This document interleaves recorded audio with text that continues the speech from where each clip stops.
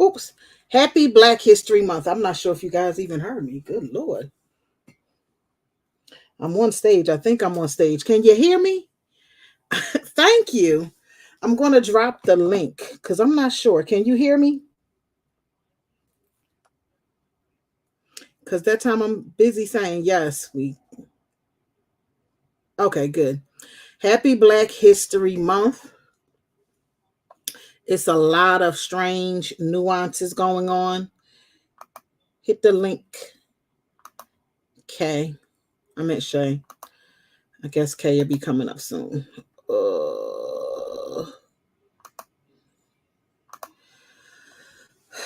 I was going over a lot of things, and this has started off to be a very strange, peculiar year. It's a lot of stuff that I'm learning, both in hardships, just watching the things that's going on around us. It's been absolutely 100% just crazy. Um, I remember we were having a discussion. It was last weekend, and hopefully, Mouthy will come up tomorrow. Because I'm looking forward to that. Who is black? And who is black in America, namely, but also who is black globally? Because it's like we're peeling back artichokes on finding our identity, on where we stand as Black Americans. And what I'm hearing is black is only solidified and solid in Black Americans. But as time goes on this voting year, we're getting a lot of disrespect in reference to our identity, who we are as a people, and just no real respect on our identity and our culture. Hold on one second.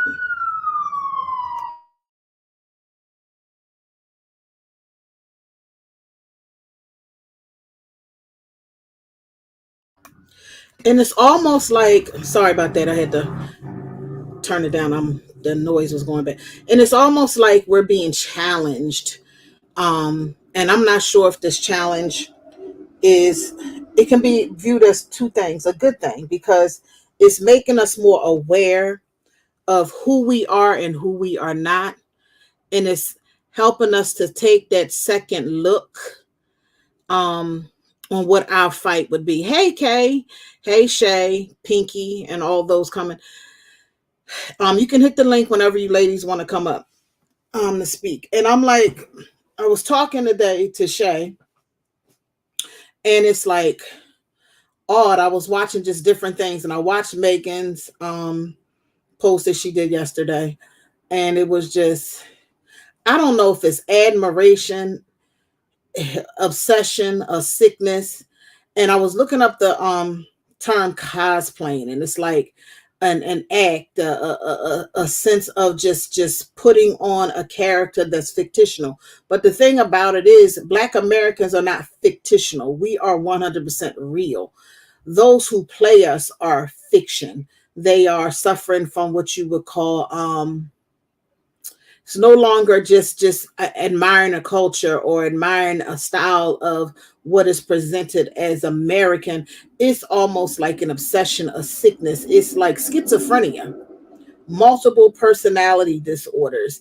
It has reached the aspect of just utter disrespect. That's what I see it as. I don't see it no longer as admiration. Even though we are um, as Black Americans created and have accomplished so many goals and continue to do so. It's like we're constantly being disrespected. We're constantly being tried. And I think Black Americans, in a lot of ways, have been very patient. In a lot of ways, we were very ignorant to the jealousy and the disdain around us. And I think in a lot of ways, for a lot of us, it is personal because a lot of us have personal relationships, and we never really saw there to be a problem. But now, as this election year comes forward, as we push forward, it's like the disdain and the jealousy is becoming more evident, which is, in my sense, a good thing. Um, I'm noticing that it's like we're constantly being challenged to say what is and who is Black when we are the only Blacks. There is no other Black globally but Black Americans. And I don't think a lot of Black Americans, like they were saying, Ty was on a podcast the other day, and he got basically ridiculed and laughed off. And it's real weird.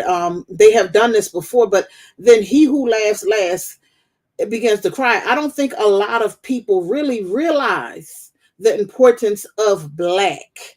And we should listen. I'm not sure what Ty did say or did not say on the podcast. Maybe he wasn't forward and to the point. Maybe he was beating around the bush. You know how Ty gets sometimes. But we understand the clarity of what he's saying. But I think he needs to make it short, make it clear, and he needs to make it more evident in a different way. And he has to realize this is going to definitely be a fight. But I don't think Black Americans realize that they don't have an identity. So the little games that you play online, and we're fighting back and forth, and we're basically showing immigrants the disrespect that they've shown us, that's not going to get us what we need as our justice claim for our identity and our name. I've seen many names. Some of us say ADOS, FBA, African American. I'm not sure if a lot of you are aware, and I was trying to push up some information today, but it didn't show out. I'm kind of scared to do it because I don't want to knock me off the platform. But African American is patent or copyright. And I don't want to be an identity under anybody's patent or copyright. I want our name to be a name that holds all of the identities that we once claimed. That's what I want for Black Americans. And I'm pretty sure, because we've had so many names throughout the centuries. I want all of our names, because all of our names replicate a lineage in history that's only based on us. So African American, even though we're not African, it was much history under that name. Black American, colored, Negro, freedman. ADOS and FBA. ADOS is an organization. FBA is not an organization. It is not. It's a hashtag. FBA, Foundational Black American. All of these names solidify who we are. Some people say Black Seminole. Some are saying more. I'm not so much for the religious ideologies like Hebrew Israelites and all of these different things, because, okay, although you may believe those things, the whole aspect, those are religious prospects, and that should not signify a name. Even if you believe that is what we are, it should not signify a name, because I'm not saying to deny that, but that is a belief, and it may be a true belief, but at the end of the day, it does not anchor our name of who we are as Black Americans in America. And there are many terms that we have called ourselves and changed throughout the years. And I think this is going to be the last forefront that should stick on who we are as a people. Hey, Tashi. And it's like I seen this as we were going on, whether it was from the 1800s to the 1900s to the 2000s.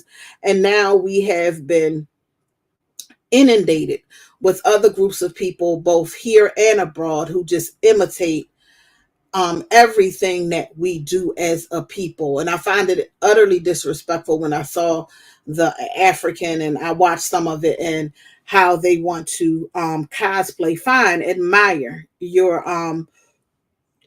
icon, but I don't believe you should claim him to be yours. And I don't think Black Americans have realized what has been done throughout the history of how we have gotten our names. They really gave away our identity, African, and then you put Black. So a lot of times we'll see people who say they're Black American and they're not, because we have given them, we demand them, some of us, to say that they are Black American. So they will then deny their Caribbean or African ancestry. And you can't go by a look. You have to go by an action, and you have to go by what reality is, because the bottom line is these people will lie. They will lie, and they will scam. They will not. And on that paperwork, people say, "Oh, well, we gave away Black and we gave away African." I mean, we're not African, which we're not. That's something that Pan-Africanists and our Boule basically put upon us. But we did push the notion of Black. But here's the thing that people fail to realize. They do give other categories where you can put Black and you can say you're Jamaican, Black, you're Haitian, Black, you're Nigerian. So I'm not going to give Africans and Caribbeans an easy way out, because just as easily as you can put down black, you can easily check the box. That's all you have to do is check the box. And what I see it as is that you put down Nigerian and it gives you a whole line. You check the box and you put down Jamaican. So we're not going to play this dumb game. So at the end of the day, I feel like when we do delineate, and as Shay calls it, urgent or emergency delineate, they did give you a choice to put down. You were supposed to check the box and put down Nigerian. Check the box and put down Haitian. Check the box and put down Jamaican. So they willfully choose to deny who they are themselves, knowing that they have never in their country been called black. They know this. So yes, even though we may say that you're black, that OMB census still tells you to put down black and the origin of where you come from. It gives your origins.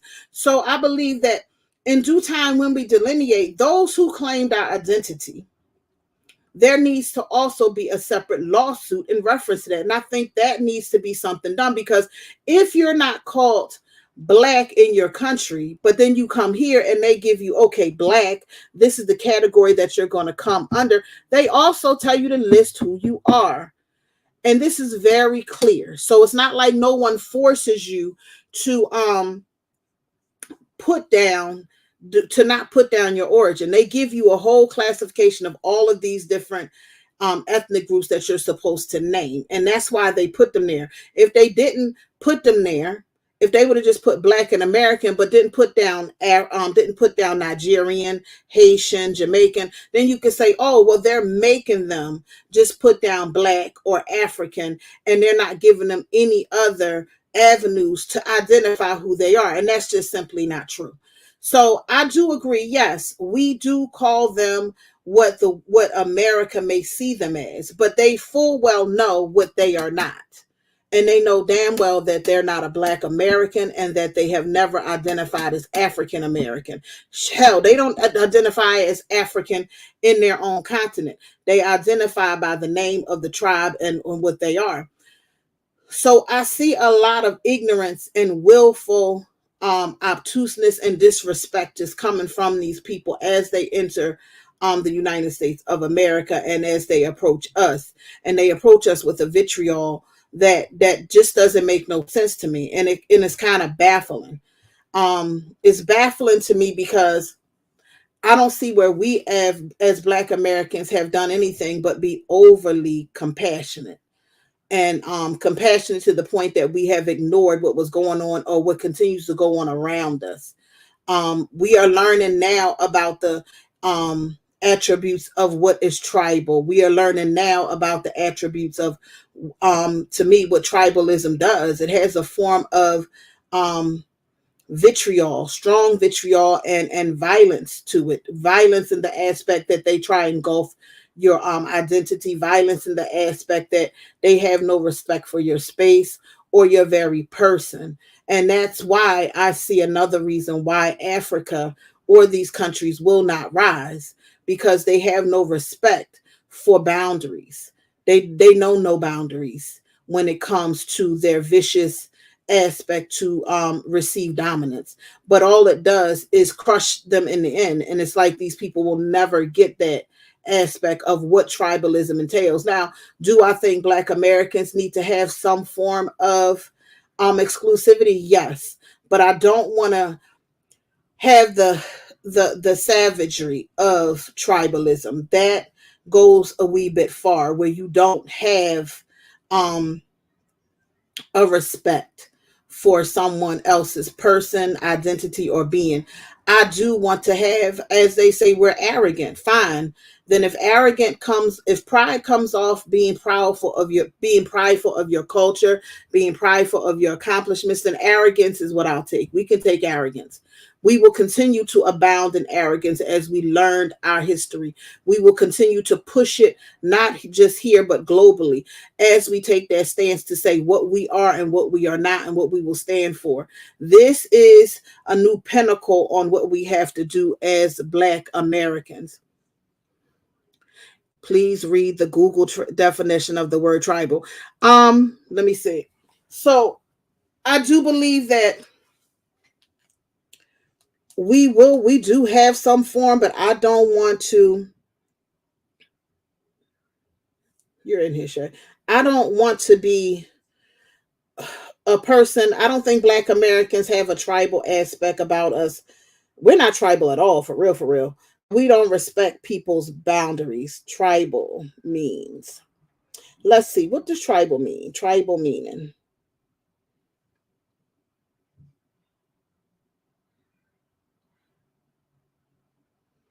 It says members of a tribal community, especially in South Asia. I think this is a short definition.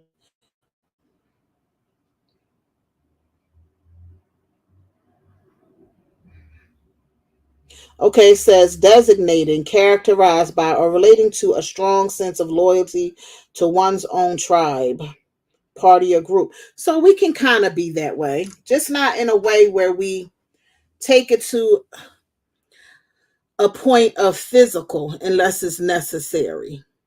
But I think they take it to a point of just disrespect. Their tribal is not respectful. They it's not even a reference to loyalty to their group. Their tribe to me doesn't even signify that. I think Black Americans can change, can edify or enhance the meaning of tribe. To me, they're not tribal. They tend to be more. What's up, Kay? What's up, Kay? Oh, hold up. Sorry, I've got this picture I'm trying to edit. Avatar. Oh, come on. Okay. All right, forget it. Anyway, sorry, I'm out doing a delivery. So I wanted to say, you remember when BSIA and I got in that argument, right? He was Mm-hmm. talking about we got to be tribal, and I was like, no, we shouldn't be tribal. That's not who we are. And I remember you had, because you was on the panel too, and you had said, okay, you read the Google definition, like what you just now, right? But Yeah, your own definition is what I think of tribalism, and that's why I think, like when I'm saying that we shouldn't be tribal, I'm talking about that because when I think tribalism, I I think think of what I see with Africans, and I'm yeah, like, no, that's not who we are. You talking about people that have thousands of tribes, and they're they don't violent. get along too well, They're and when they violent, turn against one another, it's horrific. right? Yeah. But It, if we're tribal and loyal to our group, yes, I would. That's the true meaning that I would like us as Black Americans to. well, I think we need to look at what is a synonym to tribalism, right? To tribal. Use a different word because there's too much negative connotation with the word tribal and Yeah, I would like tribalism. to be. I think we should practice exclusive, being very I exclusive. love that word. That's what I I was like thinking about being too a exclusive. couple of days ago, Less that we should be inclusive. exclusive. Less Yeah. inclusive. We don't need to. We have. I mean, I understand people are going to imitate Mm-hmm. us. This just going to happen. It's who we are. People see what we do, and they're just going to just That's fine. imitate, It's just like when and people that's fine. emulate they emulate wealthy people, right? But Right, everyone's not in that class. It right, doesn't matter like how many Louis Vuittons you buy or Gucci or Chanel. Most of those people don't travel in rich circles. right. So I don't mind that. It's that's how it's always been for us as Black Americans. But I'm not liking the disrespect of just saying and claiming our stuff. Right. That's a farce. I don't Yeah, like you it. saw you saw Mountie Megan's clip, right? I saw that earlier Yeah, I'm today. not feeling it. Don't claim us. We're not claiming you. I think we need to cut the cord of my brothers and sisters. They're not our brothers. They're Yeah, not our. I stopped saying that too because Yeah, I don't like and I that. normally don't mind saying it, but I wonder if they say that to one another, different No, tribal groups, and no. it makes me feel like we're being We're being ridiculously not naive. yeah. We have, and then I'm not liking the terminology. I love my elder, Miss Lady Boulay, but no, we're not commanded to love all of these I'm people. Muslim and I have not heard that. I'm not. I know We're in not. this in the Quran it says I made you different nations so that so that you may know one another. Right. So it's like for you to have different groups of people to interact with, Hmm. and you recognize that there's differences and you respect those differences. But I don't know anything about a command of No, love. no. Even I believe the Almighty had his aspect of hate, because he said that Jacob I love and Esau I hated, or whatever. That's right, right. So this right here to me signifies an utter aspect of disrespect, jealousy that is dangerous. And I'm not feeling the disrespect. I'm not gonna, and that's like when you had those people who were forgiven of Dylan Roof. That was their right, but I think they should have did that behind the scenes. And I think Black Americans, especially those who have this over religious zealot, and they tell you, white Americans have told you and historians have told you, they have tampered with the Bible, added to and took stuff out of, Hmm. all kinds of stuff, to be like mind boggling, to have you act in ways that should not be. And I think maybe we were bred to be too loving. But yet, I think that love and that compassion, yes, I want us to be loving and compassion just to one another, just to one another. And that love and that compassion should only extend, it has to be deserved from outside you. That's excellent. Like they You know have what I'm to saying? work and show us that they deserve that. We shouldn't just get them Right. like we have been doing. Exactly. Because if we can be more harsh with the very ones from our bloodline, I think we need to switch that around. That Now, I'm makes not sense. saying that we just let our those in our bloodline, because we're hard on ourselves as Black We Americans. are. We're Very very, hard. very much. We will And be I think brutal to one another, then be nice to other people. exactly. And I think that needs to change. Now, do we have to necessarily um just forget what our loved ones have done when they hurt us? We don't. We have to now, to me, we have to initiate with our group more compassion. That needs to stop with us, because that's a divider that causes us to mistrust. And that has been pushed into our people for a long time, that we can't even love the very one that's in our house and have that compassion. This I want to stop with us as Black Americans. We need to have more love and compassion for our own. It has to be hey Shay, it has to be some boundaries on that aspect. But suffices loving other groups, that has to be earned, and that's on an individual level. I think that needs to be cut completely off. Unless you have a personal relationship with an individual from another ethnic group, that's your personal relationship. But as a collective, no. The compassion that we have now needs to be um at Turned inwards and not outwards. yes, enough is enough. And I think this is what it is. And we need to let the world know, as well as them coming here. We're not going to take this disrespect. You are who the hell you are when you leave your country. You are who the hell you are when you're born in this country. You're not a Black American. We're not African. And it needs to be noted. And I felt kind of bad about what did happen with Ty, but I think, like BSI was saying, and I don't like how it happened, because I kind of feel the spaces. I know young people and what they be doing with, they're kind of getting their rocks off, because we've been picked on and made fun of and jested at for so long. And now when we're coming back at them, now I'm hearing a lot of immigrants, no, no, no, no, no, y'all arrogant. No, we will be arrogant. Like Lady Boulay says, you talk that shit, now I'm gonna shovel you back the shit that you've been talking. You're Right. not me, nor will you ever be me. And I think Black Americans need to, how you say, instill this pride that Jesse Jackson has in our children. We're not African. They're not Black. And I don't think Black Americans understand. You're laughing about it, but you're giving away your identity every time you call them Black and every time you claim African. We're not African. We're far removed. We've been far removed since the time of Frederick Douglass, and even Martin Luther King said so. We're far removed. We have no type of how you say, loyalty or type of connection with Africa. Now, I don't know if you want to say as an individual, I have a connection, and say you. And it needs to also be pushed to Umar Johnson when he likes to say we are. No, no, no, say you are. It needs to be strong repercussions when you want to take one individual, want to take and speak for everyone else. When we make a decision as Black Americans, it should go for all of us. And when you feel some type of way that you're African, say, I feel African. I feel like those are my brothers and sisters. But you don't have the right to say, oh, we're all African, when they're basically showing you we have no connection. Our bloodline, our DNA, our genealogy does not connect to them. The only similarity that we have is that we have a small portion, and it was a major part of who we are. I would say that where they brought some, but not all Africans came here. And we had some mesh into what was the people who were already here. Yeah, but That's you know what we have is genetic, and that's it. It's nothing more than genetics. It's nothing. not the culture. It's not the It's language. not It's not the experience. It's not the history.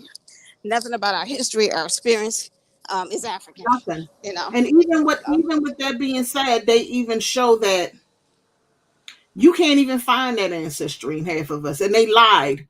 They lied with them little entertainment DNA tests telling you were Nigerian. I'm saying, well, how can we be Nigerian if Nigerian was just made and it's a country that was, made up to be like a business venture? How are we Girl, then? I said the exact same thing. Like, how are we Nigerian? Our ethnicity is 400 years old, and Nigeria's maybe had like 100 years. Like, our Not ethnicity even. I is don't know if it was 300 that long. years older than Nigeria.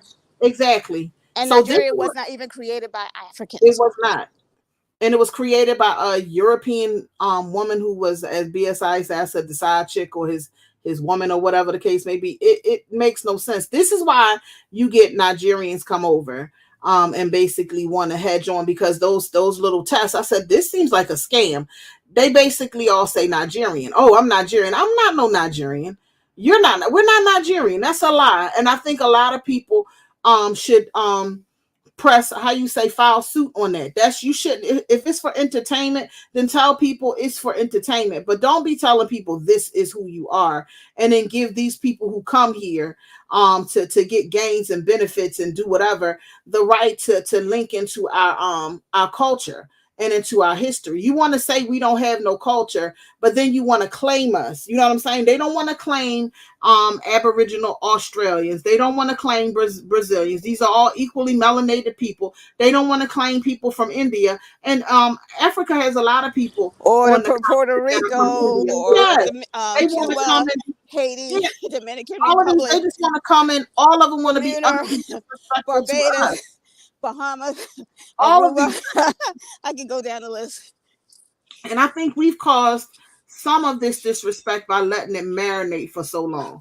And I think this is the year of reveal and waking up on what we're going to tolerate and what we're not going to tolerate. And we need to let the world know they're not us, we're not them. We don't have no hate or disparaging or no xenophobic towards Africans or Caribbeans, but we are Black and we're proud. This is who we are. We're Black and we're proud. We are Americans. If you don't want to put the Black on it, we are true born Americans and we're proud of it. And we need to let the world know. And our history, our lineage, our creations, our civil rights, our icons, our ancestors belong to us and solely us, and should be used for uplifting and edifying us, not any other group. They should have no right to do that. I mean, we have been even disrespected by the alphabet community. They use our icons to uplift them. Even those from white women who are the Caucasoid community, white women use it. But Black Americans can't use their own icons to uplift ourselves. Martin Luther King did not die for immigrants. He died for Black Americans, his own lineage, his own group. And it's a disgrace how we have allowed ourselves, and we have been constantly been disrespected. And I think this is the year where we're getting a wake up call, many of us, and we're seeing like the mud splash in our face. I was looking today at the immigrants who are coming here and how they were giving them the middle finger. I wasn't pissed off about it. I feel like that's what America gets. That's what they get, because they thought that they was bringing in a docile group of people who was going to bow down and wash their toilets and clean their ass and clean their walls. But what they're saying to me is, we're not complying with nothing from this country. We come with the stain. And whatever that disdain is, they're letting it be duly noted. So it's making them look like the clowns that they are. But in the interim, are Black Americans paying attention? Because had we done or been involved in doing what these migrants or immigrants had done, it would have been a totally different outcome. And I don't authorize any violence, but that's all I'm seeing since I've been seeing a lot of these migrants coming here, and they're showing it on the news, local news, social media, the whole 9 yards. So I would just say for Black Americans, I think we're waking up on the aspect of who is Black and how to be more exclusive and guard and cherish the very history of who we are and just all of our lineage. I don't think we need to let it be known this year and here on, from here on in, no one has a right to our ancestors, our history, our lineage. You claim your history, stay in your lane, and we need to make this duly noted, because if we do not, our children and our children's children will be run over. These people's appetite and these people primitive ways have no bounds. They will not respect boundaries, and I think this is something that we're going to have to teach them. There has to be a form of exclusivity where we do not Trina, allow can you hear me? space. Yeah, I can hear you now. Okay. Yeah, no, I want to say what you were talking about like how they have these appetites, and it was Mhm. something like Megan was saying the same thing. She was like, you ever notice with a lot of these policies from the continent, there's a lot of scam going on, right? There's always a scam. And she said that, why do you think they have all this scam? And she said they act as if they're not used to having money, so if you look Mhm. at the conditions that they're coming from, and then you see like, then they come into the West and there's all this vast amount of wealth and resources, you can understand it. I saw the same thing. That's at the top level. Let me see what I see at the lower levels is my friend and I were talking about earlier. They brought in all these illegal aliens. They pretty much, guys, out. These people committed so much theft. I was out of San Francisco for back to the East Coast, but with my family, right? So then I came back, and it was like around January 2018. And when I was along Market Street, which is like the main street going down through downtown San Francisco, I noticed like every single night, you guys, at 10 p.m., there would be about a good 100 to 200 people at night. They literally had a nighttime market, and they would be out there with all the stuff that they stole from Right. Old Navy, Mhm. Macy's, Bloomingdale's, the mall, because they have a big mall downtown San Francisco, right? And Mhm. I'm telling you guys, Old Navy went out of business recently. Who else? I think Wow. Bloomingdale's shut down, and the mall. There are so many stores in the mall that shut down, and it's not so much because of death. It was a part of a downturn in the economy, and then the whole COVID thing too, right? In addition to that, they wiped out the drugstores. We had about a good 10 to 12 drugstores all throughout the downtown area.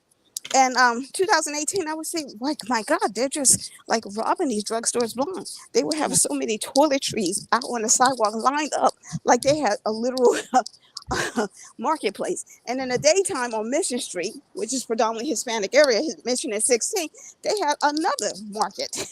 Oh my God. I took video. I was so shocked. There must have been about 50 people out there, you guys, about 50 people, and all of them had just bottles and bottles of pills and toiletries and soap. I mean, anything. Like they just had, and I'm like, oh my God, these people are not used to anything. They Mm-mm. walk into these stores and they see all this stuff sitting on the shelf, and they don't think, oh, pick up one item, take it to the counter and buy it. They look like, oh my God, they just don't know what to do with themselves. Oh, just look at all this stuff. And they just Right. swipe it off the shelf, swipe it off the shelf. Just bottles. I'm telling you, they committed so much stuff, wiped wiped out all the drugstores in downtown Seattle, wiped them out. One That's just what I'm closed hearing that's recently. going on. It is so bad. My cousin was saying when she went, and she's in the South, so she's And the now, South too. yeah, she's Oh starting to my see it. gosh. And I'm in So San Francisco, you guys. she's in she's near Charleston, South Carolina. That's where they're coming down. So she was saying Oh that gosh. she noticed that when she went to her Walmart in another part, she said she noticed not too All far. the stuff is behind the She cases. said, They but got lock the cases. weird part was it wasn't, and she had just went like maybe 2 to 3 days prior, and all of a sudden the stuff was in cases. Yes, yes. When Like, I go, guys, when I go to the Target, I have to press the button at mhm. the end of the aisle and wait for associate to come in and open up the case to get me a bottle of liquid soap, body wash. That's like $3.50. Right. Kid you not. Hey, S. Lavardian. Toothpaste, Mm-hmm. $3, a tube of toothpaste for $3. I gotta wait for them to unlock it. That's how Mm-hmm. bad the theft is. This is like low price items, and the theft is so bad they gotta lock that stuff up. That's insane. Yes. So she said now it's to the south, and it's like what I helped her to do. And she Sassy from the 843 or 803. She was basically saying they weren't where she lives at, where my cousin lives at, is predominantly white people. But when she goes out in the other parts, you have, South Carolina, that's kind of regentrifying. It's still a lot of black Americans, but now she's starting to see, because you know your people, you know your family, and they've been around there for years. So now she's saying, oh my gosh, I am starting to see them. But what black Americans are used to in the South, they're used to seeing Mexicans. But now she's saying she's seeing immigrants that she hadn't seen before, and it was these white people that came into the store. And all of a sudden she said, when I was looking at them, they looked white, but then when they started talking, it was a whole different language. And she was like, oh my God, they're here. So they're starting to trickle in these certain areas, and she's noticing a change. And she said just that change with the store, she was like, wow, all of a sudden they like, and this is stores that have been there for decades. That Walmart was there for years, but now all of a sudden you putting stuff um behind the counter. That's not us. If we were going to be stealing as black Americans and as Americans, period, we would have been doing that. This is all happening because of the influx that we're getting, like you said, Kay, of people who have been given the permission to take.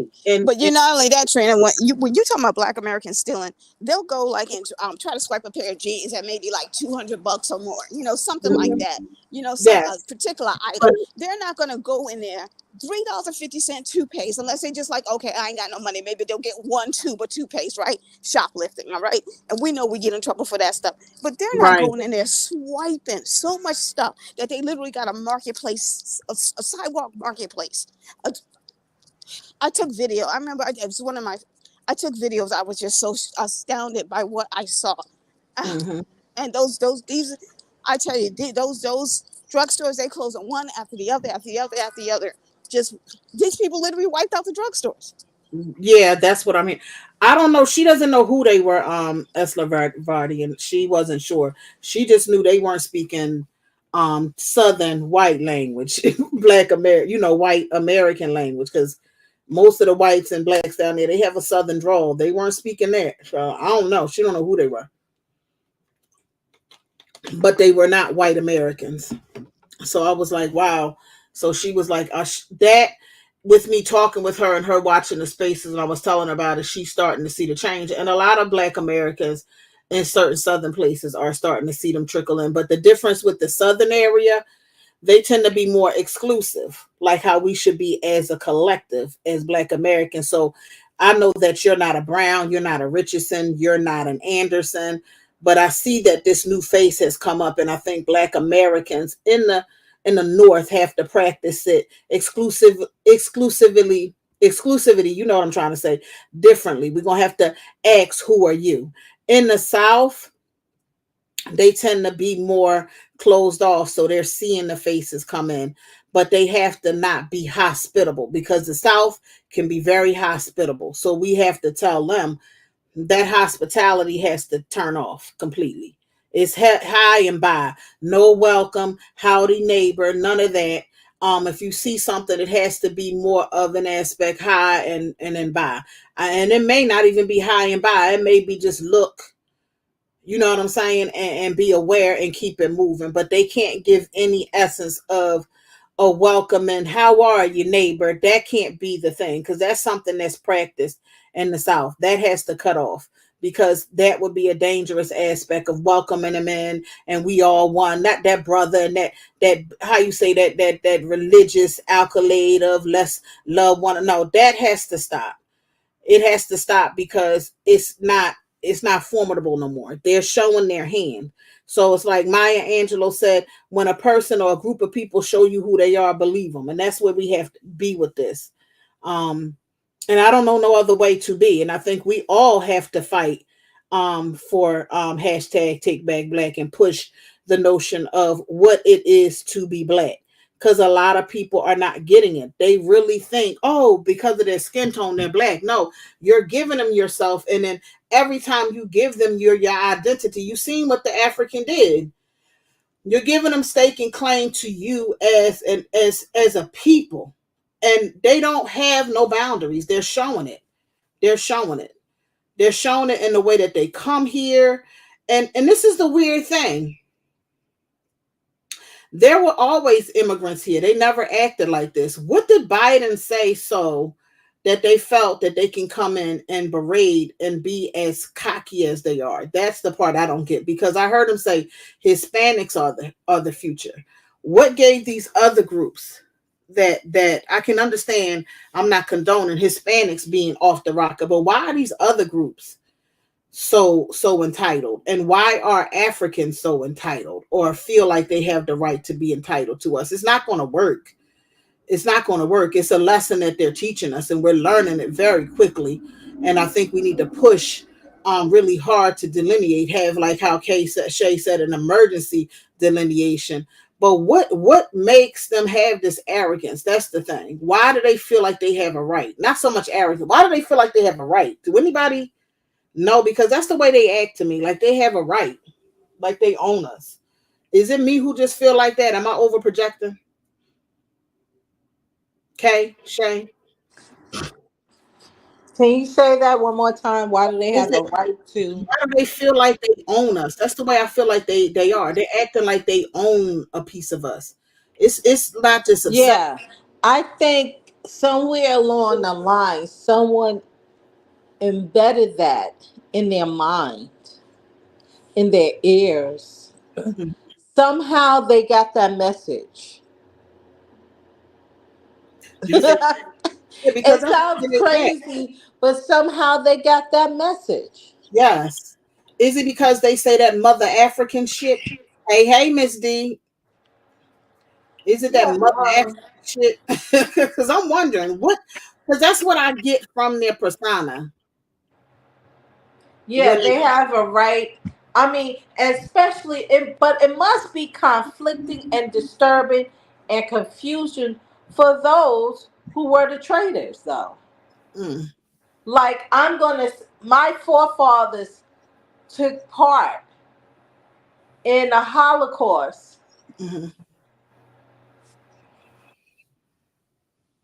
Yeah, because that's what Guardian said. It's the Pan Africans. I think so too. I Because think so too. But I'm gonna reap some benefits off mm-hmm. of a people that's not us, but we know that we had something to do with some of the people of the land demise. I don't know. I mean, at some point, some it has to fuck with your uh consciousness. I think At it some point, their jealousy is definitely showing through. And I hear it a lot when they say y'all we are arrogant. And I'm glad. Keep up the arrogance. I want us to be as arrogant as possible. We need as much historical pride and knowing our history as possible. We've been holding our head down a lot of times for too long. Um, here's the thing: they can't go nowhere else and do this. no, they can't. That's what. And when Lady Boulay showed all of the places, I don't know what happened, but she flip flops. That's what I'm noticing with a lot of Pan Africanists. They can't stay and hold on to that essence of Pan Africanism, because every time they do, it's like these Africans and Caribbeans make utter fools out of the whole ideology of Pan Africanism. They always, every time they uplift it, immigrants just shove it right in their face like a pile of shit, because they show no type of pan African ways whatsoever. So it's like the thing with Ilhan Omar when she basically edified or uplifted her culture first. It knocked Pan Africanism down. When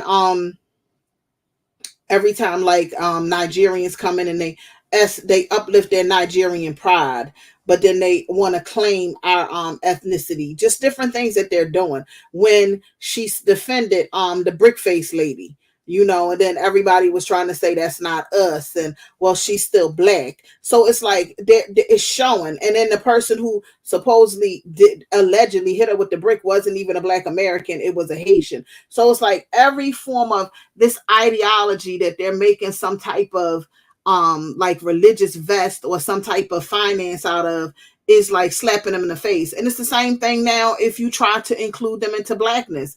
When you include them into blackness, this is what Pan-Africanists don't get.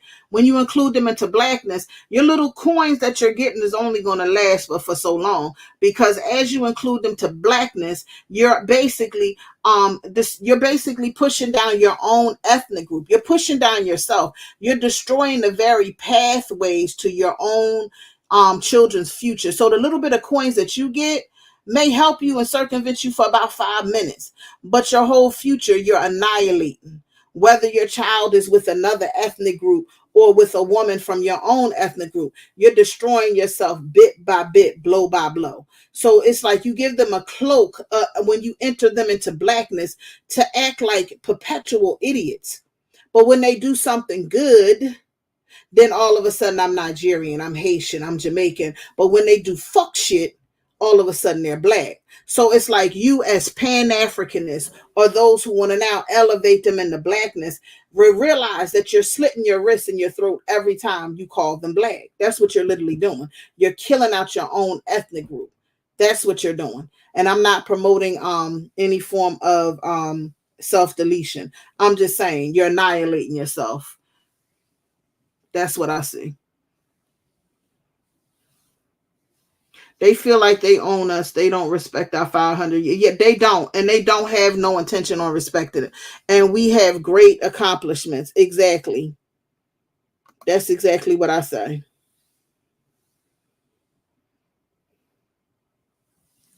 And Pan-Africanism is one of the blades used to keep enforcing and inflicting these wounds. And now if you see it, they're now shifting to blackness.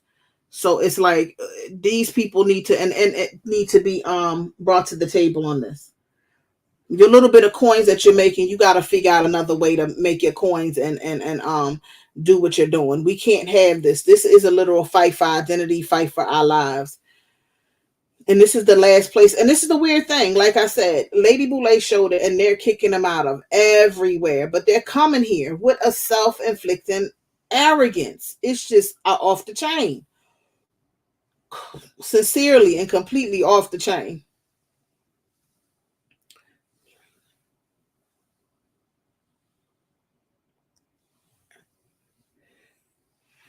Oh, I didn't mean to be mean.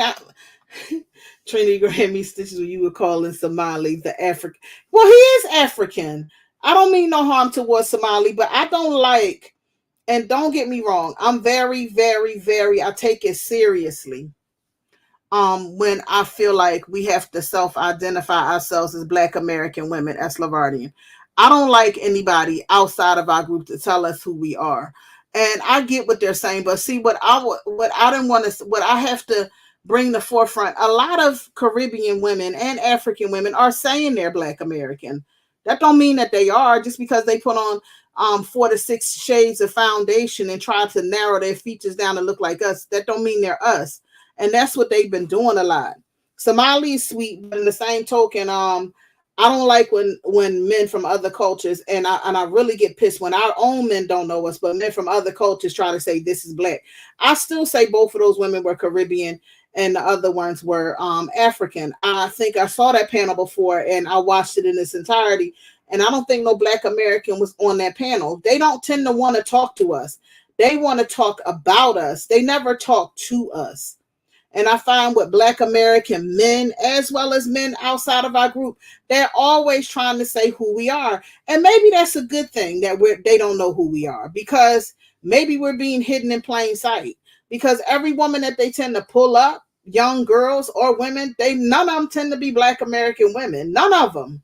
And they figure that and I'm like, they put on makeup. They are bleaching like crazy.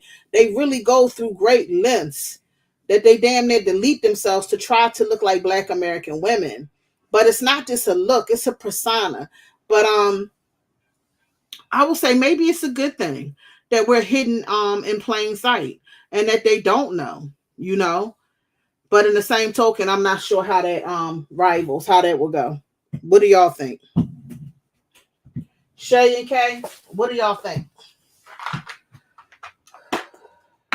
because I think Shay is doing whatever. That's what I don't like. It's not that. They always bring up this. She's Black American. Yeah, that's why I said delineation is emergency. Not only that, we need to know who we are. It's just life, Yeah, and that's the way it should be. yeah. And they must feel some kind of way pretending. Mm-hmm. You're pretending on someone else's land and you're using the resources. So Mm-hmm. it has to be some type of psychological defect there.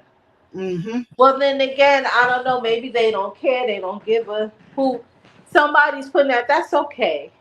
You're still black. You might as well take advantage while you can.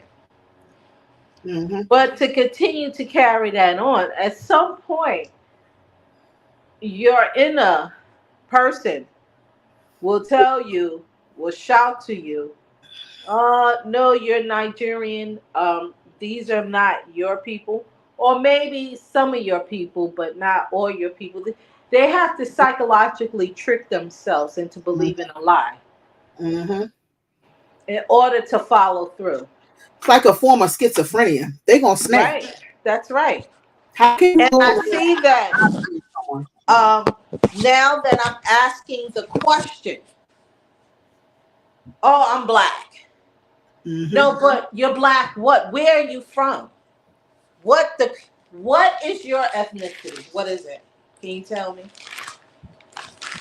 Were your forefathers descendants of chattel slavery here in the country? See, so that's where the question lies. Oh my goodness. And that's what I think we need to ask as Black women. That's something that we need to teach the future, and definitely our daughters and our sons, who we are as Black Americans. It's not, this is, I think, I remember Yvette Carnell was saying, this is now making us saying, it's mine. You know how you that little kid and you may be that kid and say, oh, well, they're smaller than me, so I'll let them play with it. But now it's like when you see now that they're taking advantage, they don't want you to have nothing. They don't want to share. Now they want to take your whole, now it's all mine. And I think we're at that stage where we have to just snatch it all back. No, this ain't yours. You're not me. I'm not you. We're done. How we get along on an individual basis is one thing, but how we do as a collective, you're not me. And I'm just so sick and tired of when I see them in different spaces talking on our behalf. When I see a Sheila Jackson Lee, when I see just these different, how you say, immigrants. Now, how do they get in them spaces? They know we are not them, but letting us go are their, yeah, well, their lifelines has to go. Because I'm not trying to supplement nobody off of being no succubus on me like no leech. I'm pretty much, we should be pretty much done with that. I think I get what you're saying, Pinky Wells, and I don't know. I think this is just a new, this is our fight, fighting for our identity and appreciating what our ancestors did for us. It's like a double-edged sword.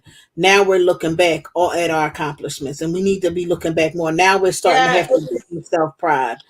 You it's know, it's over. coming, but it has to be taught. Now we're starting to look up. This is me. This is me. This is what holds tied to this. They have no right, and I think our ancestors are crying out, saying, "Don't damn sure let them mother freakers claim nothing over here." I can see that right now. Yep, Yeah, I think they're basically going to rise that's up against right. them if they get too far in, and I don't think they realize how deep they're in on this soil where our ancestors' blood and bones are not lying. You know what I'm saying? It's like they just have no. I don't know what were we doing. I always wonder what were we doing that we were so dense or just so clueless. I don't want to call us stupid, but were we in La La Land or just living life? Because how did we allow No, I them to think it's go? just that the story was told to us that we were, we were sold from Africa, from our original land. Right. Okay, so that is the story.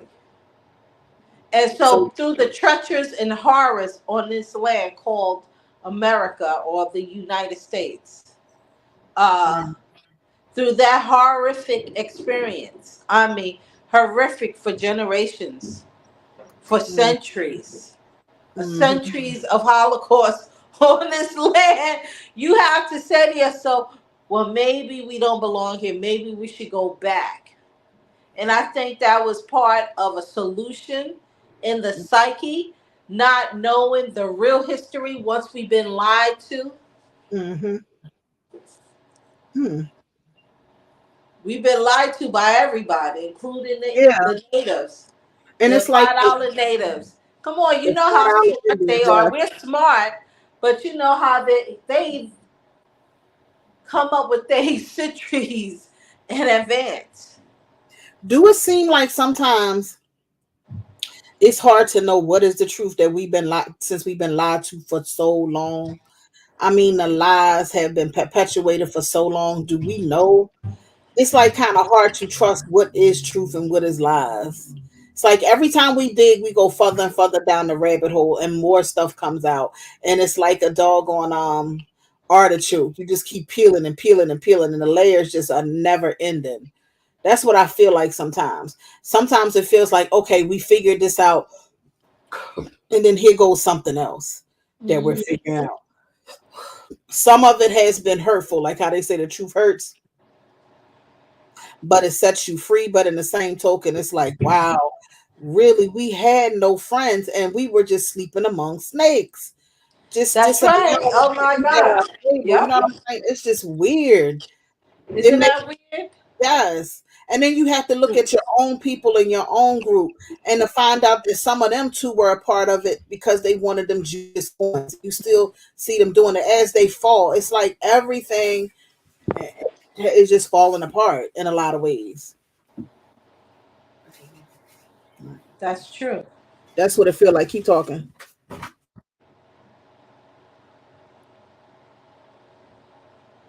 So yeah, so back to the question. I see Peaky Wells said wearing the cape for everyone. That's true too. That is so true because I've done that myself. I cannot lie. And I think that's something that is a part of myself and feeling of responsibility when there is none, but thinking there's a responsibility Right. that if we all go through this together, we can reach our goal. Hmm. And then And then finding out. that's Go go ahead. ahead. No, go ahead. No, go ahead. As if we all, when you say when we all go through this together, you're talking about other melanated people like Africans and Caribbeans. Yep, and Latinos and the like.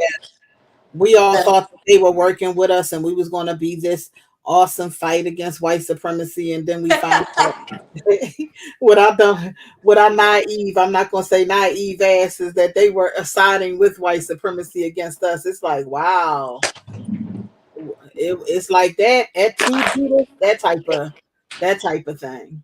yeah, and it was like that, but we was naive to that Mm, because in the '60s we saw the visions of the power to the people. mm-hmm. You know what I'm saying? Right, My brother, Gay right. Basa. And at that time, a lot of Caribbeans did work alongside us. Now, when I see these Hotep and these Pan African, I get disgusted by the very sight of those people and just what they stood for. I'm like, just shut the fuck up, because it's just all a lie. I don't want to see or hear about these farces because it mounted to nothing. I'm to the point I don't even want us as black people, especially black women, get out of those organizations. It's just a bunch of floss and glow, false ideology with the red, blue, and green, and oh Mahumada Hamada Hamada this. I would say it's like douse that shit. I hope it crashes and burns to a cinder.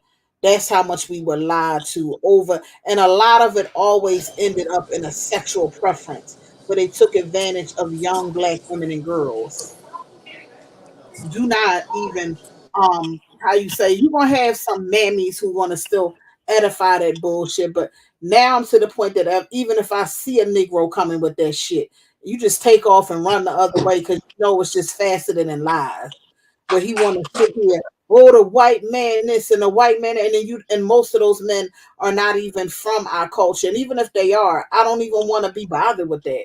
It has gotten us nothing but poverty, disdain, and it fills you with a lot of bitterness with no room for solution. They gave no solutions. If you pay attention, they talk a whole lot of shit with no solution. So that type of stuff got on my nerves when I saw it. And a lot of it were Black American men as well as men from other cultures. So I would just say for Black women, it's up to you what you believe in, but I would get out a lot of them ideologies and those religious epithets. I'm not saying not to relieve epithets. I'm not saying not to believe in God, because God is a very spiritual high point. And a lot of us who are Black Americans, I mean, a lot of us are believers. Some of us, the majority of us are believers. But I think we have to be mindful of how we're being led in these religious ideologies and these ideologies that are fake and false nowhere as a people. And they they did the most lying in those ideologies that they profess. Like they were so for blackness. And then you see it, a lot of them were Caribbeans, or a lot of them were Africans, or a lot of them were Black American men. It's just a bunch of shit. And they're still trying to do the same thing. Yep. They're still trying to do the same thing. We're aware of the white supremacy portion. But when it comes down to it, when we looked at all of these lies and all of these different ideologies, that was the men in our group. And it's like, what kind of sickness was he? It's like he was playing the biggest cosplay of all.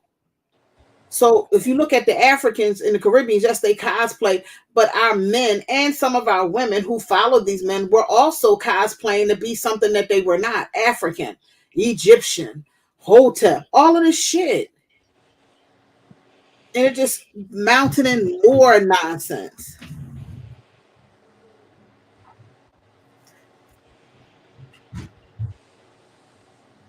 Or not going to And be. so here's the Yeah. thing.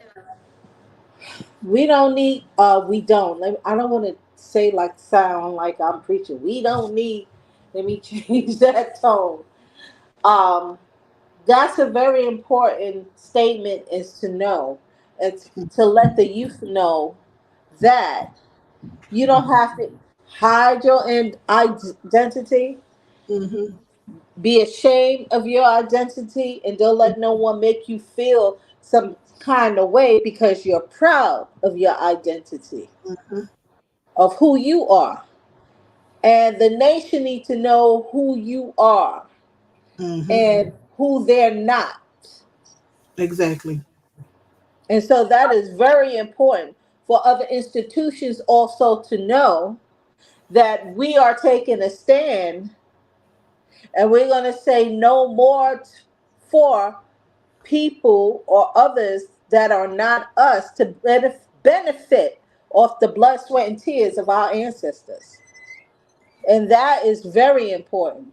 Mm-hmm. And it's going to, you know, hurt some people. They're going to feel like their toes not just been stepped on, have been slammed on, Mm-hmm. because they're not us. And they're running some of these institutions. Mm-hmm. A lot. I'm not saying, don't get this twisted. We do need all Black Americans, men and women, but we don't need weak minded. And we don't need to continue to follow this. I'm sorry. We don't need to continue to follow this.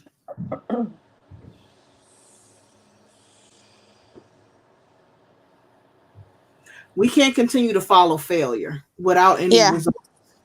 Hey, Trent, That I wanted to say something. When you were saying that we need to, you talk about delineation, but another great thing, point you was making is about delineating from these different types of groups, that mm-hmm. including foreign people and to the Black American ethnicity. But I do think to some degree that does happen. I think that's why if we kind of flip things around, like say you look at the CBC, right? The Mm-hmm. Congressional Black Caucus, and then like BSIA was saying is that back in 1972 they were already mulling for people that hadn't even gotten here yet, right? Maybe Mm-hmm. except for some Caribbeans, Didn't even know but that. right, but I didn't even know that. I was just like, this is a fucking unbelievable. But anyway, what I want to say was that I do think that many Black Americans delineate from these organizations because we're looking at it as, oh, they're taking over or we gave it to them. And sometimes I think there's another outcome that we don't look at is that if they come in, I think a lot of Black Americans will leave. They don't really feel comfortable around them. And That's that's the Right. one right. thing we do not look at. And I think that already That's happens. right. I think that's instinctual with many Black Americans. And I think in Because some I've been in those spaces and I told you before, I've been in those spaces and they made me feel uncomfortable like a fish out of water. And Right. there's a word I was just getting ready to say. You said they But make you feel uncomfortable like a fish out of water when you've been in those spaces yeah, around them before. um there was a word why it was should just we came feel to my tongue. uncomfortable? But yeah, Go ahead. because they make you feel uncomfortable. It's a Mm, psychological, there's a word I'm looking for, daggone it. It's a psychological mind play. mm-hmm. Because it is simple fact that, but that's where the education come from us, where we know to stand our ground. Right. See, when you're in a certain atmosphere, in a certain scene or with people, when you're sure of your story, you're sure. When you're not sure, then you kind of feel some kind of way Mm-hmm. about standing your ground. You don't want to stand your ground you want to stand your ground to what you know that you know. Mm-hmm. So that's why this education for all of us and our children got to know that they know this is who you are Mm-hmm. without a doubt. So then, and when I was in those arenas, I wasn't too sure, or I wasn't too sure if I was right to feel that way. They Mm-hmm. make you feel guilty or make you Yeah. feel that's not okay. Let's go back to the religious way because They'll we beat are brothers keeper. We love one another. you. But the Mm-hmm. smack in the face and the reality is they're going to take what's yours, Mm-hmm. even if you expect them to share because you share, they're not going to share. Exactly. You get what I'm saying? Pan Africanists to me, and I have a rebuttal, and that's why I pick up my bat. They hate Black Americans. They have a disdain for Black Americans. That's what I see. That's what I see from that ideology. And that's what I feel. I feel like they have a disdain and an utter hate for Black Americans because they excuse the very degeneracy and just the disgusting attributes of African and Caribbeans. They turn their head to it. They see it and they talk about we're commanded to love one another, but that's one sided. And I'm kind of getting tired of Pan Africanists with that. It's like they're to me, they're like a parent, especially if they're a Black American. They're beating up their child while feeding and edifying a child that they don't even know who's a bad seed. You follow what Okay, I'm so saying? like Lady Boulay says, we are commanded to love one another. Yes, we are commanded to love one another, but we're not commanded Trina, to. that was an excellent analogy. It's like they got when they sit up there praising, they got two children, one child that is a biological child, and they don't want that child. They're rejecting that child. Then they're trying to take another child that is not there, and that child is an evil seed. I'll say that. Yes, it's an evil Yeah, seed. yeah. You remember You that ever seen movie? the bad seed? Watch the movie. Yeah, I seen the That's a movie The Bad Seed. Yeah, but I was thinking about what movie? There was another movie I saw. I don't know the name of this movie. It was a pretty good movie, right? And it was this family. They have four children, loving family, right? And one day the mother was at the park and she met this pregnant woman who was like a homeless woman. And she took her home with her, right? And this woman looked like maybe she was in her mid-30s. She looked an older white woman, kind of heavy set. She was pregnant. So the mm-hmm, woman delivered the baby and then she left the baby and the woman left. So it's like she abandoned the child, right? So mm-hmm, what happened? They kept the baby and the baby started getting older, and then when she was like around 3 years old, so that baby, the mother became very the adopted mother rather became very attached to her, right? And then mm-hmm, one by one, the children started having accidents.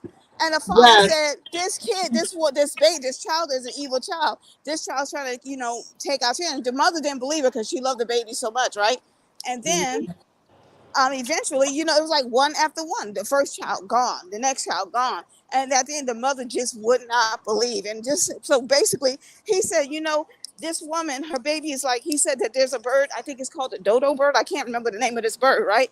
And what Mm-hmm. this bird does, it flies to the nest of another bird and it lays its egg in that other bird's nest. And so then the other bird will come back and sit on the eggs because it's got its own eggs in the nest. And then eventually that all the birds will hatch. And the outsider bird will push the other ones out of the nest. They said this is in nature. I can't remember what the name. I think it's a dodo bird. I can't remember the name. So this does happen in nature. Yes. And that's what I see Pan-Africanism as. They're a horrible, hateful parent. And it loves something that they know they want to uplift this bad child, like this child is good, but it's not a good child. It's a child that's very deceitful and cunning. And Well, it's just also like a child that's very covetous too. yes, very covetous, and it's harmful. It is not coming to be a brother. It's not coming to fit into the family. It's coming to annihilate. And this is what Yeah, I it's coming to take. Yeah, to take. That's exactly. what they said. African takeover day. They told Yeah, you. Like what did Maya Angelou said? If somebody tells you who they are, believe them. believe them. And to me, when Pan-Africanists keep coveting this ideology, they're damning themselves and damning the very lineage of what they come from. They have no respect.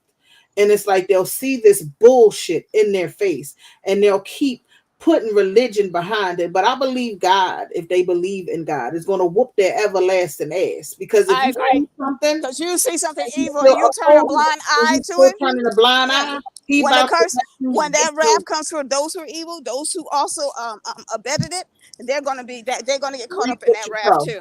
Exactly. Because it's not like anything that these people have shown us that can say that they have ever stood with us on any way. And you keep trying to put God in it. And that's the part I like. That's why I pray Pan-Africanism whoops their everlasting ass.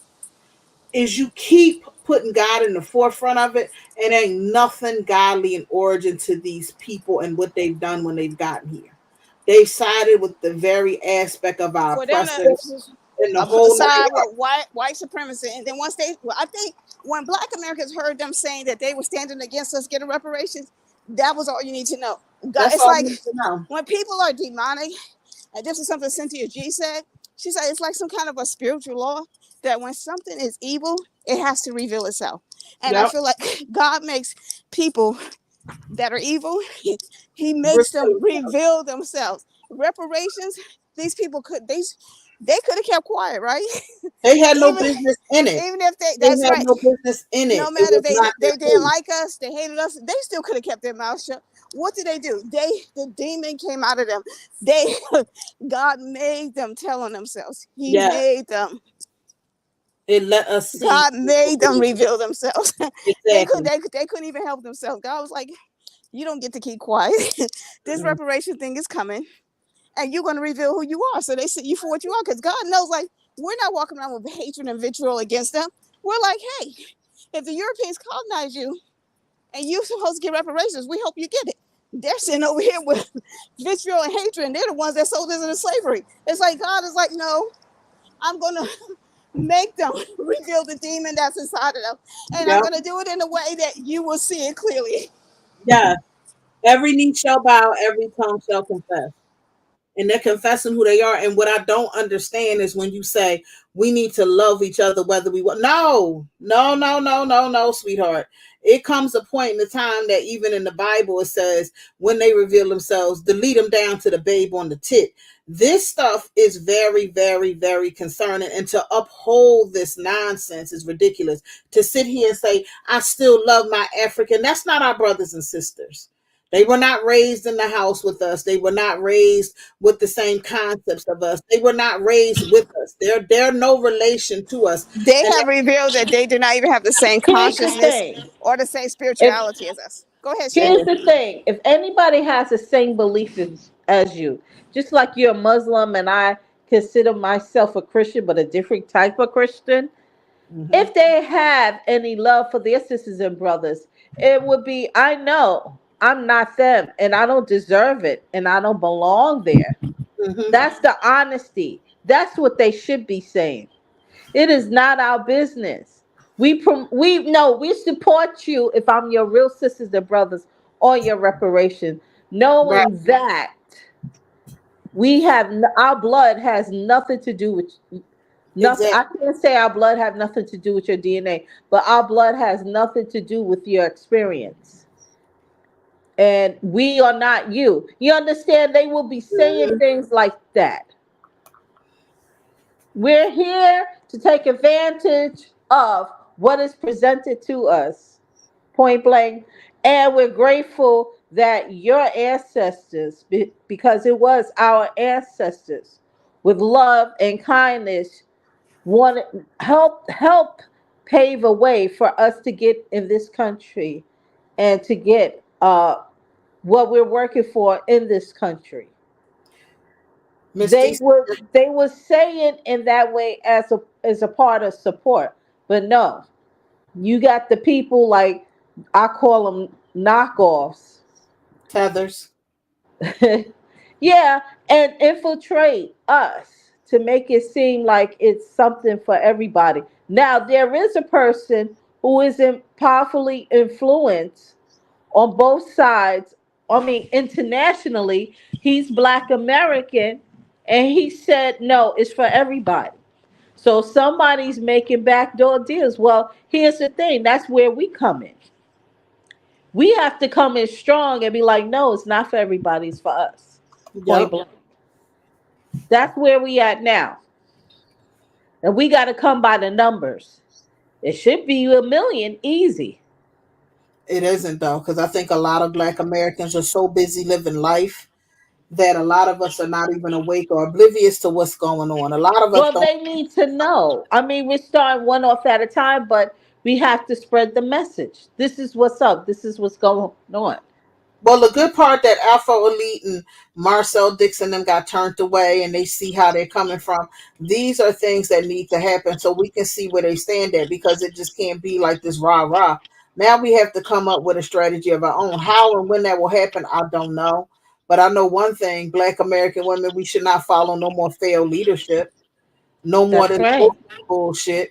We are the same ethnic group, but black men need to know, yes, we are together in the same ethnic group, but a lot of this bullshit, they need to take accountability for that shit too.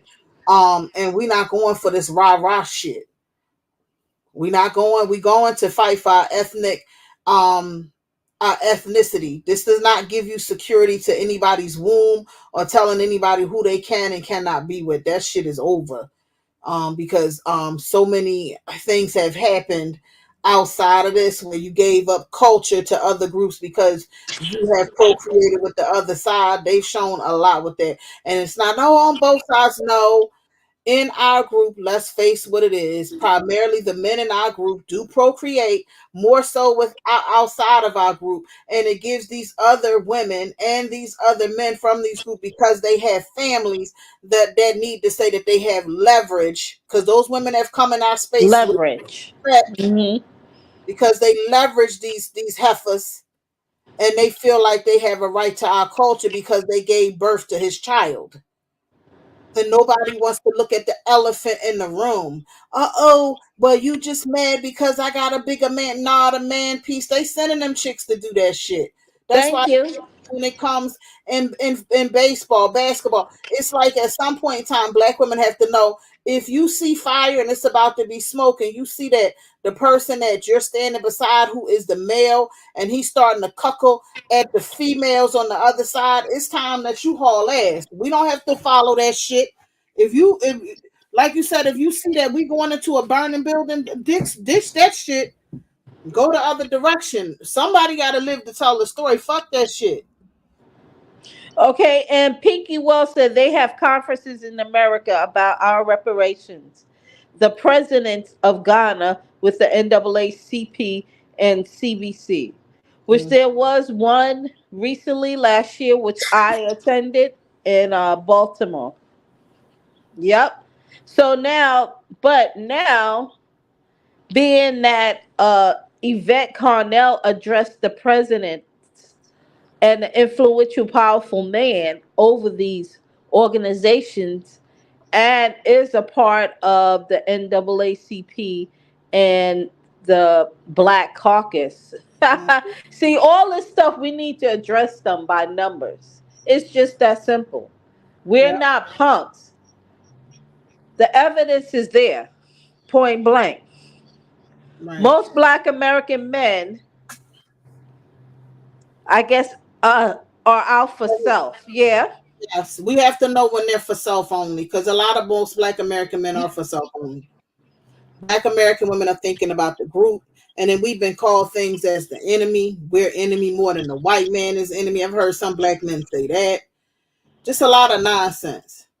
So if Black American women were for self, I don't know where we would have gotten where we are at now. But we cannot continue to follow failed Black leadership.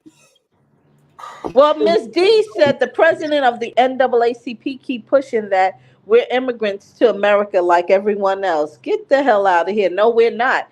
Then his ass is an immigrant. Speak for himself. That's the message to them. Speak for yourself. You do not speak for us, nor do you represent We're the ADOS. only ones who are not immigrants in this country. Who We is are the only ones who are the original Americans, and there's documentations to support that. Now what? we have to push that. But We this is sure how do. every time I think about how this went about, these people was given this leverage a long time ago. Doesn't make me want it makes me wonder when I look at those three people who did Pan-Africanism, were they Africans? Because by that time they would have been Black Americans, and I wonder about that. Because it doesn't make no sense. Why would you come up with a concept? It doesn't make no sense just because you had low self-esteem. And then when you came to the 70s, you still his name is Derek Johnson. Is that the leadership? President and CEO Derek Johnson, the accomplished activist, professional philanthropist who led the NAACP, are committed to ending race-based discrimination. Is he the NAACP? Who is the current leader? Oh, You mean of nationally, because each state has their own president. they said CEO Derek. I'm not sure who it is. Derek Johnson. Is he an That immigrant? sounds about right. That name sounds right. Derek Johnson. Everybody look him up. Is he one of us? Because we're not an immigrant. It makes you wonder. And why would he say something so ignorant? Where does he get that we're immigrants? We're not immigrants. We were already here, many of us. We were bred here. That's The right. leaders We're that we not were bred immigrants. with was already here. That's weird. It just seems like Pan-Africanism and the whole thing is working collectively. Like I said, like we are the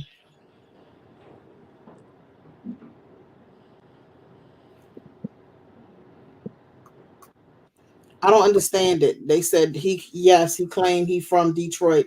He is the man. So that's probably another Pan-Africanist. Pan-Africanist. It's like the sickness that comes behind these men. That's right. The sickness. Yep. We can't follow this. Any other women I would can have look at him and tell. it's a sickness.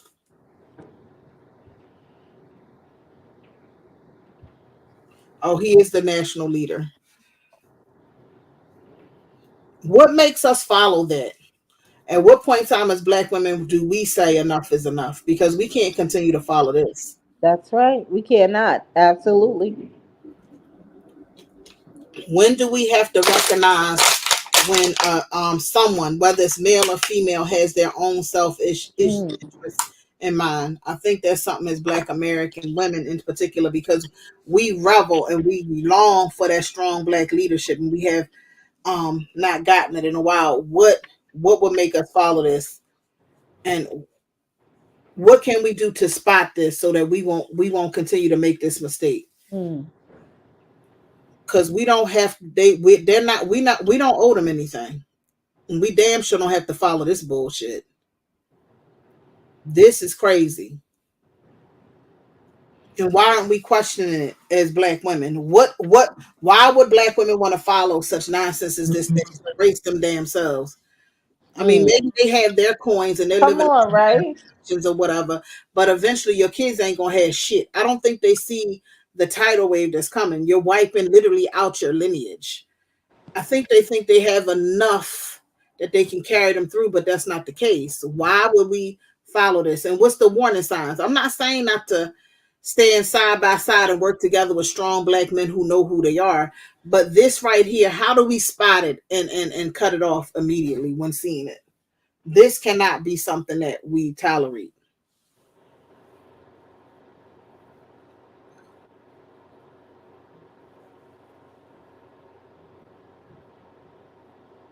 You follow what I'm saying? At some point in time, they have to know now this type of leadership will not be tolerated.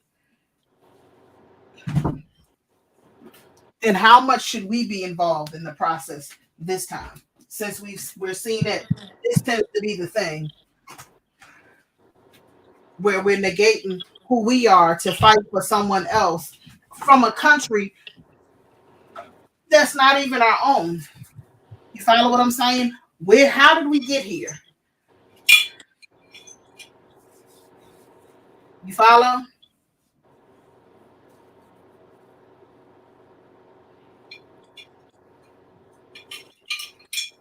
Hello? Hello, I'm here. Can you hear me? Yeah, I can hear you. Go ahead. Miss D said, hmm. So Ms. D said they push the FBA to go Ghana to invest or live there. I just saw a commercial that features Ghana in the NFL ad. They keep trying to identify with Ghana. Something I just saw on Ghana recently. Dag, what was it? And I was like, no way. Ghana is bankrupt. Ghana has went bankrupt. That's right. Funny they want this money or they want to circumvent this money to Ghana. It must be some American interest in Ghana to connect us with Ghana so that they can receive some type of Funding, yeah. funding because Ghana is keep being pushed. And then you hear a lot of times with these damn Nigerians, but yeah, I keep hearing that. But a lot of people have had very bad situations in Ghana, and I hope it continues to be bad. Well, it's First of all, Ghana, when they bull Nigeria, Tanzania. Go down. Yeah, it's a list. Yeah, it's like First of all, when they bulldoze that Black American house, let's put that on the Yeah, forefront. that went viral, and I think that was a huge wake up call for all of us. Like, what the fuck?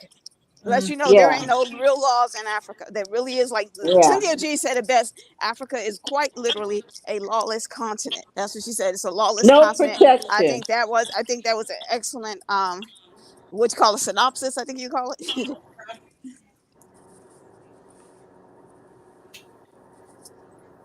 we as black women and as black men, but especially black women, because this is our, we need to understand when something is not bringing in, where we identify the problem, but there's taking too long of a time period to come up with a solution. Yes, we need to identify problems when it needs to come with a solution. And when they're coming up with, we need to talk, and a bunch of ideologies, as black women need to spot that and say no more. No, we're not going to go for ideologies and bullshit and hotep. We need Hmm. to stop following that. That's something we did in the past, but we need to teach our daughters. And from this point on, when they come with these ridiculous ideologies and stuff that seems like it's self-interest, that's when black women need to stand up and fight. We can't go for this no more. We can't just follow him down to the burrows of quicksand and sink, knowing that he has, this man or woman or whoever has some sick ideologies that don't base in reality. When we're hearing all of this spaceship hotep over, how you say, religious concepts that don't come to no real manifest to what we need to deal with on how to survive today. We need to cut it off at the neck. This has to stop. And it looks like this has been something that we've been following for a long time. I'm not saying we can't be spiritual and believe and have a trust in the Almighty God, but it has to come in a point where we say this is foolishness, and we're not going to tolerate this foolishness. And to vote this out as Black women, we cannot continue to follow failed leadership of any sort of kind, whether it's a man, because we do follow our men, and a woman. We need to cut it off at the neck. This has to stop. Because this is what failed ideology has gotten us. Look at Pan Africanism. It's all over into the very fabric of our culture, and it's basically trying to choke off any type of lifeline that we have to survive. This is a life lesson to us of how we need to stop following people who believe in failed ideologies that are not based in reality. This is where this is happening. So we as Black women need to know we ain't doing this no more. Hey, I want to say something, and I want to talk about, when you look at Africa, you see that it's a lot of failed leadership, unfortunately, right? And I think they have good people over there that want to do the right thing and want to lead their people. Unfortunately, the corrupt people are in power. And what I'm seeing now, when I look back over like the last 50 years, going back, 6 years going back to the civil rights movement, we have had nothing but failed leadership. And it's very Right. interesting when BSIA said, when he looked at the history of the Black Caucus, you guys, I never even heard of Black Caucus. I was shocked. I just found out about it a couple of years ago. And actually, I was listening to a Caribbean guy who's like pro-Black woman. He's like a Caribbean gay guy, and his mom would listen to people like Cynthia G, Brooklyn Blue. So that's how he got started a channel for Black women's safe spaces. But Caribbean guy. And anyway, he was the first one. He said, "Did you guys know that there was a Black Caucus, a congressional Black Caucus?" I was shocked. I had no idea. I did not know we had any official Black political organizations like that. I had never heard of them. So anyway, he was talking about them, right? And he said, yeah, because he used to work with them. So he said, yeah, believe me, they exist. They're real. I didn't even know. One thing that I found peculiar, when I look at Africa, right? And I was looking at pictures they were talking like the African government. And this is like back in my 20s. And I remember when they would show pictures of the African government be all African men. And it just seemed like so like, I don't know, I'm almost seeing like very, like almost backwards to me. I have to be honest. It just seemed like, okay, you guys are still doing all male leadership. There's just no women. And whatever. Anyway, I just thought like they were way behind the times, put it that way. Right. And then when I'm looking at what I now know to be the Congressional Black Caucus, I'm looking at a picture of them. Right. I saw a picture and I'm like, I didn't think of it until now, like in the past couple of weeks, but it was the same like those when I saw the picture of the African government, all men, right? And like I said, this is in my 20s. Now I do see some women, but this is in my 20s. Now you look at the Congressional Black Caucus, why is it all men? Since when has Black American leadership been all men? That's never been the case, not even during slavery. Sojourner Truth, Harriet Tubman, go down. Like that has never been the case in Black America. So how did our Congressional Black Caucus get, filled with men, and then it's foreign men, right? And if you look at, Africa and the Caribbean, what do you see? Failed, melanated male leadership, right? And then I swear, guys, we had great leadership among our men up until the civil rights movement. And after that, it's like it just died off.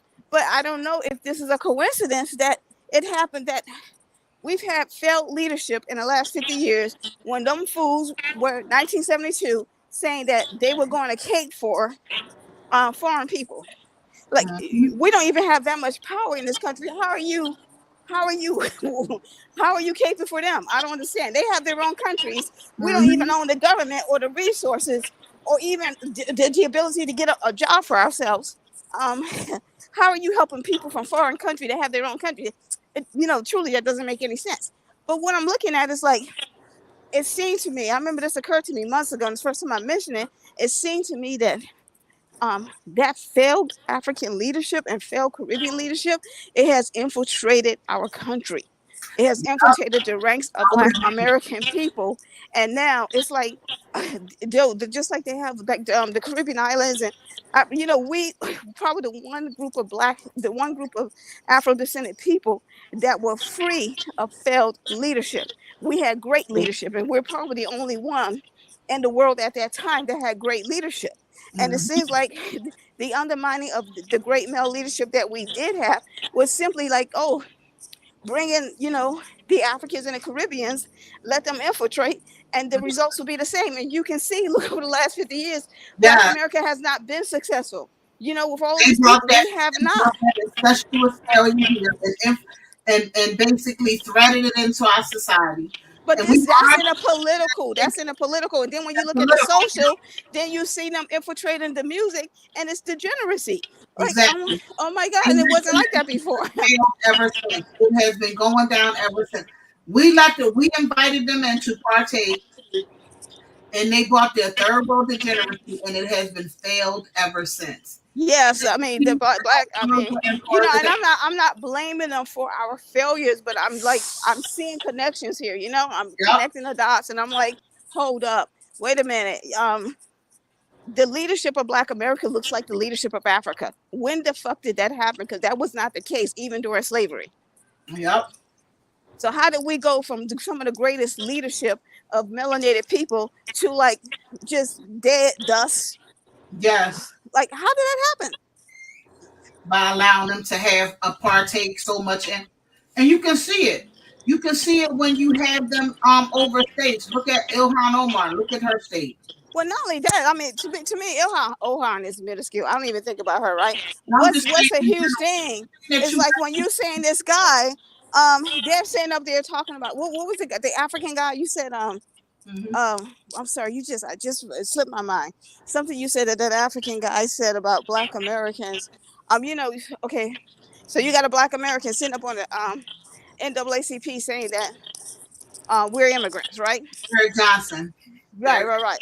Okay, and what that means, guys, if a Black American can sit at the head of the NAACP and say something like that, and mind you, I don't know if you guys know, when I read somewhere, and I didn't research this, so I'm just going to say I read somewhere that the NAACP was started as a reaction against immigration. Because what was happening, they had all these European immigrants coming in, and it was taking jobs from Black Americans, particularly Black American men. So it was a reaction against immigration. So how is it that this NAACP was started as a reaction against immigration, only to be headed by somebody who's saying that Black Americans are immigrants? If we were immigrants, why would we have to start an organization to say, hey, you got immigrants coming over here and they're taking our jobs, and that's still going on? Oh my gosh. And when you look at the people in those, that's why I brought up, when I'm saying I brought up the political leaders, every one of them who are immigrants running these different areas, all of these states are failures. That's what I'm saying. Cities or states are utter failures. And Number, I was going to tell BSIA that because he said, "Oh, these immigrants, they have been successful in going into in politics." And I want to tell them, "No, BSIA, they have not been successful. These people are complaining. American people are complaining about these foreign people that are in leadership positions. They have been successful in getting into politics, but they have not been successful in politics. Look at Kamala Harris. Clear example." failure. Ilhan Omar, failure. Well, for Every one thing, Kamala Harris was when she first came on the scene, right? She was at the beginning of 2020. She was trying to be the president, right? She was running for president. Mhm. Okay, so she ended up being the vice president. She was running for president. The week before the Democratic parties, she was polling at 2%. They had her looking like a hotshot superstar at the beginning of the year, and within 6 months, she went down to 2%. And I remember I didn't even know who she was, right? And I remember I was watching this Black American sister. She was like, "This woman is not, she's not." And I looked at this woman. I said, "Yeah, I can see she's mixed," but I said my gut instinct said she's not Black, and I never felt like that about a mixed race person before. But it's probably because she wasn't mixed with Black American. But I didn't know that at that time. But I remember my gut instinct Mhm. said this woman is not Black. It's like my mind then said it was my instinct, like my instinct kicked me.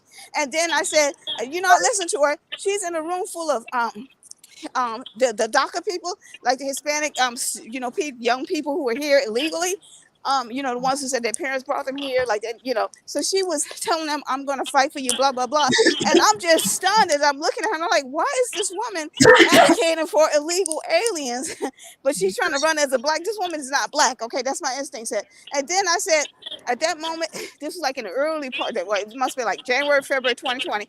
I looked at her and I said, you know what? I said, she might get the foreign vote, like the immigrant vote, but she is not going to get the American vote. I just knew it. 6 months later, well, I don't even think it was 6 months, they had the Democratic primaries, and she was polling at 2% the week before the primaries, and she had to drop out the week before the primaries.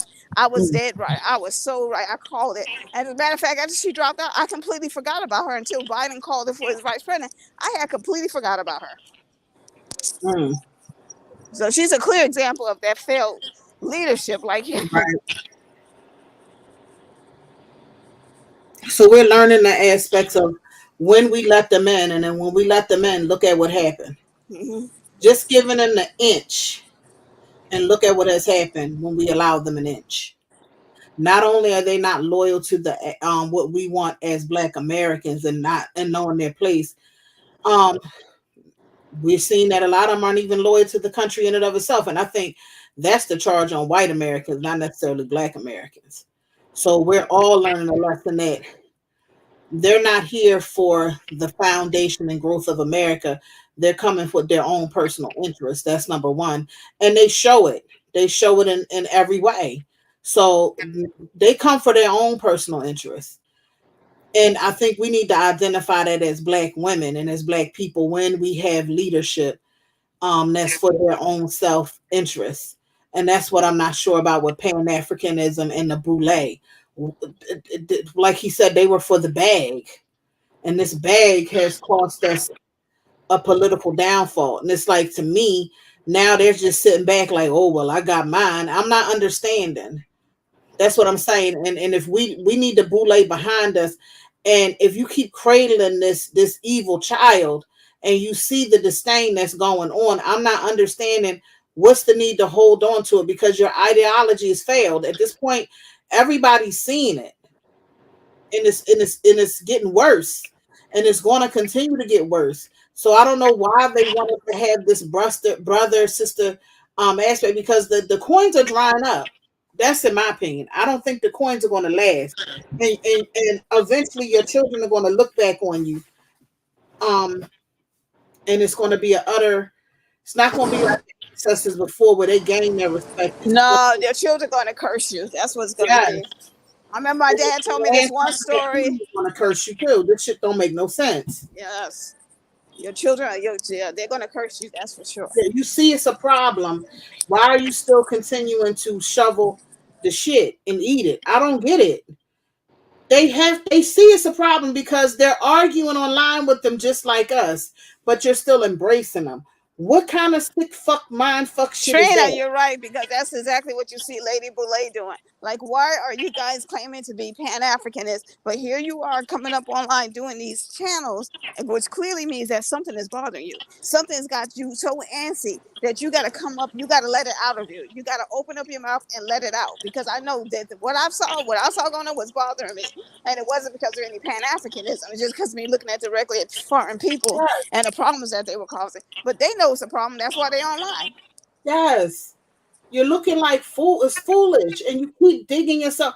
Eventually, I wonder when they're going to see you're digging yourself deeper and deeper into your own detrimental hole. If you see that and you're seeing that it's a continual problem, that's for the African diaspora, the field, all of this shit. You're starting to look crazy. Because I don't know any group in their right mind, and I'm going to excuse Tariq and Phil because we're younger, but at some point in time, the older ones, isn't at some point you need to get up and say, you know what, this has gone too far. This has gone too far. I mean, how much of a bag are you getting to sell your soul and lose it? You follow what I'm saying? What, did you sell your soul already? Do they not have children and they don't give a damn? I mean, I don't understand. I understand everybody want to make a coin, but you want to sell your living soul to get a coin that you can't take with you. I'm just saying, Your self-respect has gone that bad that you can't see, you know what, this was wrong. I believed in something and this is a varsity. I don't want to lead my people into this. Even Martin Luther King even said, yo, let me back my ass up. Even Malcolm X said, yo, but it's like these motherfuckers going deeper into the shit. I'm not understanding. They're literally opening the crack of their ass and telling them to kiss it while the shit flowing out. And it's like they're trying to say, no, it's not shit. It's pumpkin pie. It don't make no sense to me. To me, it's like they're kissing immigrant ass to save face for an ideology that doesn't work.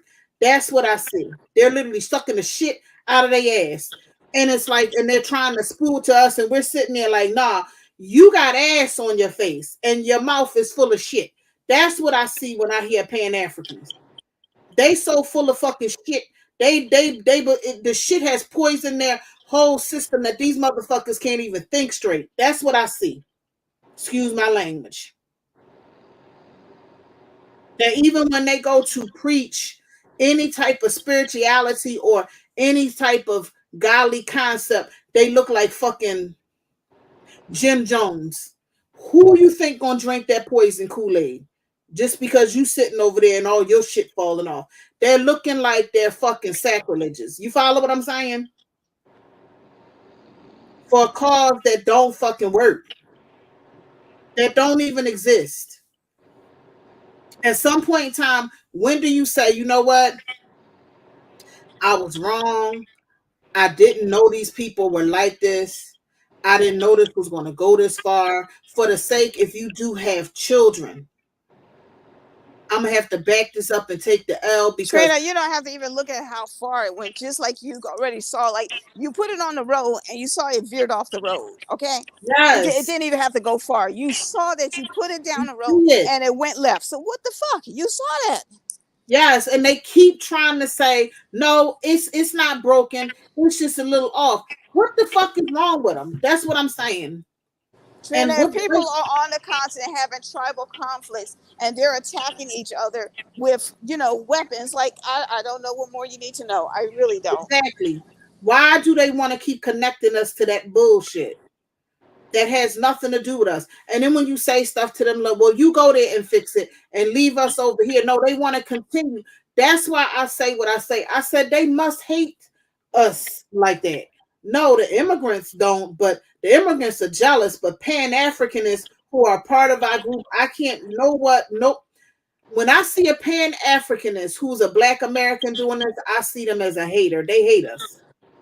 I see them as an enemy more. I expect the immigrant to be like that because now I know their jealousy. But when I see a Black American who will lead their own people to a fiery, burning, fallen, I can't have no respect for them. I hope that the powers that be let loose on them like never before and make them Yeah, I saw the same thing growing up.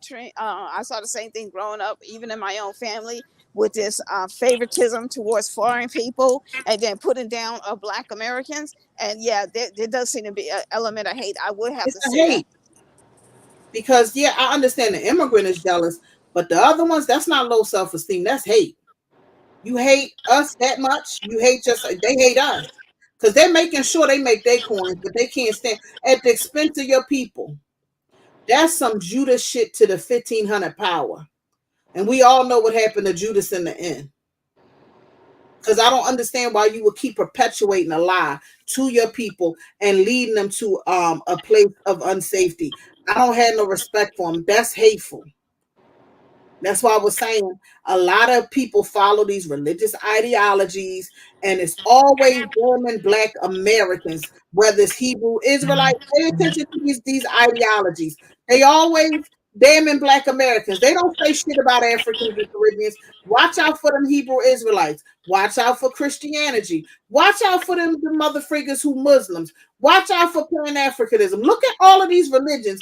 They always coming to Black Americans and coming and holding us accountable, but they don't say a motherfucking thing to these goddamn Africans and Caribbeans. They don't say shit. That's interesting. I never thought of that.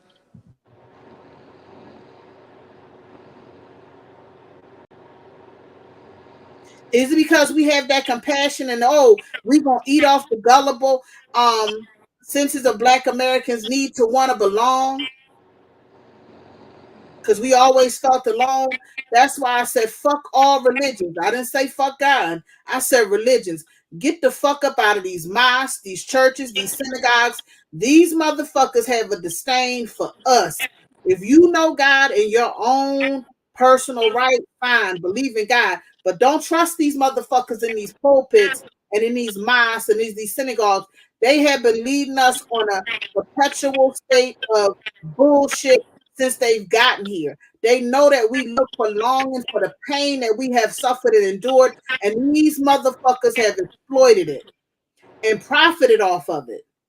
I did not say not to worship God. If you want to believe in God, believe in God. But watch these religious motherfuckers and these goddamn people who preach these ideologies. They benefit off of our pain. If we're not being, as Black women, dragged to and fro because of these 304s who are not Black women on being bad mothers, being bad women, our names are being dragged in that way, or they use us because a lot of times in these synagogues, in these churches, in these ideologies, women follow. They have taken full advantage of us and our need to want to belong and our longing to be loved and respected. And they have done nothing but utterly disrespect us. And some of our men, a few of our men know what's behind it, and some of them don't. But at the end of the day, you got to watch these males. Some of them are Black American males. Some of them are males from African and Caribbean groups. The damnation that should come to them, because we're not their women, and this is not their home. May God let loose. But for our Black men to know this shit and keep pushing this shit, and pushing their women to the wayside, because when they say Black women, they don't say African, they don't say Caribbean, they don't say Afro-Latina. They're dragging us through the mud. We have been following with the kindness of our heart, trying to uplift and be a support to men who we thought were our men, or men who are profiting off of our pain. And I say this as Black women, we can no longer follow failed leadership, but you got to be careful with these dumbass ideologies. They know that we always keep the face of God, but you need to get up out of these organizations because they've taken advantage. TD Jakes has a whole motherfucking thing surrounded about women, thou art loose. Always talking to women. Look at all of these religions and these ideologies. They're always misleading women. Pay close attention. And Shay done fell asleep.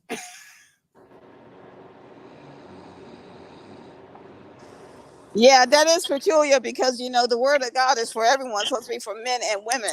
So when they start focusing on women, that's coming out of the mouths of males. That ain't coming from God. They don't never make no real clarification or no justification or no correction towards men. Pay attention in it. That's why I left the church. It's always centered on what women need to do. Get up out of them churches. Ain't shit going on. You got a church and about 5 funeral homes and a bar. They don't do shit but talk shit to women, and you giving up your offerings and your tithes. Half of you giving up half your shit and can't pay your fucking rent or your mortgage. Get the fuck up out of there.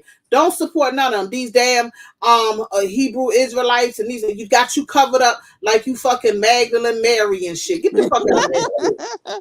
Why they walk around with t-shirts and jeans? Yes. Girl, I cannot get down like that. I said, nah. Get out of those religions. If I, as a Muslim, were ever dressed in traditional Muslim clothing, I would be married to a husband that does the same thing. Exactly. He's gonna have to walk, and I'm not saying he's gonna be for all Muslim clothing, but he still needs to walk out down the street that anybody looks at him, he's wearing the type of clothing that people like, oh, that's a Muslim. I'm not gonna be dressed like a Muslim, and then you're walking around looking like everybody else, and you're blending in, but I'm standing out like a sore thumb. Exactly. And then I'm an easily target, but you blending in. And what kind of manhood is that? Like, that doesn't even make sense. Women suppressed. Yeah. You have religions and they talking that women ain't shit. That's unless you got a low self-esteem. And I'm talking to Black American women. I'm not talking to other melanated women, African or Caribbean. I'm talking to my Black American women. Get the fuck out of that shit. Don't follow that shit. If this man is constantly talking about Black women ain't shit, Don't follow him or listen to him. Don't listen to a motherfucking thing he says. Walk away. Get your spiritual edification from God himself. You can go in your own personal closet and pray to God yourself. Do not follow none of this bullshit. It's about money. It's about subjugation. It's It's about damnation. They want to break down your self-esteem. They Stop know following it's not the religious self-esteem ideology. with those guys. They want to break down your spirit, because I remember when I was in my 20s, I used to have that feeling, like if you feel like your spirit is broken, like you actually believe that God hates women. Like I had to actually ask myself that question: does God hate women? And I had to pull myself out of that darkness and say, God does not hate women. And if you're going to have faith in God, you need to have faith in God and be at peace, and you need to have faith in God and be happy. And that's when I made that decision. I'm going to have faith and be happy. And you can, as soon as you make that decision, like you come away from that darkness, because It's it's nothing freedom. but the devil trying to pull you into a dark hole. And you wonder, why is it that whenever these guys open their mouths, there's always darkness? Like their mouths are literally a cavern, a cave of darkness. And every time they open up their mouths, it's just darkness, like black smoke coming out of their mouths. Yeah.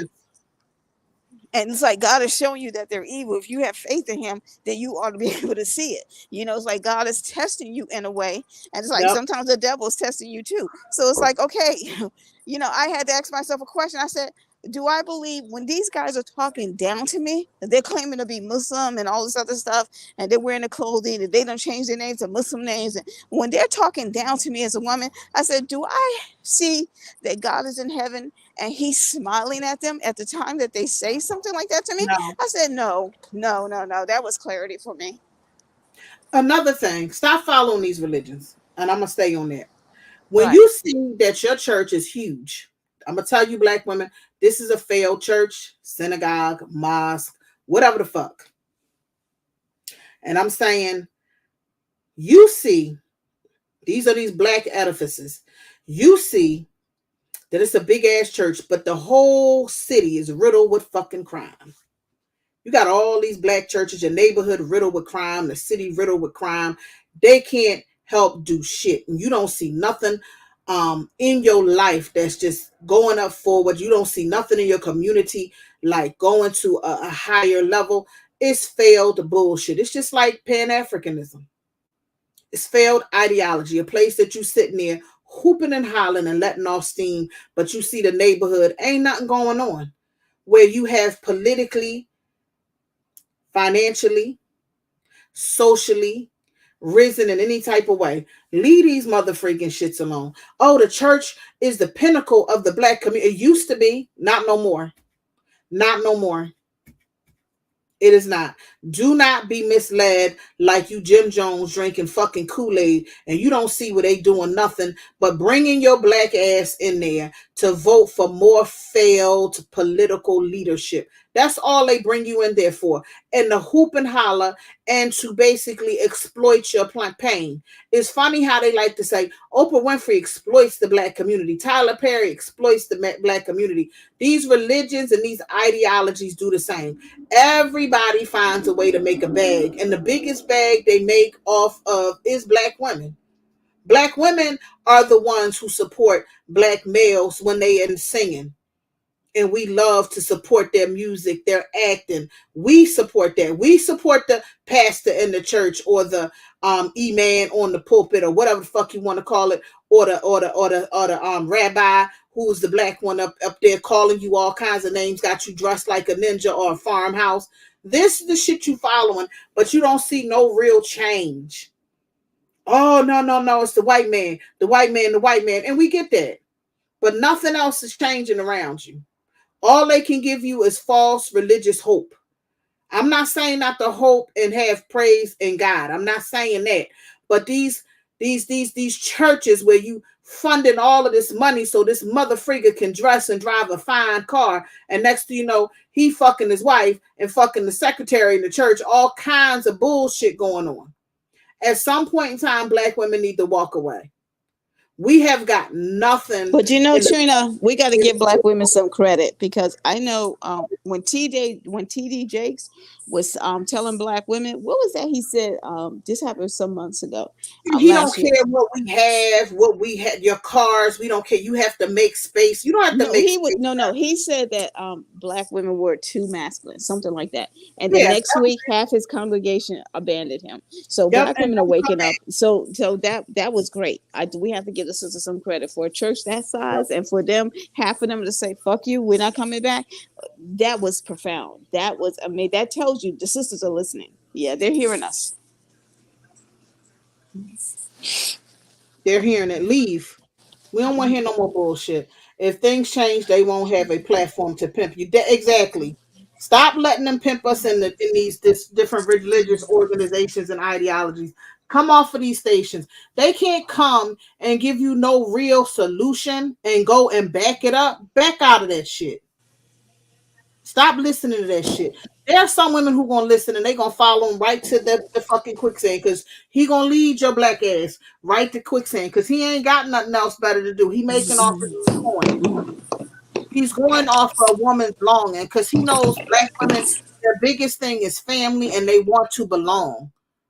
I haven't heard so many black men in their 40s asking to get married. When what a black man just came up 70 years old, he want to get married. Don't marriage is not necessary with some of these groups. Get married because God has cracked open the sky and say he is the one, and you know he has what you need as a black woman, whatever his color may be. Black women need to know what's around them. We cannot keep wearing our hearts on our sleeves. You have a right to demand whatever you need for your life. Every woman's life and what they require is different. But they come in with all kinds of nonsense. Oh, God said I'm the one. No, make him prove it. And when he coming with, what do you have to offer? Walk away. Matter of fact, bitch, run like you the road runner. We don't have time for this shit no more.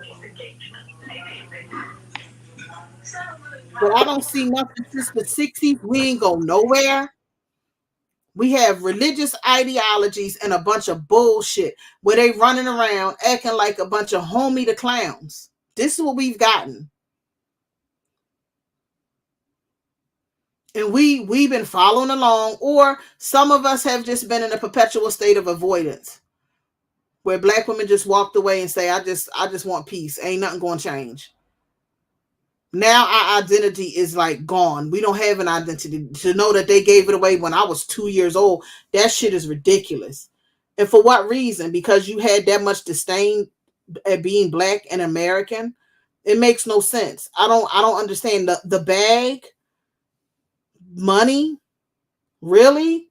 Even the Caucasoid, the white man in his perpetual state agreed, had more dignity than that. That damn. He knew enough to like keep his identity. All these other groups said nope. Some things are just not for sale. So what else is for sale?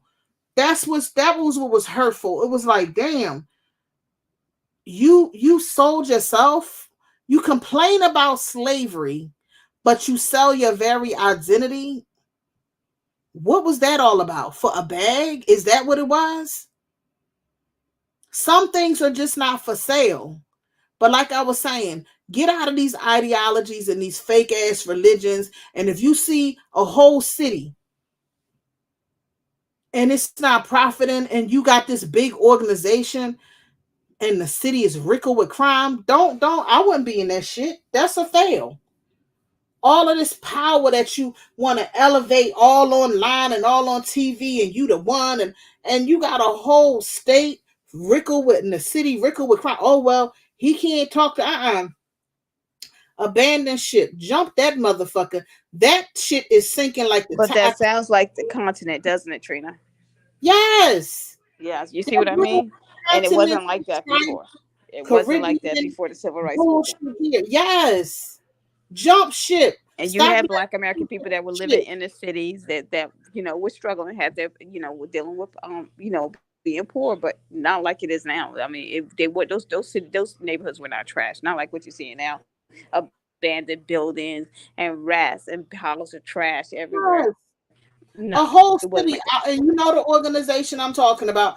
The whole city of Chicago, and you got one of the most powerful, whatchamacallits there, the headquarters. Man, it wouldn't be me. Get the fuck up out of there. I would get up out of there. It wouldn't be me attending. You got that much power and that much relevancy during that time you did when the 60s, but now the city is rickle. I will not be up in there. As women, don't fund your Black America. Stop being so desperate to listen to bullshit. If you don't see that your city that has a powerful organization, religious, and that city is not thriving, get your ass up out of that religious organization. Those ideologies, you don't see that it comes to a point where it has a solution. Stop listening to that motherfucker. As far as you're concerned, that motherfucker is deranged. He's out of his mind. Walk away and don't turn back.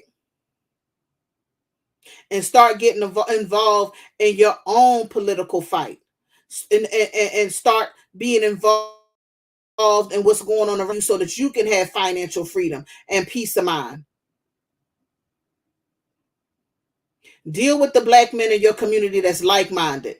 We cannot continue to follow failure. And Black American women have a right to defend their identity. This is not just his identity. He had no right to give away our ethnicity and our identity. When did who told him he was able to do that? That's us following like that. No other group of women would have allowed that. You think the white woman would have keep following her man if he's constantly putting her in a state where she's going to be in poverty? Come on now.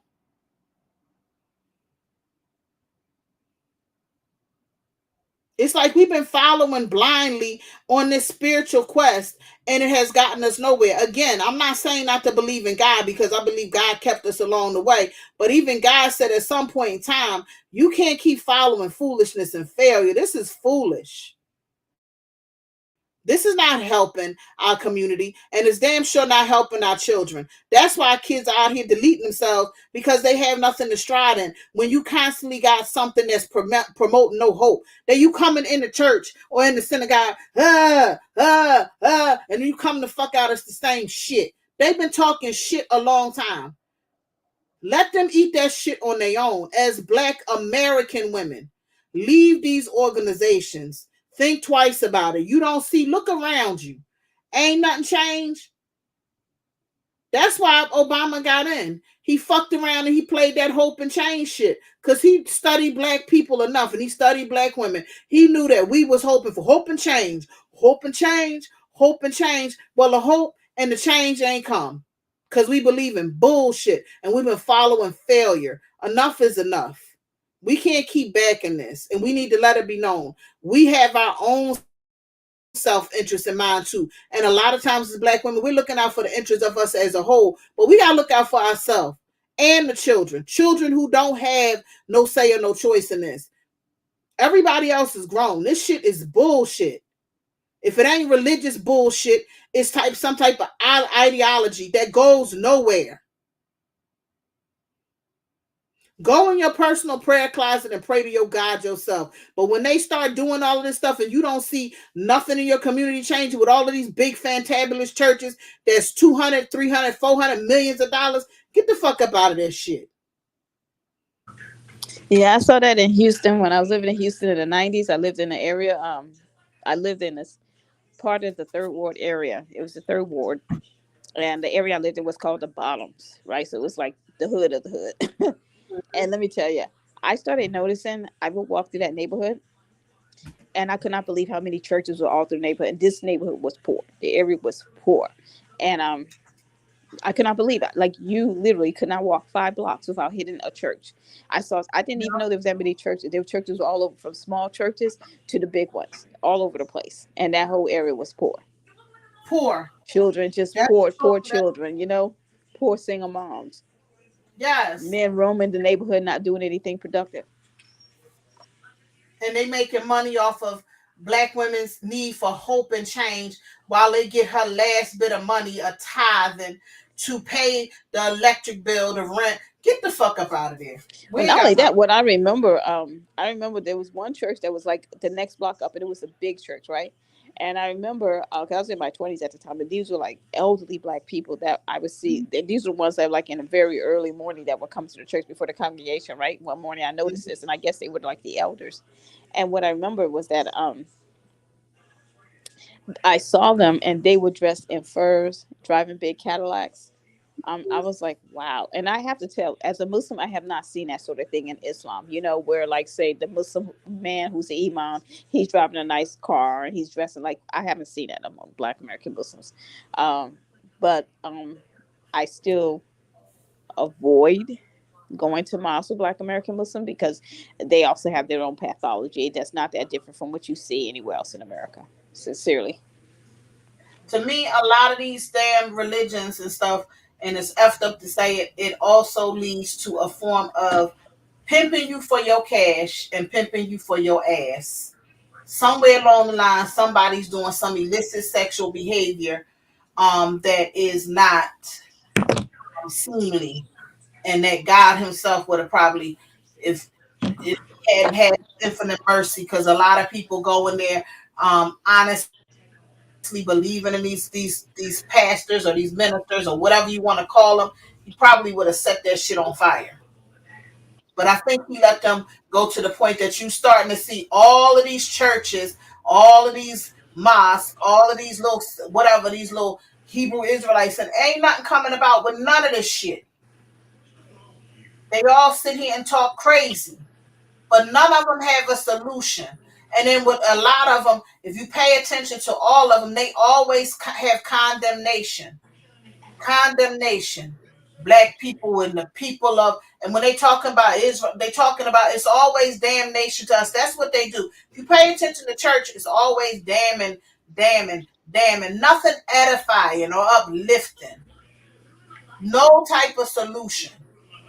And they come hard on women. What you need to do to get the man, what the man desires. Man, fuck these motherfuckers. This shit is ridiculous. Even the most tribal women from the most primitive existence, if their men was not showing some type of productiveness to make sure that that village was going along, they would leave them. That's a fact. It's nature. But Black women keep trying to speak life, and we gonna listen and we gonna pray. You can pray for your doggone self. Have that personal relationship with God. What you say, Yahshua. What do you want to call them?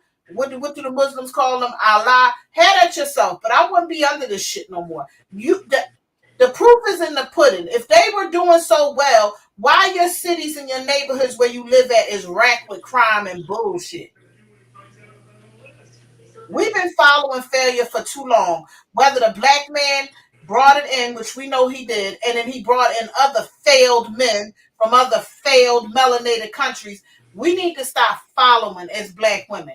Let them take this Titanic dive by themselves. But the men who have sense to know the bullshit that's around us, they ain't going for it. Then stand with them, side by side with them. But we don't owe them our lives and to keep following in this fail as what you call it. We have to make a change as women too. At some point in time, you have to understand quicksand is just that. It will sink you down and take you out. Because I'm like, we just been stagnant. And all they can do is give you a bunch of hope and change. Did you see any hope and change under Obama? That's why he got away with it. Because we're so used to bullshit ideology. You'll just tell them you're going to give them hope and change. They'll believe anything. Tell them the Lord said. They know. They play on your heartstrings and your religious side, your spiritual side to long to have a better life. We have been played.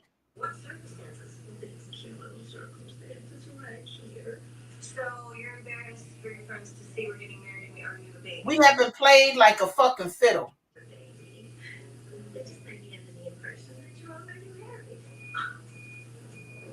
Believe in God, but God always has results. In your own personal life, you can say what God has done for you. But when you see this as a collective, what these organizations have done, absolutely nothing. That should have let you know something wasn't right when that man can come straight up in that church and light everybody else up, light people up in there. What kind of mess is that? You seeing more and more churches just fall away. And every time you look at it, it's over some type of sexual or financial or some type of nonsense.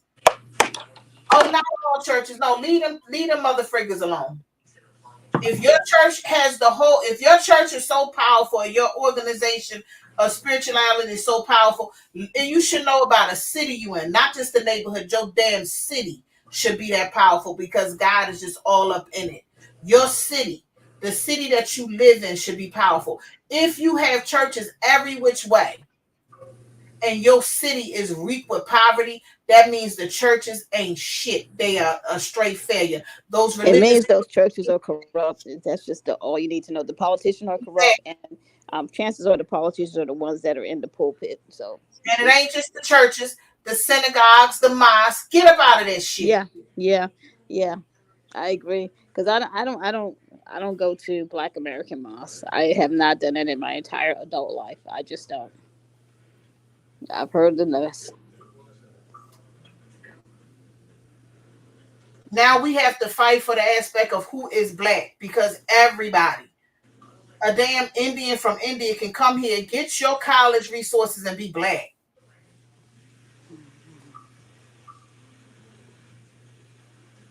We have no identity because someone wanted to make a coin.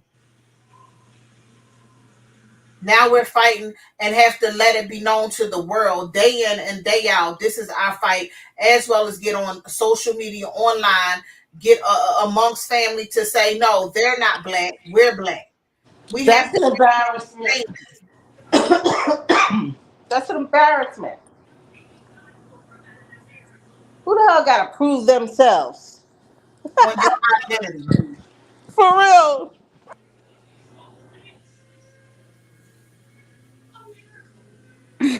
We're following them have gotten us. Now we got to prove who is black because someone wanted to make a bag or had a bad, I don't even know.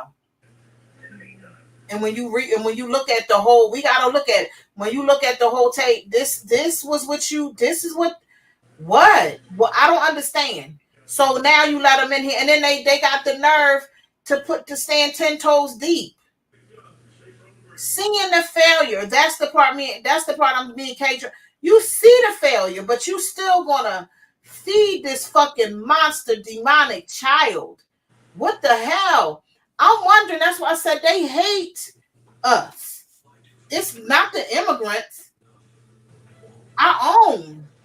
Mm-hmm. How degenerate can you be? I mean, you gonna take and throw your child out the window to feed a child that's gonna basically light you up in your sleep. What the fuck kind of crazy shit is that? And then you want to say we're commanded. What kind of sick fuck shit? That makes no sense. Yeah, that is sick. It has literally said, I'm coming here to take you over. I'm going to take you out. Oh, no, he don't mean that. We commanded to love one another, whether we want to or not. Push your ass in front of him. He got a nice hat. See how much he loves you. What kind of love are you talking about?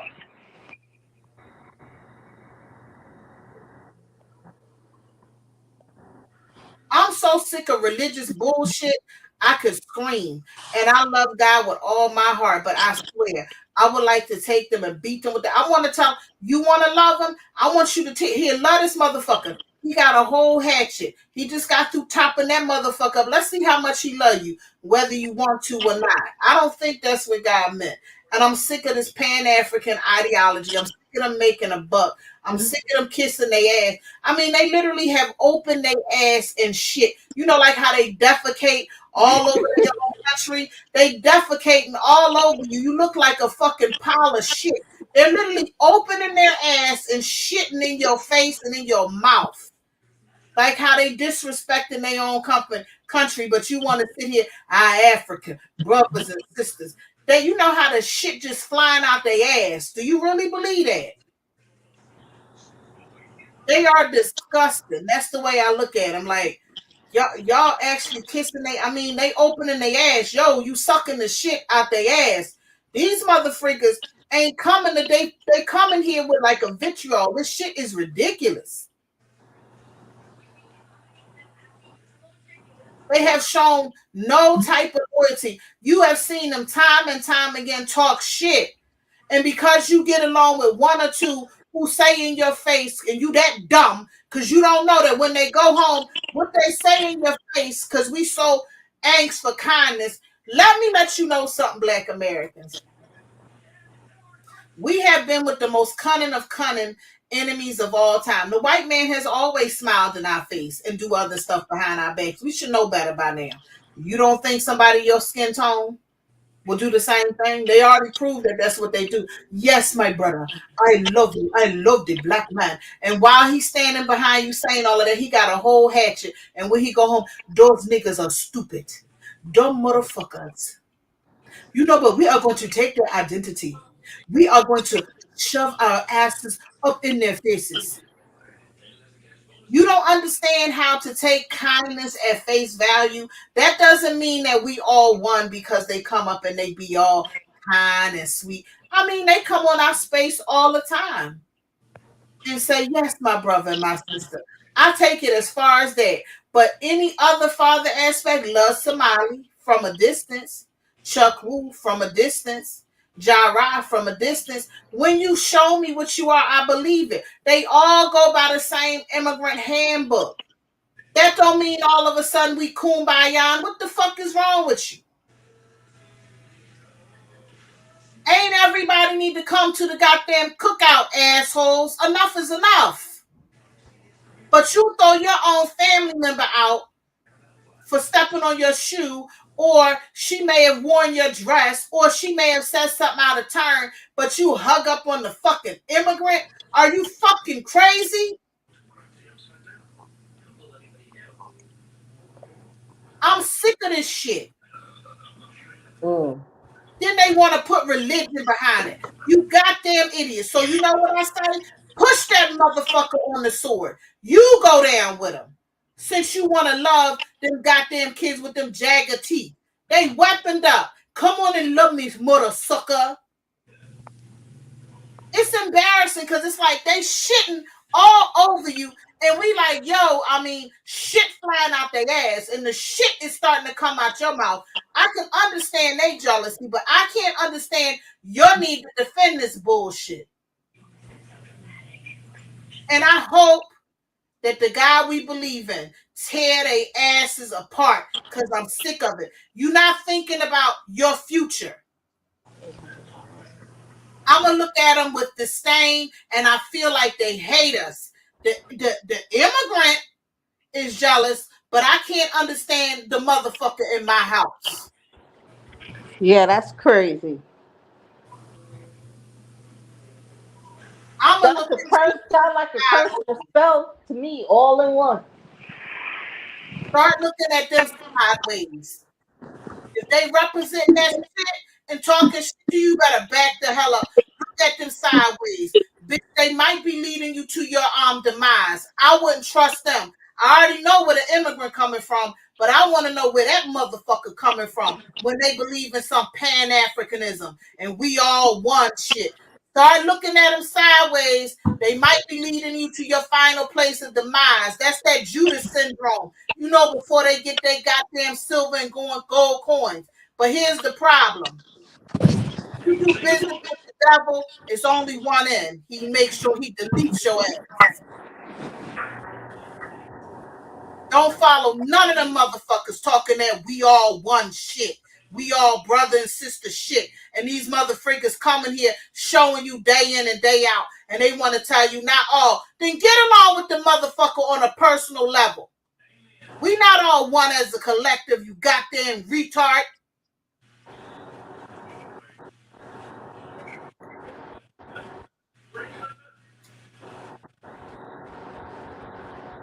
I don't understand that.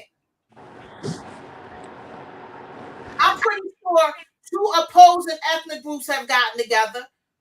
I wouldn't be surprised if a Palestinian and a person who is of Jewish descent may be married, but I'm pretty sure they would be high on their prospect of what their culture is. They don't deny it. That's personal. But when it comes to a collective, damn, don't you have some pride? I mean, you gonna keep just selling your people out down the road for a concept, Mm-hmm. and so you can get a couple of bags? Where's your dignity? That's why they don't take us seriously. They be like, yeah, them black women gonna keep following crazy niggas over some religious stuff. I ain't giving up nothing because our leadership is piss poor and will take on religious ideologies and sell a people down the road. Some things in certain cultures, pay attention, black women, just ain't for sale. And your identity, your history, your lineage, that's priceless. Our black male leadership thought that of us so much that he's going to put another group before us. You got to look at this and say, what was they thinking? What was that all about? That was about a bag.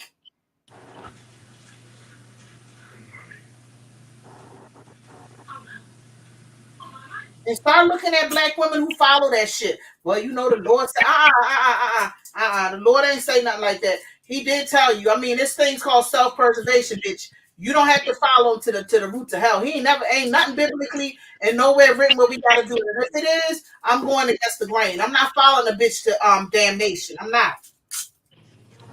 We've seen time and time again, ain't shit changing. And they be the main one fucking complaining. And then every time something go down, it's the black woman fault.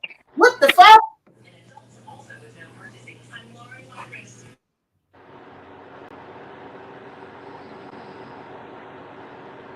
And some of us so riddled with deceit, all we can do is pray.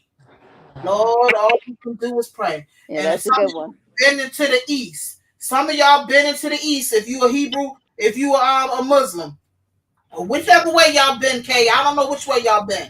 And if you a Hebrew Israelite, they got you walking around like you back in Sealy Day. I think that's what they want. They want the color purple. Fuck that shit. Them days is over. We can work alongside people and men and women who got some sense. But if this is what they got with this religious ideology and putting it in the forefront so we can survive as a people, nah, it's time to abandon shit. We don't owe nobody nothing. They weren't the only ones who went through slavery. We tend to negate what women went through. They raped us, beat us.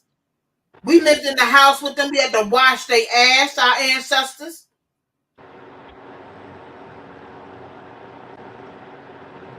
Feed their children, birth their children. No, he ain't the only one who went through slavery and suffered. And he ain't the only one that suffered in the 60s and through everything. We suffer too.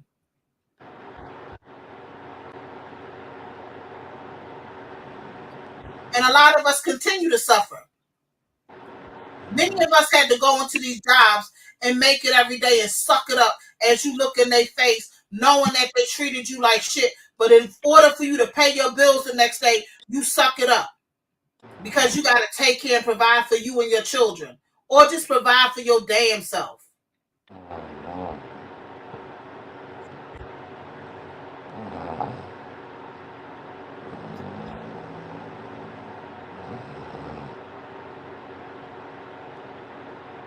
At some point in time, analyze the reality of what's going on around you and start looking.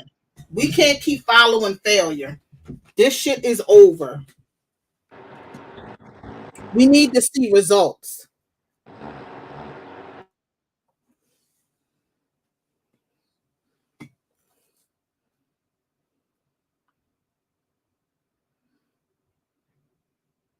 We need results.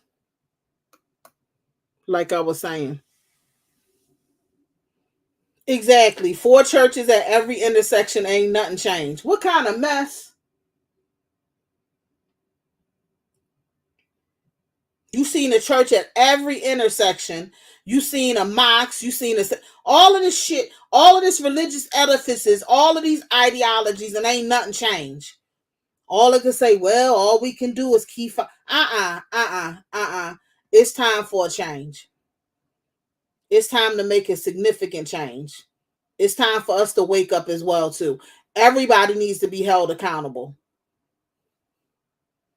and everybody need to pull their weight. Enough is enough.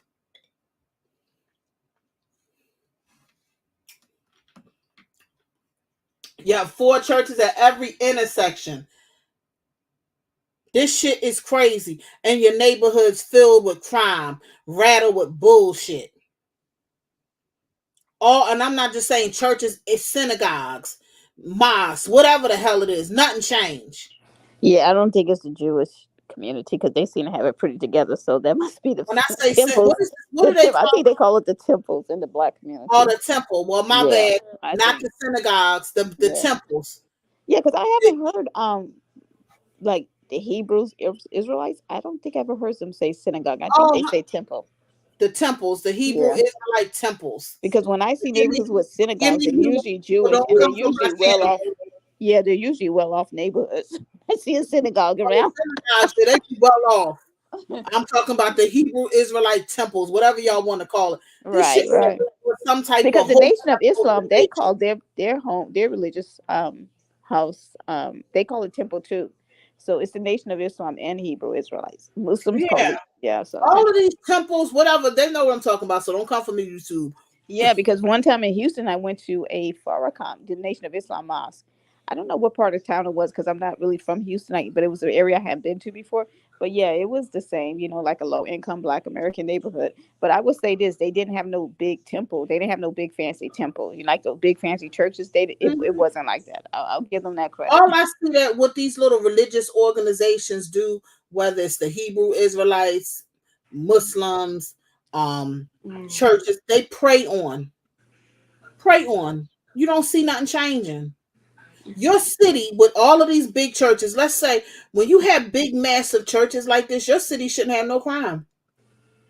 You got churches with 5 to 10,000 memberships, bitch. The city should be running like. That's what I think. Black Americans, to me, if you're going to go to a mega church, I will go to one of those. Like Joel Osteen in Houston.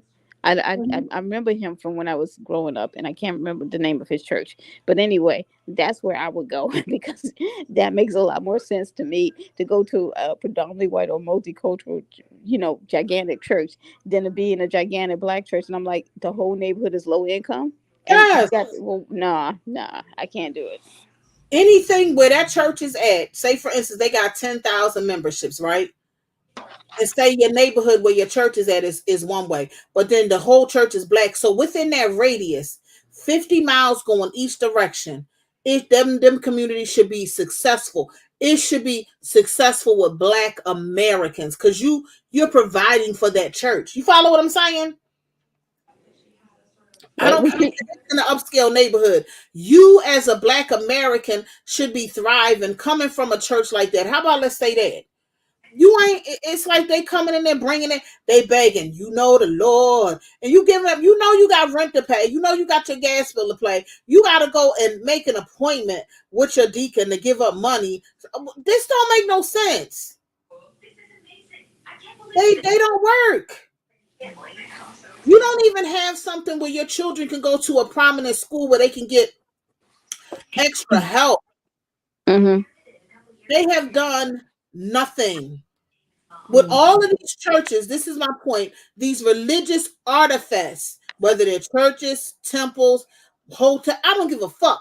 The Black American with all of this religious shit, we should be on top with all of this spirituality. I mean, this religious belief. That makes so much sense. I agree. Because, I came to that conclusion myself. I said, look, if you're going to be like have a sense of spirituality, you should have a peace. You should be at peace.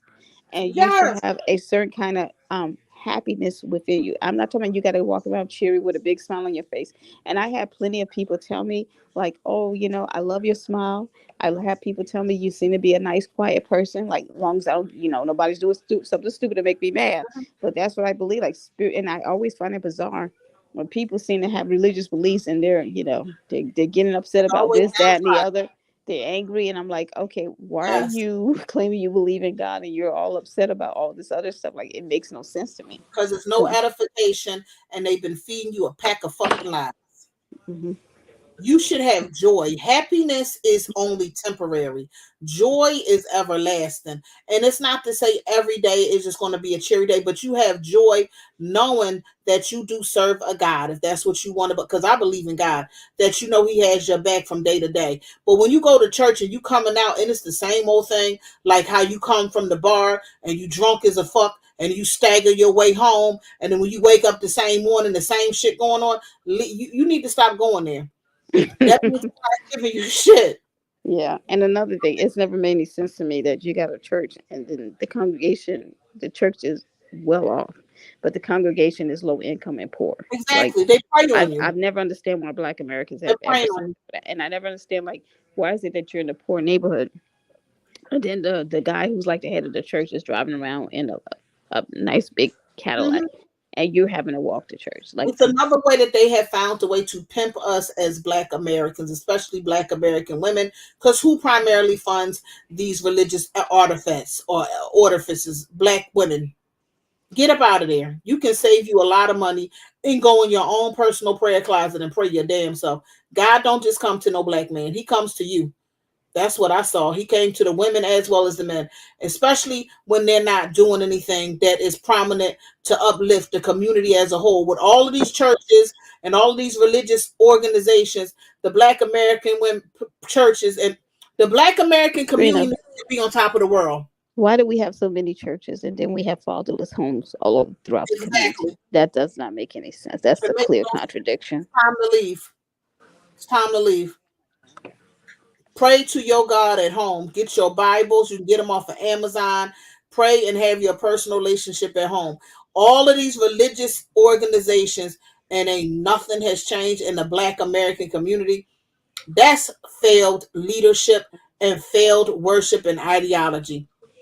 At one point in time, yes, maybe the church was a formidable position in the Well, Black that's community. just like the same thing with the politics in Black America. And our social status, like, things were better, but around the time of the civil rights, and things just went downhill from there. Things haven't been stagnant; they have gone downhill. Downhill. Well, every time I see Spirituality, politics, spirituality. Now, socially. when you say on a spiritual aspect, what I'm finding with Black American women, we're becoming more spiritual.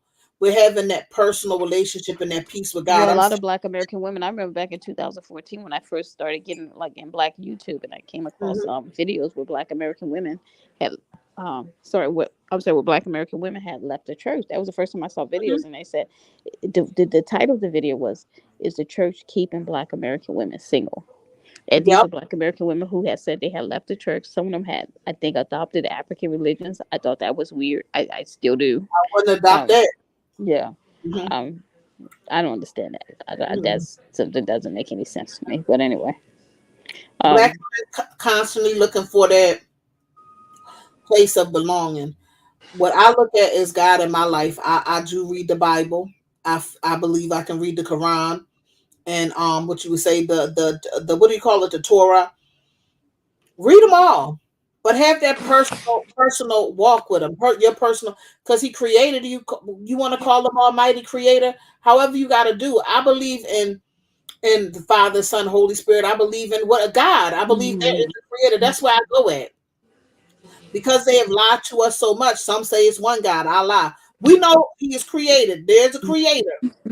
He gets what his. We never really know his name. We got many names for him. So pick one. As long as it ain't the devil in hell, and pray to him. I'm pretty sure he knows your heart and your mind.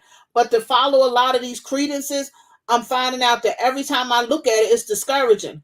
Whether it was Jimmy Swaggart, he was with the whores. I said to my grandmom, God rest her soul, I said, this man always talking about whores. I said, I think he meeting up with whores. Girl, shut your mouth. That pastor ain't meeting up with whores. I said, I think he meeting up with whores because he always talking about whoremongering. Sometimes you have that discernment. Didn't this man, wasn't he caught? Remember Jimmy Swaggart was caught up. That was when we was little. He was caught up in the I whole remember that. with a I hoe. remember He was him. caught up. I That's said, what I told you he was with a wasn't whole that round. Jessica Trina? Wasn't that Jessica Hahn? No, that was Jimmy. It's Oh, Jimmy Swaggart, and then it's the other one is Jimmy Baker. He was yeah, another one. yeah. The what girl was named Jessica Hahn. Yeah, Yeah, but Jimmy Swaggart is the one who would get up in the pulpit. He was another right. one. And Tammy Faye Baker. Yeah, she was. Mhm. Yeah, I She remember her. she finally passed away. But all Yeah. of these men, if you pay attention, whether they was white, black, if you pay attention to all of these organizations of religion, what usually happens with them? They always wind up with a heifer. Or pray for them that the devil won't tempt them. Ain't nobody tempting him. He just want cooch. Stop following this shit. Religions are they were very good in keeping things in order, but right about now, they are the formidable pillar of disorder. They got more homongering going up in these spiritual edifices than a little bit. Trina, These hold up. religious edifices. Trina. There is a commercial in Africa, African marketplace, and they got somebody in the NFL, a melanated person running through the African market. Mhm. What the F? They're running through the African market. They show it in the commercials in Africa, from what I can tell. Mhm. Okay. And it's the African marketplace. Mhm. And then all of a sudden, somebody in the NFL, a football player, is running through the marketplace. Wow. I think it was a commercial for the NFL. And it's a melanated brother, right? A melanated man, put it that way. I don't know if he's Black American or what. Mhm. I'm like, what? Wow. I'm not going to do. I got to.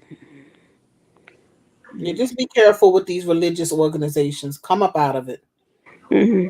Especially if you don't see nothing going on in your community, in your city as a whole.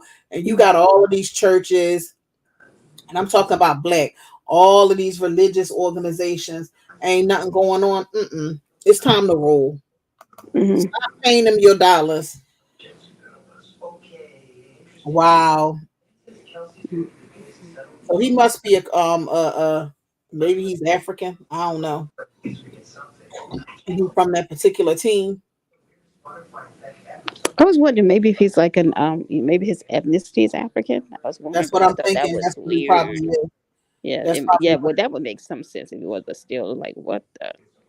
Probably he's on the winning team. That's the team that's going the opposing team that's going against the other one. They're hoping Right, that they right. Because I'm like, why would this anyway? Oh yeah, yeah. I was watching Mouthy Megan and she was talking about, the one with that African guy. I'm talking about Tupac. And she was talking about how, what was it? She said something interesting about Oh, she said they're American players. They're pushing playing a game in Africa. that. Oh, Yeah, but it was something about that. But she said something about how they are. Oh, she was talking about Black American History Month, and she's like, something about how they're trying to associate Black American History Month with Africa, right? And they are. I forgot what she pointed out. It was something she said, and I said, yeah. I saw the same thing the other day. I was walking down the street, and it was like, somebody had a little poster in the window, um, about Black American History Month, right? And then they had a shape of the African continent. And I Uh-huh. remember a couple last year when I first came across Flower Tower earlier last year, and she was talking about that so-called African Takeover Day at Howard University, which I had never heard of before, right? Mhm. And when she started talking about, oh, they put on all this African clothing on the last day of Black American History Month. And I'm like, Black American history, that was the first time I realized it. I said, Black American history doesn't have anything to do with Africa. That's not the discussion was. Has But nothing it to made me realize something. I said, making me made an association I had never thought of before. Because like I grew up in Houston, right? We used to go to the Shape Community Center and that they would have the Pan African Festival in the summertime. Then they do. also had the Kwanzaa, which is kind of another sort of Pan African thing, right? But when I thought, and I said, I remember like during those two festivals, like you would see some Black American people wearing like African like clothing, right? But Mhm. then when I thought about Black American History Month, I said, hold up. I've never seen Black Americans put on any type of African clothing during Black American History Month. Like we don't mention Africa during Black American History Month. And that was the first time I realized that, we do not associate Africa with Black American history, right? Except for talking about the ancestors that came. But other than that, Black American history is about what happened to us here. And Right. so that was the good thing that came out of it with them Africans putting on those clothing. during Black American History Month. That's the first time I realized. I said, no, we don't do African clothing during Black American History Month. That has nothing to do with Black American history. So I Nothing. know what she was talking about, how, that claiming, like, and I said, yeah, it's almost like this kind of weird, trying to, I've seen it with white Americans too. And I've seen it, with some of these movies and TV shows, right? And it's like what they try to do now with white Americans. They trying to do the same thing with white Americans, in my opinion, that they do with Jewish people. And what it is, they'll show some white American family, right? And Hmm. then maybe their son is married someone, and it turns out that, oh, it's a Jewish girl that comes from a Jewish family, but the Jewish girl will look just as white American as the white American family. So this kind of like, how they use the media to try to, like, oh, Jewish people are a part of white America, but a lot of white Americans don't see it that way, right? So that's between And a them and me. lot of Jewish people don't either. Jewish people will hold up their Jewish identity. They will basically Sure, say they're not. But it's like because they do have their own Jewish neighborhoods, that's for sure. they're trying to And they shove have their own and Jewish get down our schools throat. too, particularly in Los Angeles. They have I've never seen so many Jewish schools, so they definitely hold their own. But I'm seeing them doing the same thing with Hispanic people, where, for instance, I'm watching, I like, how you watch these, say, kind of like these teenage movies, right? And Mhm. they're like, kind of like the feel good ones, like, the girl goes to high school. She's a new girl in high school. Then she meets a guy, and then she and the guy start liking each other, and the drama they have in high school, that sort of thing. And then I'm noticing, like, instead of a white girl, they're putting a Hispanic girl. And I'm like, but they have her talking like a white girl, acting like a white girl. And I'm like, what the F is this? I've seen this in a number of movies lately, right? And I'm like, no, this is a role for a white girl. And then they put a headband, oh, she just moved. She's the new girl in school and blah, blah, this. And I'm like, nah, that really wouldn't happen with a Hispanic girl that just moved to a school that's predominantly white. That would happen with a white girl. And I said, yeah, it's kind of like this weird, kind of like attempt to Hispanicize white America, in my opinion, through the media. And it's the same thing that happens with Black American, like this weird attempt at trying to Africanize Black Americans. And that's why I said before, I've said this a few times, Get the link, Miss D. Hmm. it's like this attempt to um, commit a sort of a passive aggressive genocide against people that have American ethnicity and American lineage, right? Hmm. Because the thing is, everybody who comes here wants to say that they're American. But what happens is that when American people are the majority population, you can absorb a few people here and there and say, okay, well, they're here now, so they're American, right? As long as they're small amounts of people. What happens is that when those populations grow, or you have a large population of foreign people coming in, it backs you up against the wall and make you realize, hold up, no, they're not American. And see, the thing is, as long as there's American ethnicities, like your Black Americans and your white Americans, nobody else is really American. And the thing is, to, in my opinion, is to try to The link breed is there, out, Miss D. Whenever you want to hit it, go yeah, ahead. is to breed out the Black American ethnicity and the white American ethnicity with all of this, foreign multicultural immigration. Mm. I believe that that is very much the agenda. And this way, it's like, oh, nobody's really American. Oh, we're all part American. So, there really isn't anybody American. Everybody's American, that sort of thing. Because they really can't say that as long as there's Black American, white American people. But I really do believe that there's this attempt to try to blend Black American and white American people into multiculturalism, and to multicultural groups. And then, but the attempt seems to be, the first is to try to Hispanicize white American people and to try to Africanize Black American people. It's And not then, gonna work. particularly the nationality, like Mexicanize the Hispanic.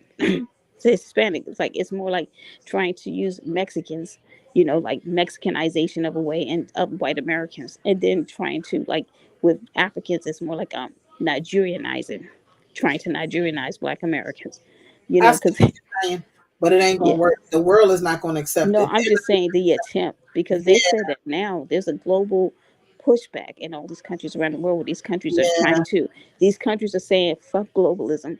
We're yeah. They embracing put this shit. traditionalism.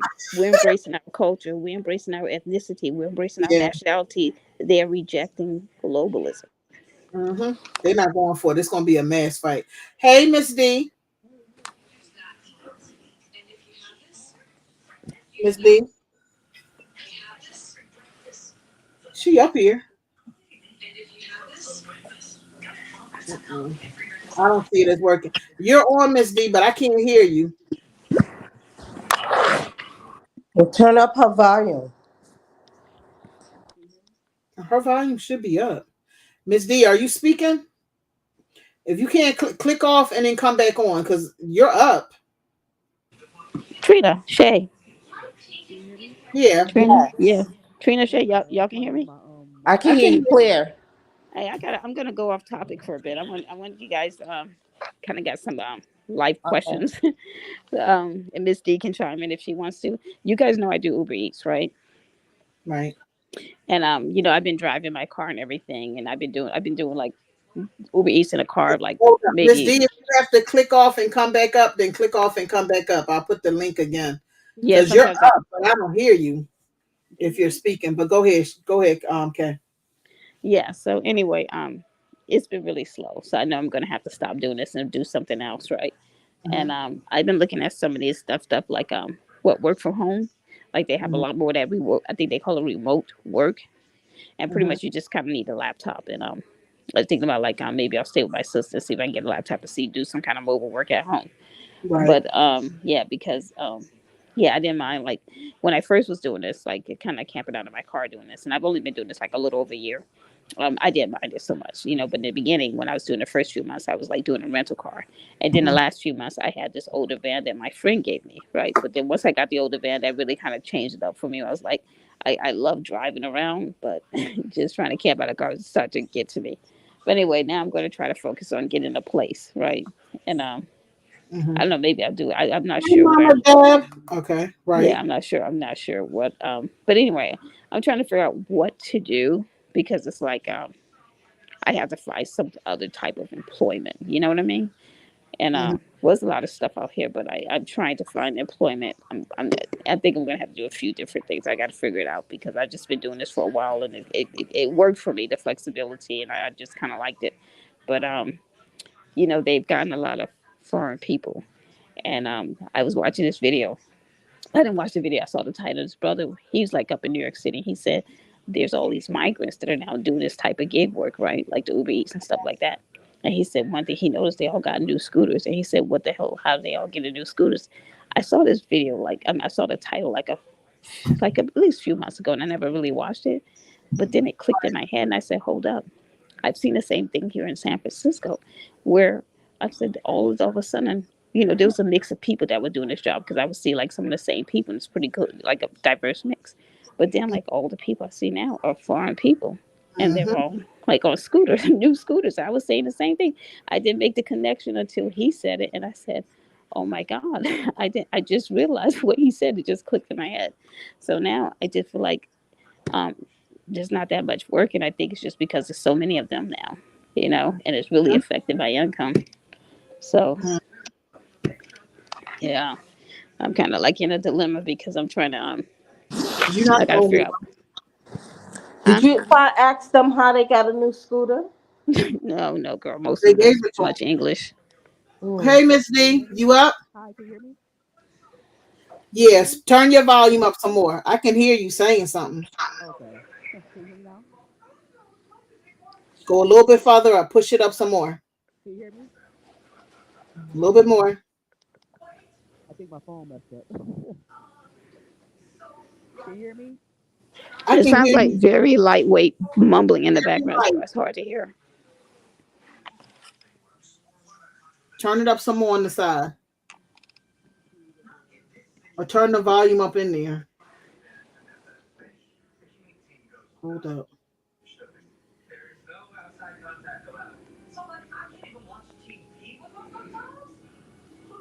Did it come up?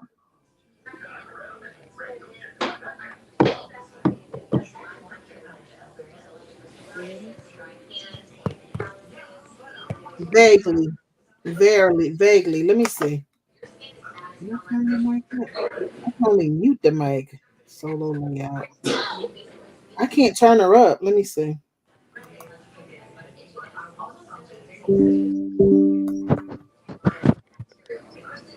Go ahead. See if you can talk. Can you hear me?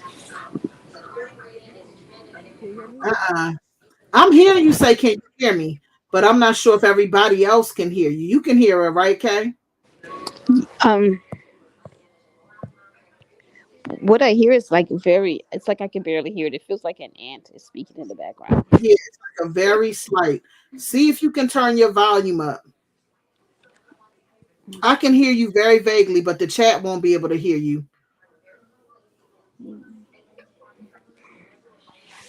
The link will be in there. Try to fix your phone because the link will be there because we want you to speak. If you have to keep coming back up until you can adjust it, go ahead and do what you got to do. That turned my what you call it up, but yeah, that's what I was hearing about a lot of people too. The link is in the chat, so whenever you link, I can see when you come. Turn your phone up.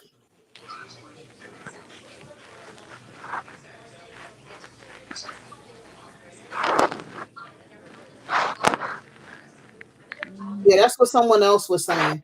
And it's funny that you would say that. My daughter works at the airport, and Mm-hmm. an immigrant tried to cause her to lose her job. Say that again. An immigrant Whoa. tried to set her up to lose her job. Wait. She tried or it did happen? Yeah, she reported her on some bogus bullshit, Mm-hmm. and she never they never told her who. And then she said she works with a bunch of them who are African and Caribbeans, and they basically they Oh my said God. who. Yeah, they Hold tried to get on. her. They said Explain. I she thought said. you was talking about Hispanics. This Mm, wasn't Hispanic. This was the melanated ones tried to get my daughter to lose her job. You back up, Miss D? She's still good. You sound like you so far away. I saw you come up. Mute your camera and turn it up. Does she have a laptop or is she trying to do it on the You phone? have Has a she tried? laptop or you doing it on the phone? Has she tried both of them to see what sounds best? Try your laptop or your phone because it should come up. And then look and see in your volume and pull it up because we see you. But you got to turn it up. It's something with the volume on your phone that you need to pull up or something on your mic that you need to pull up.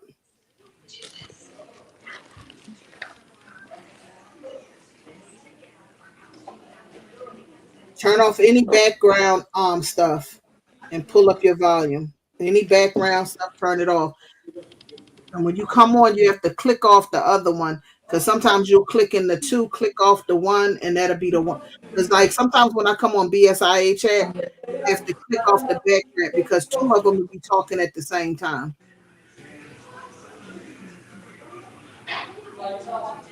Yeah, whoever was trying to get her to lose her job, and then when my daughter said she went to go get her badge, they didn't want to give her the badge. It was the white lady. It was so ironic. The white lady gave her badge, so she said that she knew it was one of them. And she was like, "Ma, they tried to cause me to lose my job." I said, "That's what they doing." But that's what I'm saying with these Pan Africanists and this bullshit. They got us loving all on them, but they over here trying to cause people to lose employment. There's so many stories where they're doing this shit. It ain't funny. You know what is interesting though? Because we keep talking about these people getting in management positions, right? And Mm-hmm. trying to like have some kind of position with Black American people, but they really don't. They just tend to be in standard positions. Mm-hmm. But you see that even when they're in standard positions, they're still trying to use those positions to, you know, yeah. I think Black Americans are going to have their own employment union. I really think so. This is my thing. You so for Pan African bullshit, but they had jobs literally trying to cost people their money so they can eat. When have Black Americans done that to them? This is something that No, we don't do that to nobody. Not we need to Hispanic, talk Asian, about Arab, more Indian. often. They literally at jobs trying to get you to delete it Yeah, or fire Trina. The off first time I heard your job. about that, I was reading a comment from a Black. I told you guys about that because I was telling Shay that because Trace has been a nurse in New York City as a Black American woman who said she was a nurse back in the 1980s, right? And Mm-hmm. that was the first time I read. So she said these Haitian nurses were trying to get her fired, and it blew my mind. I couldn't believe because at that time I was thinking, I can't believe that Black people were trying to get other Black people fired like that. Like I Mm-hmm. couldn't believe it. And she didn't say they was trying to get anybody else fired, like white Americans, Hispanics, whatever. But they were No, trying it's to the thing get her. with us. And that should make us. That's why I can't stand But Pan African. Trina, it shows you why they have so many Uphold problems in their country, because I'm like, God gave you the opportunity. He allowed good people to stand up to help you come into this country and, benefit from this country. And to me, it's like you're spitting in the face of God. That's the way I really see it. Like, you're not respectful, appreciative of God's bounty. You're over here doing wicked, evil things when God gave you a great opportunity. It's amazing to me. Astounding, rather. It's sad because are there anything that we can say where we help them, where we trying to make them lose jobs? When Man, have we ever tried to take the food out of their mouth? I saw a video with this sister in Texas. She did a little TikTok video. Oh, Trina, it made you want to cry. You could tell she was trying to hold back the tears. And she was in Texas. I forgot what part, Dallas or something like that. She went to get a job.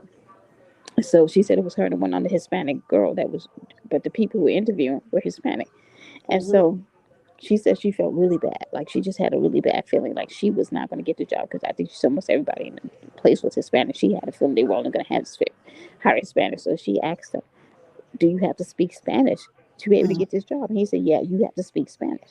And Mhm. she went back to her car, and just like you could tell she had just finished this interview, and you could tell she was crying. She was trying to hold back the tears so bad. It was just painful to see. And she said, if you see that somebody needs a job and they're trying to get to work, why would you make things difficult for them to get the job? She said, we don't do that to you. We And don't. I hope this is a wake up call for you to stop voting Democrat. But it was so painful to see. Watch that. It was so painful. Stop voting Democrats. Stop following these ideologies. Look at all of this stuff that they doing. Look, Democrat is one thing. Democrat, this Pan African ideology has caused us to vote stupid. These religious ideologies have caused us to do stupid stuff. It's time to like shut off a lot of this nonsense because you can see how it's affecting us. Hmm. And then they don't want to hear none of these stories. Don't even listen to, oh, well, I'm fine. We good over here. Question anybody who's sitting there talking about, if you get along with them on an individual level, that's good. But we're talking about a collective. When you're getting story upon story upon story, where they literally trying to cause you to lose your job, cause you to be able to not put a food on your table. These are stories that we've been hearing, but they don't hear this with Pan-Africanism or these Tina, did you ideologies. hear? Did you hear? What was I going to say? Um, well, wait. Oh, Tariq Nasheed. I saw this video last year, right? Maybe around summertime, and he had a video on his channel. I'm sure it's still there, and the title is the what is it? The contempt. The contempt. That's the name. He says the contempt that African teachers, instructors have for Black American students, and he's talking Yep. about. I went down and I listened to the video. It was a good one, and I went and read the comments. I couldn't, because we didn't have no African teachers when I was growing up or when I was in college, and we only had a very like a sprinkling few of African students, right? And this was in the '90s, and I couldn't, the stuff that Black Americans were talking about. One Black American said they had a Caribbean teacher in elementary school, right? And so the teacher, I couldn't believe this shit. She got in a damn classroom, this Caribbean teacher, and she separated the Black American children from the Caribbean children, and she was mean to the Black American children. So the Black American children told their parents or told the other teachers, they jacked her ass up out of there, and she got deported, right? And Mm-hmm. another girl, this is the one that I remember the most. Well, one brother said that he had like a 4.0 GPA. He was in college, and then he got this African instructor, and the African instructor deliberately gave him a low grade that messed up his GPA. Um, but the one that I remember the most is one Black American sister. She said she had a class, right, and she had a white American teacher, female instructor in college, and so there was a group project, and she picked who was going to be in which Link group. is there if you want to try, Miss D. I'll keep putting it down until you can get it up if you still Yeah, want to so come she up. put her she put her in a group, and there was an Mm-hmm. African girl in her group. So after, and it's like four of them, right? So after they finished, so the way the group worked is that everybody was supposed to contribute, and then all of your people in your group was supposed to give you a grade. The teacher wasn't going to give you a grade. The people in the group was going to give you a grade, Mm-hmm. so that so your grade was depending on what your fellow students gave you who was in your group, right? So it was like four people in her group. So she said she did a whole bunch of work, and then after that she got a low grade, and she said it was the African girl who gave her a low grade. And so she goes to the white female teacher to tell her, look, she showed all the work she did. And she said she gave me a low grade. And then the white teacher was like, well, my hands are tied. There's nothing I can do that. Trina, my head almost wanted to explode because I said, this is so fucked up the way this African bitch collaborated with this white bitch to fuck over a black American girl. It's like, it's fucked up enough. You're dealing with white racism and white supremacy between white men and white women. And you're going to have an African that's coming over here doing this shit. Now And we she got could to even deal get with her funky xenophobia. ass in They're this country we without have us. to I deal, cannot treat it. My head want to explode. It's something we it's have like to I deal think with about it all the time. prejudice I from can't all stop. levels. Go Yeah. ahead. We have to deal with xenophobia as well as deal with the white, whatever. But Racism. it's on backfire. On I backfire. agree. I This is the agree. stuff that my daughter has gone through, not just on this job. They're talking about it. Black American kids going through this on other jobs where they work with these MAs. But see, this is stuff that Pan Africanism don't want to. They know this shit is going on, That's how I but know, they like, they're act not like supposed to turn be a in this blind eye. country. That's how I know. Yeah, they're That's not. They're showing that they're not supposed to be here. It's like something instinctual or within their spirit. And I really think like the spirits that are our ancestors who were in this ground, they don't want to, like, I think the Africans who have good spirits, our ancestor spirits have no problem with them. Neither do I. But I think these ones that got these wicked spirits and they're trying to plot and plan against us. I believe like they know, like they can feel in their spirits they're not supposed to be here, and I think that's why they have so much animosity against Black Americans because we're home, we walk through this land, and we're comfortable. I think they're here and they cannot get comfortable like the way we are, and I think they envy the kind of comfort they see we have in this country that they want it, but they can't have it because it's like this ain't your country. You got your own country. they don't ever get Yeah, comfortable. This shit is ridiculous. But I want more black women and black men, but on our station, black women report this stuff. I Start agree. looking up those stories Yeah, because this that's what I was thinking. I was like, no, get up and do something. bullshit. Yeah, And I because heard how this white teacher going to set up the group and going to tell you her hands are tied and she's a damn instructor? She can't do anything about it.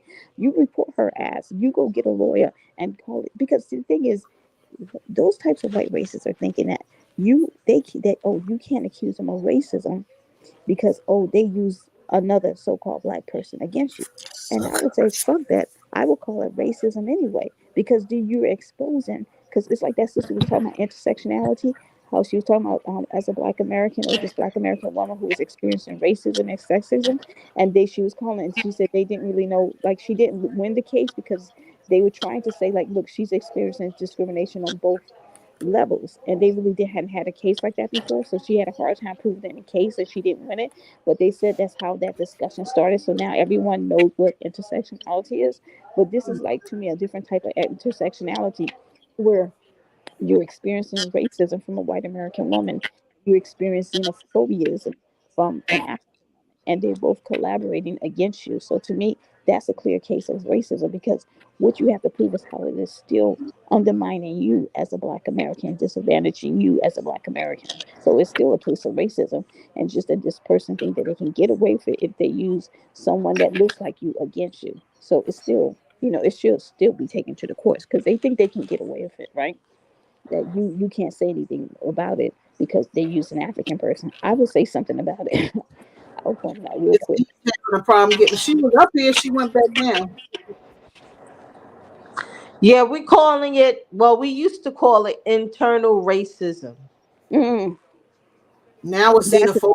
It's xenophobia. They're doing you it to know us. what? That's xenophobia is really an African word. I really don't care for it, Because but I it's think now. we need to So stick with our therefore, own word so it's and now. It's say inner. We racism. they call it racism. They're doing. Call a word. What they do. They're doing. What you say is xenophobia. We never No, practiced. I So think, what Trina, they're we should saying not call it xenophobia is xenophobia. them. I think Yeah. what we should. Let me tell you what I think we should call it. That's much more legitimate, and I think we can prove it. Tribalism, African tribalism, because Yeah, we can they're prove doing very easily African that's the way they tribalism. are over there in their native countries, and they bring that over here. We can prove that. They're doing African and Caribbean tribalism. Yeah, No, but we could also prove internal racism too. Or, like you said, there's I no race, yeah, but because I don't use racism, the word xenophobia has been because I No, like, used. it's not yeah, racism. xenophobia is an We African call word, it internal ethnocide. They're trying to ethnocide our group. They're doing internal Yeah, that's a good one too. with the backing of Pan Africanism, who are which was started by Black Americans who have a disdain for Black Americans. Because to me, if you pushing this shit and you see that they doing this, you don't take your own group and your own people into consideration. You basically arm these people against us. So I don't call them our people either. I call them enemies. Raccoons. Okay. Hey Trina, I'm probably gonna have to go. I don't know if I'll be able to come back, but if not, you guys have a good night. You too. If you can, just let us know. You can bring back up on the link. Good Okay, seeing you. I Kate. will. What you got to charge up? Huh? You got to charge up? Yeah, I'm not able to charge because I got this app running, and then I have my Uber app running, but I got the phone plugged in. But yeah, and then this place, I don't know if I'm gonna stay here tonight. So I don't know. I may not. Not just. I'm still undecided. But I gotta go do something right quick and see what I'm gonna do for the night. Hey, Huh? can you put your number in my back chat? Because I Oh never. yes. Thank you. I forgot about that. I wanted to do that. I Hold keep on 1 minute. forgetting it. Mm. Because Shay done gave it to me numerous times, but I keep. Can you hear me? Yep, now we can hear you. Okay. Thank Sorry about God. echo. Am I echoing? No, go ahead. Oh, Fuck your shit. Okay, Trina, do you see it? Yep, got it. Okay, all right. Who's that, All right, Misty? you You can guys come have a good back. night, We'll okay? see you. Good night. All right. But go ahead, Misty. oh, okay. Miss D is typing. Everybody, Miss D on the board. Miss Deb. Hey, what's going on? What's going on? You don't sound like no man. Or like you smoking. Like that's what you said. It's like Yeah, but echoing. you hearing the echo? Yes. You have your other app up. You have to take the other one down. The one on the far left, click that one off. You see it? Now speak. Ooh. Where did you go?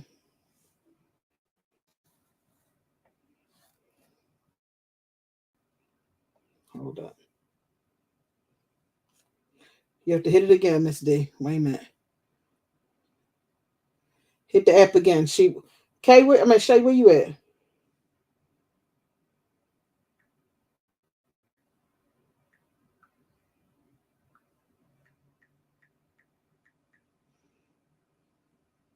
Click it again, because you was up there, Miss D. You was hearing the echoing because you had two of them open at the same time.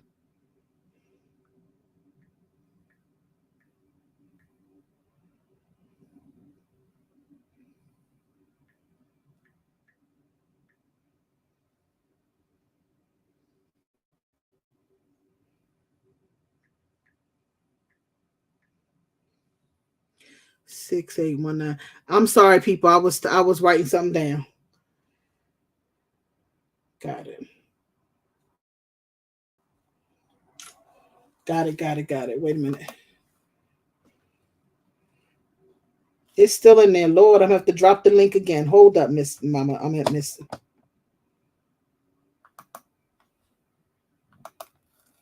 me drop it in there again.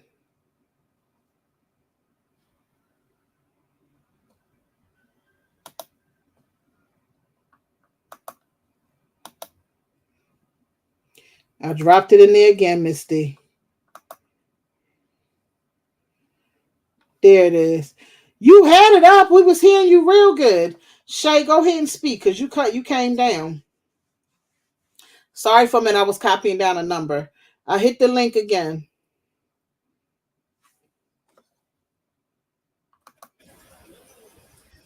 Do you hear an echo now?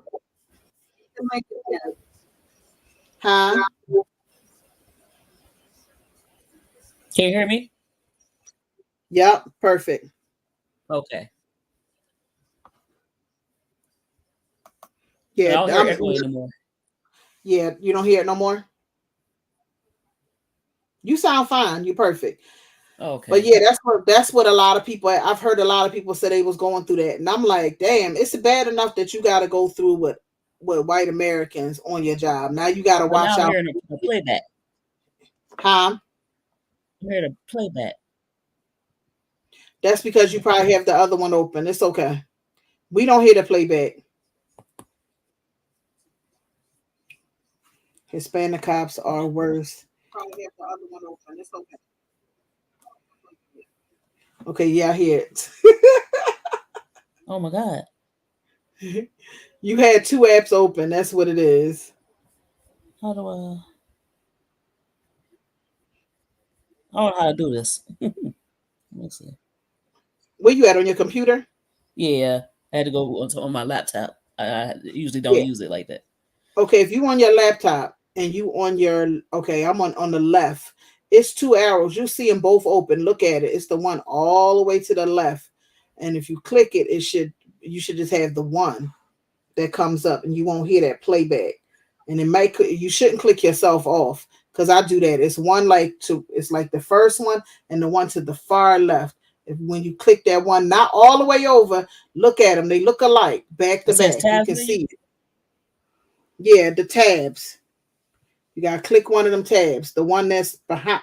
It's like don't click the first one. Click the one that's going further right, going further left. That's what I'm saying.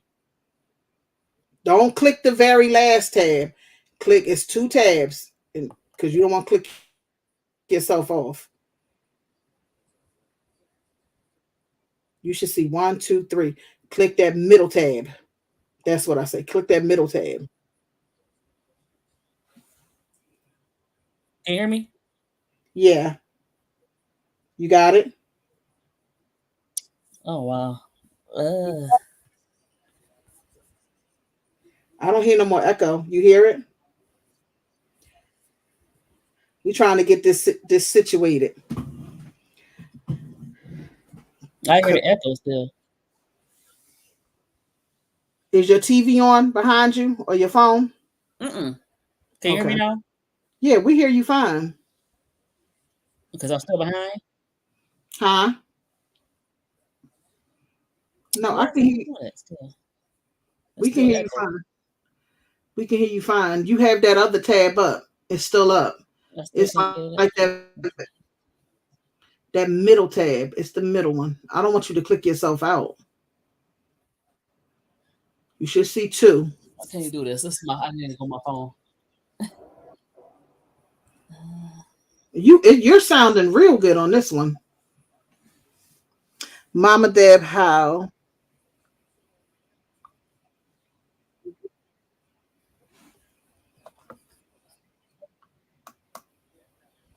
Yeah, but we have to start reporting those things as you get your stuff together.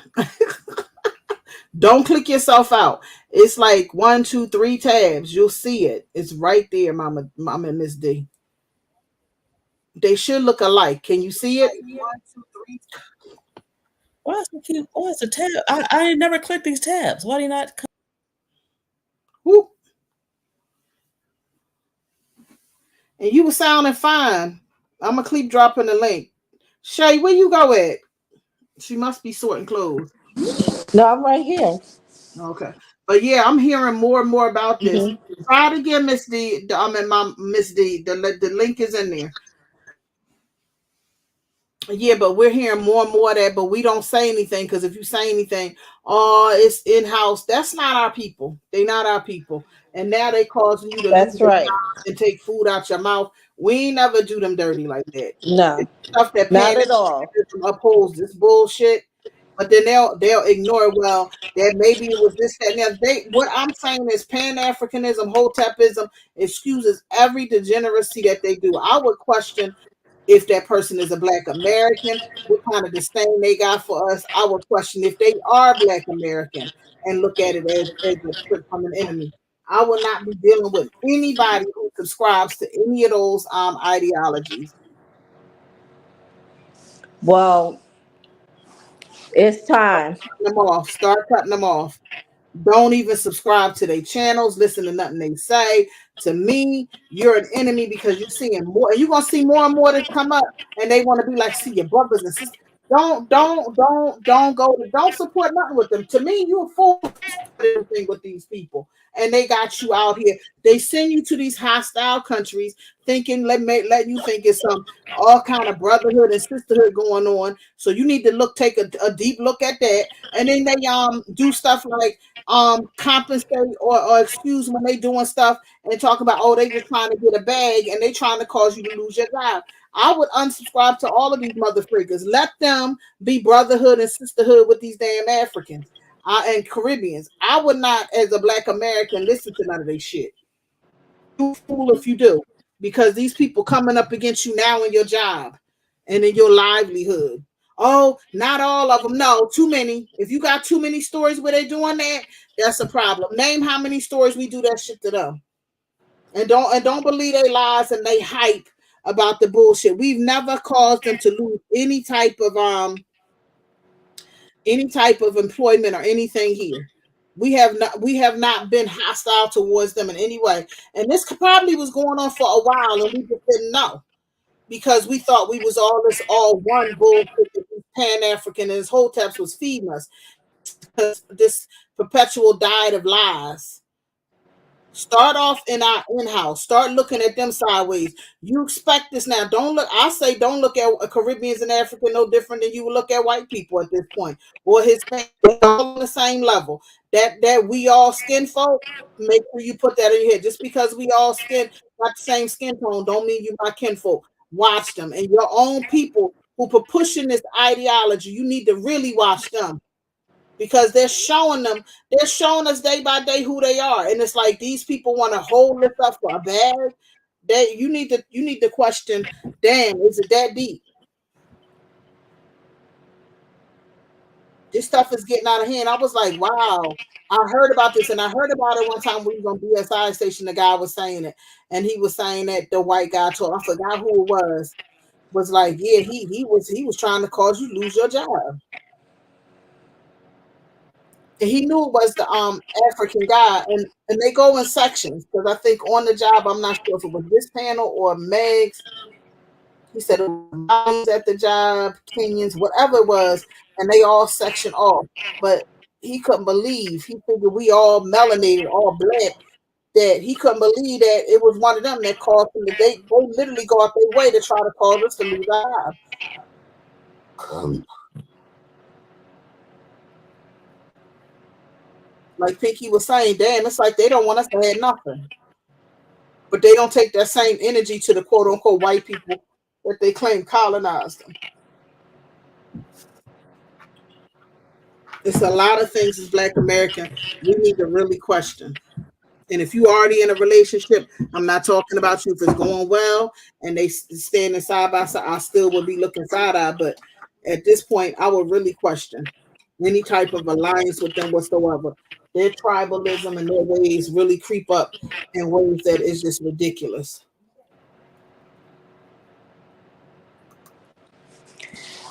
You know, when you're young, you don't see all those things until later sometimes. And that's part of a problem too. We got to learn how to listen. And that's also spiritual. Mm-hmm.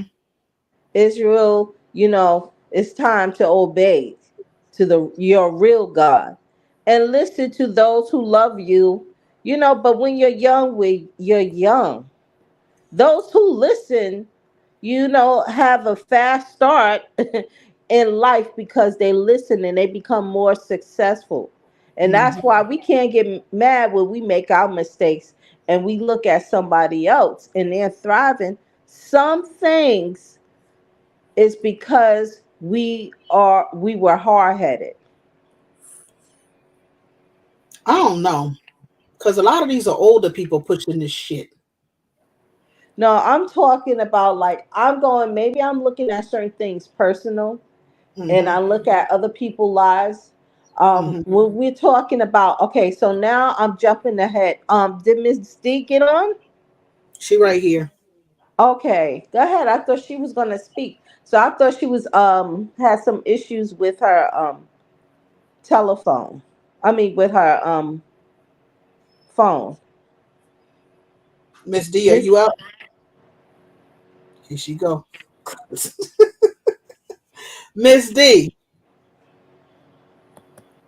Can you hear me? There you go. Yes, we hear you. Okay, it keep going back. It's still an echo, and keep hearing you. Oh, let me see. Can you hear me now? Yeah, just keep Yes, you're clear. right. Oh, just go ahead. Okay. Okay, reduce. And it's still an echo. I don't get it. Don't worry about it. Just go ahead and talk. Oh. No, I was I wanted to talk to you last. Well, you didn't have a show last week, but Hmm. I was talking to my coworker. He's 19. Hmm. I don't. This is frustrating. I keep hearing myself. This is not good, I hear a little echo too, but it's faint. and It's it's faint. kind of hard to say it when the echo. Ugh.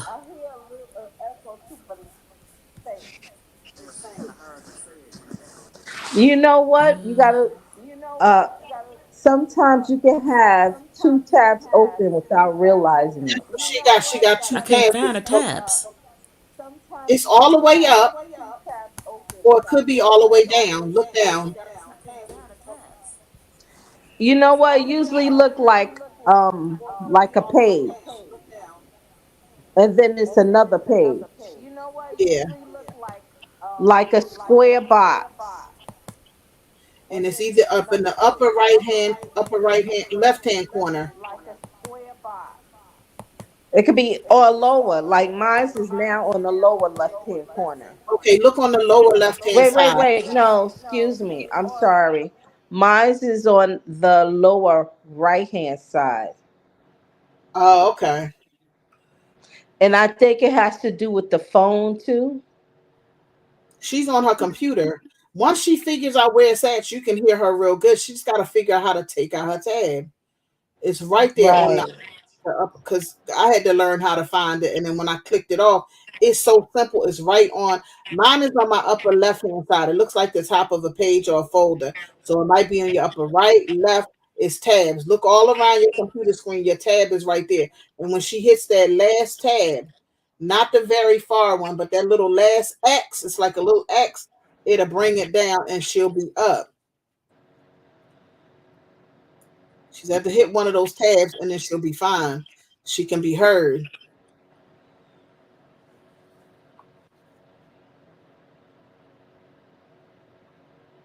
Because I want to hear what she got to say about the boy.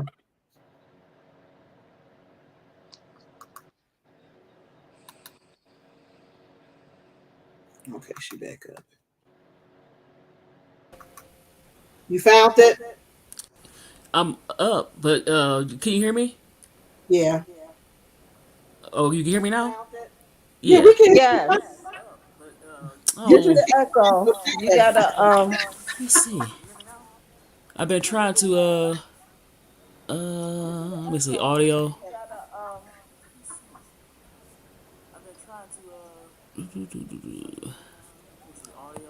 I need to go back to my phone. This is interesting.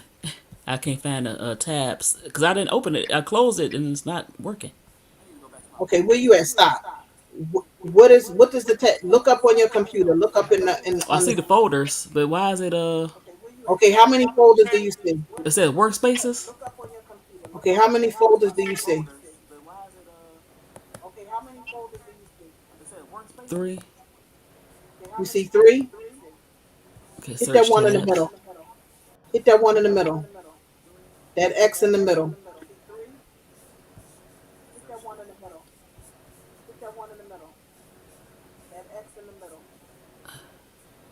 You see it? Nope. Hmm.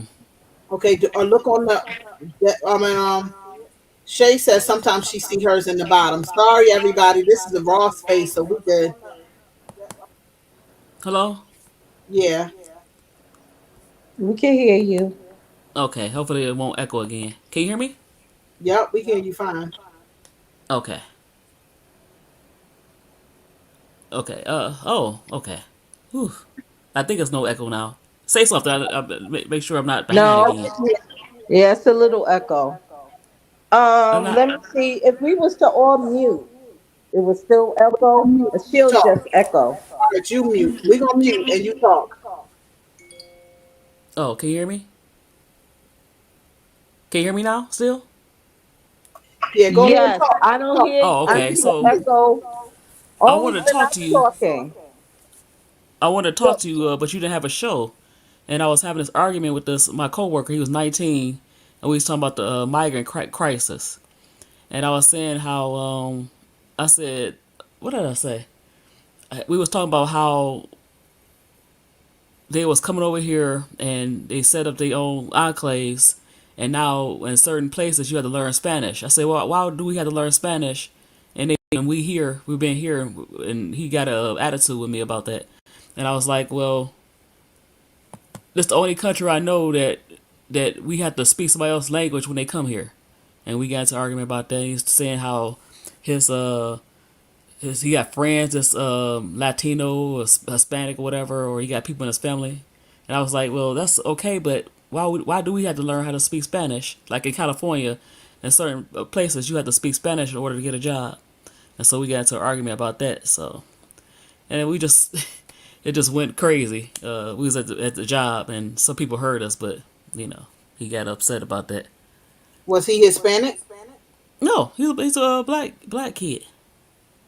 Black American? Yep, he's a young guy too. So I'm like, but I don't get that. We the only country that do that. We had to learn how to speak Spanish, and Now, I guess I think how old was he? he's 19, and I was looking at what's her name, Flower Tower. What she say about that? Oh, she was saying something similar to that. While we the only country that, even though they say we don't have an official language, English is our language, but it's not official. That's what she was saying, and you know, people come over here, we had to speak their language, and if we go to somewhere else, we don't have to. We have to speak their language. So it's kind of weird. What do you think about that? You know, So what are they trying to make Spanish mutual? So are they trying to make Spanish the that's what it seemed like. Like in California, official certain language? people say they have a hard time getting a job. You have to be bilingual, or you have to be able to speak Spanish, and it and might that's spread. something that needs to be brought up. I think somebody brought that up before, and then I didn't hear it anymore from a couple of years ago. But yes, when Obama was in office, I can't think of his name. There is a politician who is Latino, and he was on the platform, and his whole thing was We're that to gonna unmute turn. when each one of us talk, so we won't at you. So we'll unmute because that's what it seemed like we're. So when it's time to talk, then just unmute the next person. Go ahead, Stacey. No, there was. This is when Obama was running for president. He was the one. He was on the platform, and he wanted to make Spanish the number one language in this country. And to me, he was very serious and adamant about his plight, because I thought it was a joke, and I was like, how can anybody possibly take him seriously in the United States to replace English with Spanish? And so that has still been the agenda.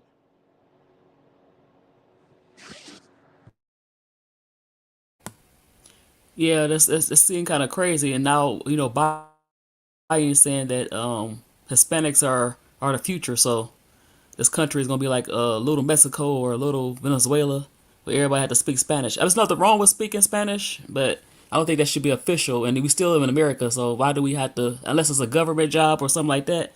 Why do we have to learn how to speak Spanish to work at McDonald's or whatever? I think it's kind of crazy. Well, let me just share this story too, being that you mentioned McDonald's. Um, I don't forgot what year was it, Lord. Well, when my daughter, this is around, I would say 2010, my oldest daughter applied for a job in the Bronx, and they would not hire her. They said because actually she was black and she didn't speak the language. Right, yeah. And that's kind of strange. Like, so people could come over here and say, well, and she was, I think, another example that I know I'm going back to Flower Tower, but another example, she was saying how people come, be over here for 10 to 20 years and still can't speak the language. But it's okay. But we have to speak Spanish in order for us to get certain jobs in certain regions. And if we don't kind of nip that in the bud, it's going to be all over the country. Where I was telling my coworker that, and he's saying how he said I was racist. And that was another thing. I couldn't think of it. He said I was racist. And I've said, well, I kept telling him, I said, black people can't be racist. And we could be First of bigoted. all, that to me is no, it's not racist at all. What I wanted to let you know, to me, that's like an act of war when you try to replace the language, because when you're in war and you defeat the enemy, the first thing they do is replace your language. That's number one. Yeah, that do sound crazy. I think what they're doing is because they were trying to use, somebody said something about trying to merge the border of Canada and Mexico and make it one platitude instead of it being like the US or something. It was something that they're trying to do. But I have been, like y'all have been saying, when even you try to get a corporate job or whatever, everyone I want you to speak Spanish as a second language. And I'm not against any other language, but I don't feel like them coming here, we should have to speak their language. They should have to speak English, period. This is an Period. English country. This So is an why English. is that being, why is that an They should agenda? conform Period. to Well, they say that we English. don't have an official language, and maybe we need to make an official language. So everybody say, well, you don't have an official language, so we could be everybody. It's like they treat it like a melting pot. Like we don't have an official language, so everybody can be Spanish or they can speak Arabic or they can speak this or that. So Nah, that's why we need to make sure America have an official English language. So when people come over here, they can't say, well, y'all don't have an official language. So we could just you have to really. how have we not had official language when we've been speaking the same dialect for the longest? It's called Germanic English. But they How don't will claim it for some reason. We don't. America don't value it. That's what That's what people are saying. So now people can come over here and take advantage of that. Like you could be over here for 20 some years and not speak the language of like you said. You could just speak any language you want to, and they have to accommodate you. So that's what's going on, and we need to really we change ain't doing that that. rule. We're not doing that. We ain't doing that. See, that's why they're saying a civil war is brewing in the streets. They are crazy as hell. That's what I'm saying. The confusion and the agendas people are trying to push. The I funny think thing Biden's about just exposing the agenda. I don't yeah, really think he's trying to push the agenda like that. he's just a puppet being used as a puppeteer. But Yeah. he, when he was in his right mind before turning the pudding, he was all for it. And I don't trust too much on either side. But I will tell you this: a lot of times, Miss D, when you see that a young man is like that, be mindful that he might be laid up. That's what I was saying. A lot of them, mute your what you call it, Shailene. A lot of times when they laid up with him, even though he young or whatever, when they laid up with him and they have a little girlfriend, they tend to or little friends. This is what they do. It starts with them early, starts with them real early. I'm not saying this is the case, but a lot of times it's Black Americans. If he is truly Black American, a lot of times when they laying up with them, that's how we don't have an identity now. When he laying up with them procreating, it starts young. That's when this rap thing started, and they give over your culture and they feel like they become a part of. This is the stuff that they do.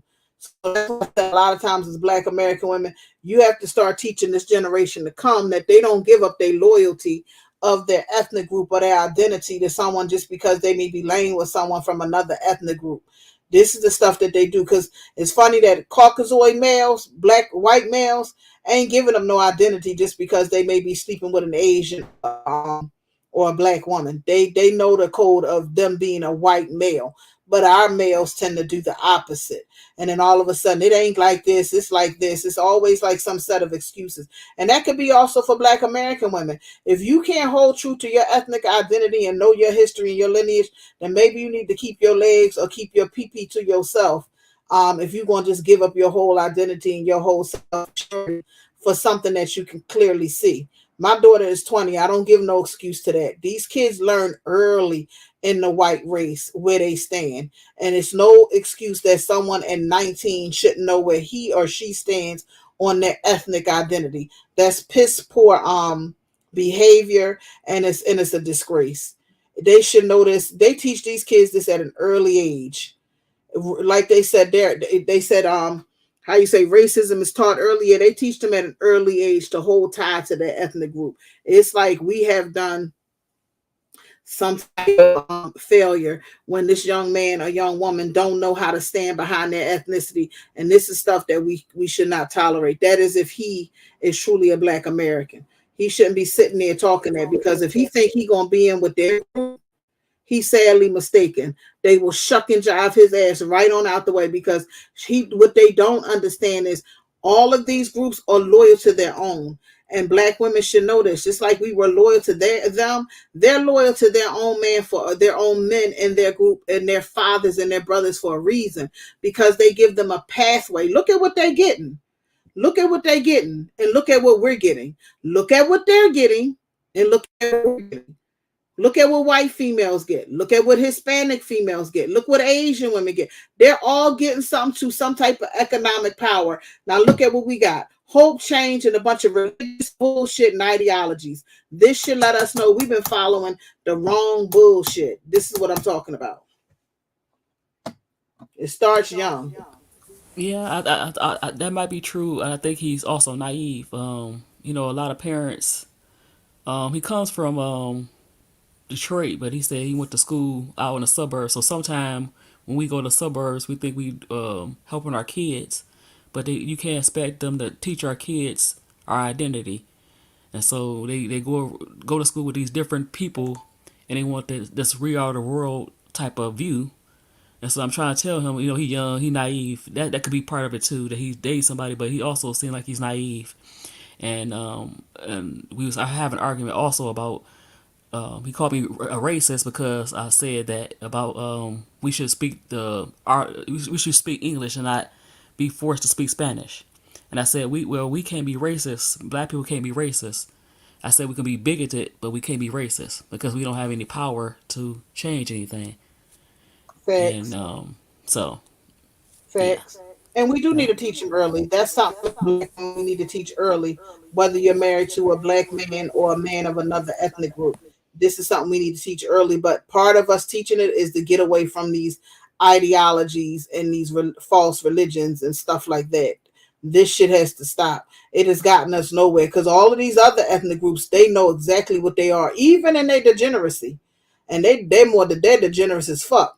But these kids and these people know exactly where their loyalty lies. We don't have, it's like somewhere along the line, the loyalty doesn't lie with us, to the point that they have been fighting for Pan-Africanism and just tossed our very ethnicity to the side. And this is the stupid part. He has done it to the way that it will basically ethnicize itself. He won't be included in nothing, because after a while, everybody's going to be seeking economic power. Do you think they're going to want their women laying up with them? They already deleting them when they go over to their little passport countries now. These women are loyal to their men. After a while, it's going to be power. Ain't nobody going to be concerned about getting no pussy when it's time to eat. And this is the problem. It has to be power over pussy. They over here trying to get cooch. This stuff don't make no sense. And it's like you see where these women, their loyalty lies directly with their men. Directly. And they have a reason to fight for a cause, and they making sure they have an agenda that's set aside for them. Even when it comes down to them, when you have Honduras and Venezuelans, they know their side. They go their side, but it's like our side wants to do this, like you say, we are the world thing. It's like real stupid. So we have to, as Black women, teach what's coming up and be mindful that Loyalty has to be earned, not just given willfully, because we don't see where we're getting anything in this group as a collective. This shit is ridiculous. We got to look at the leadership that we've been following, and where do we have to do real loyalty when you see that they selling shit out for a bag? If that was the case, this shit is ridiculous. And again, watch ideologies, religions, and all of this nonsense. All of these groups have some type of religious precedence, but it doesn't get in the way of what they need resources wise. We don't get no resources. We get nothing in the black community with all of this religion and all of this bullshit. We be giving up more with our pockets, our very last, to these false religions and these false ideologies, and nothing to gain our communities. At some point in time, we need to do some self-reflection and ideology and see what was the point of us following this shit. It has to be some point of like, nah, it's time to abandon shit and look out for what we need to do to self-preserve ourselves as black women. And those who want to go follow in the quicksand, go ahead. Because right about now, with all of these ethnic groups, they're not all leaving. And it's going to come to a point where it's dog eat dog. But that's where we're at. And you're going to have to pick a side. That's what I'm Well, saying. well, it was a few years ago. I'm from Detroit, so a few years ago, even though Detroit is a mostly black city, and our consuls was mostly black at the time, they was preaching African Town. I mean, I know, with African thing, but I agree with it. We pull all our money together to make more financially set, but here in Michigan, we have a big Arab population. We have mostly Arab. They had a problem with that, but they get to have, like, I think area Dearborn is like just outside Detroit. They have other cities, especially Dearborn. They really took over. The Arabs really took over that city. But when we try to come up with the concept of African Town, other ethnicities had a problem with it. Now, we never have a problem with Chinatown or if they want to do that, but when we do it, people have a problem with that. And so that proposal was shot down and it never was brought back up, even though we needed that. Even though Detroit is mostly black, we needed that push to bring more black businesses to the city. So I was telling him about that because for some reason other groups can have their own enclaves, but when we try to do it, it's a problem. I was trying to tell him about that. So I don't get that. I don't get it either because Detroit is like Motown, Detroit, Black City. So this is something that you guys make Detroit what it is. If you are the creators and they're coming in, how is how is your I'm very lost. How did they shoot your down when that's really your city? You Well, was already there. yeah, but Michigan is very Republican ran and it's racist. So people Okay. ganged up on us when we try to do Africa Town. Of course, you had a big Arab population. Now they fighting Biden, but Over the Arab population when the United States is at war, yeah, it was Iraq, Iran, Palestine. How? No, that's. I'm just saying that's out of order. That's not making sense at all. Who the fuck is running the country? Like they said, it is an invasion. Well, I'm kind of glad it didn't work out in the aspect of, no offense, we don't need no African town. It should have been Black American town. So I'm kind of glad it didn't. But on the proposal that we need to have our own space, I agree. But nothing where it's called no African town. We don't need that. We right. Well, need we at the that's time I was around. still Well, go ahead. What was you saying?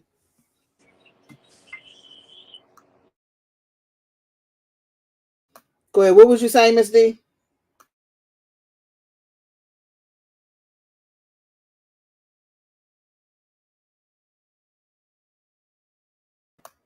What was you saying, Miss D? Which is good. I mean, we do need our own spaces. I agree. We need. I get it because at that time it was something else. But I agree. We need our own spaces. All of this comes into fruition because we have a lot of these ideologies. It's no real push and fight for political inclusion, for economic inclusion. That's what Martin Luther King was fighting for, economic inclusion. With the groups and our piss poor leadership is not fighting for economic inclusion. They're fighting for ideologies and bullshit.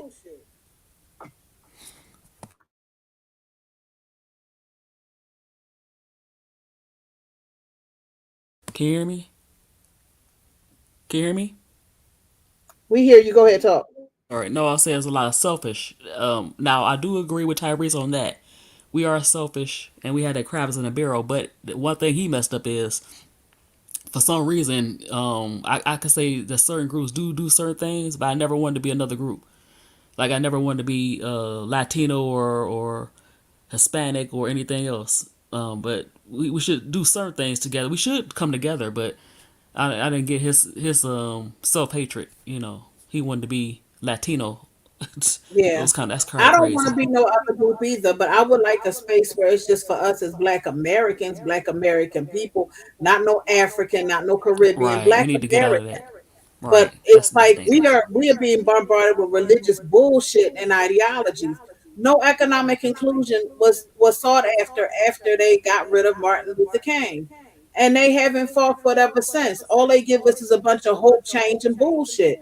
And funnel with ideology, collard greens, cornbread, nonsense. And then when you look at your Black leadership, we're talking about Pan Africanism and go back to Africa and all this other dumb shit. They not doing nothing, and they don't intend to do nothing because they making their own little self bag.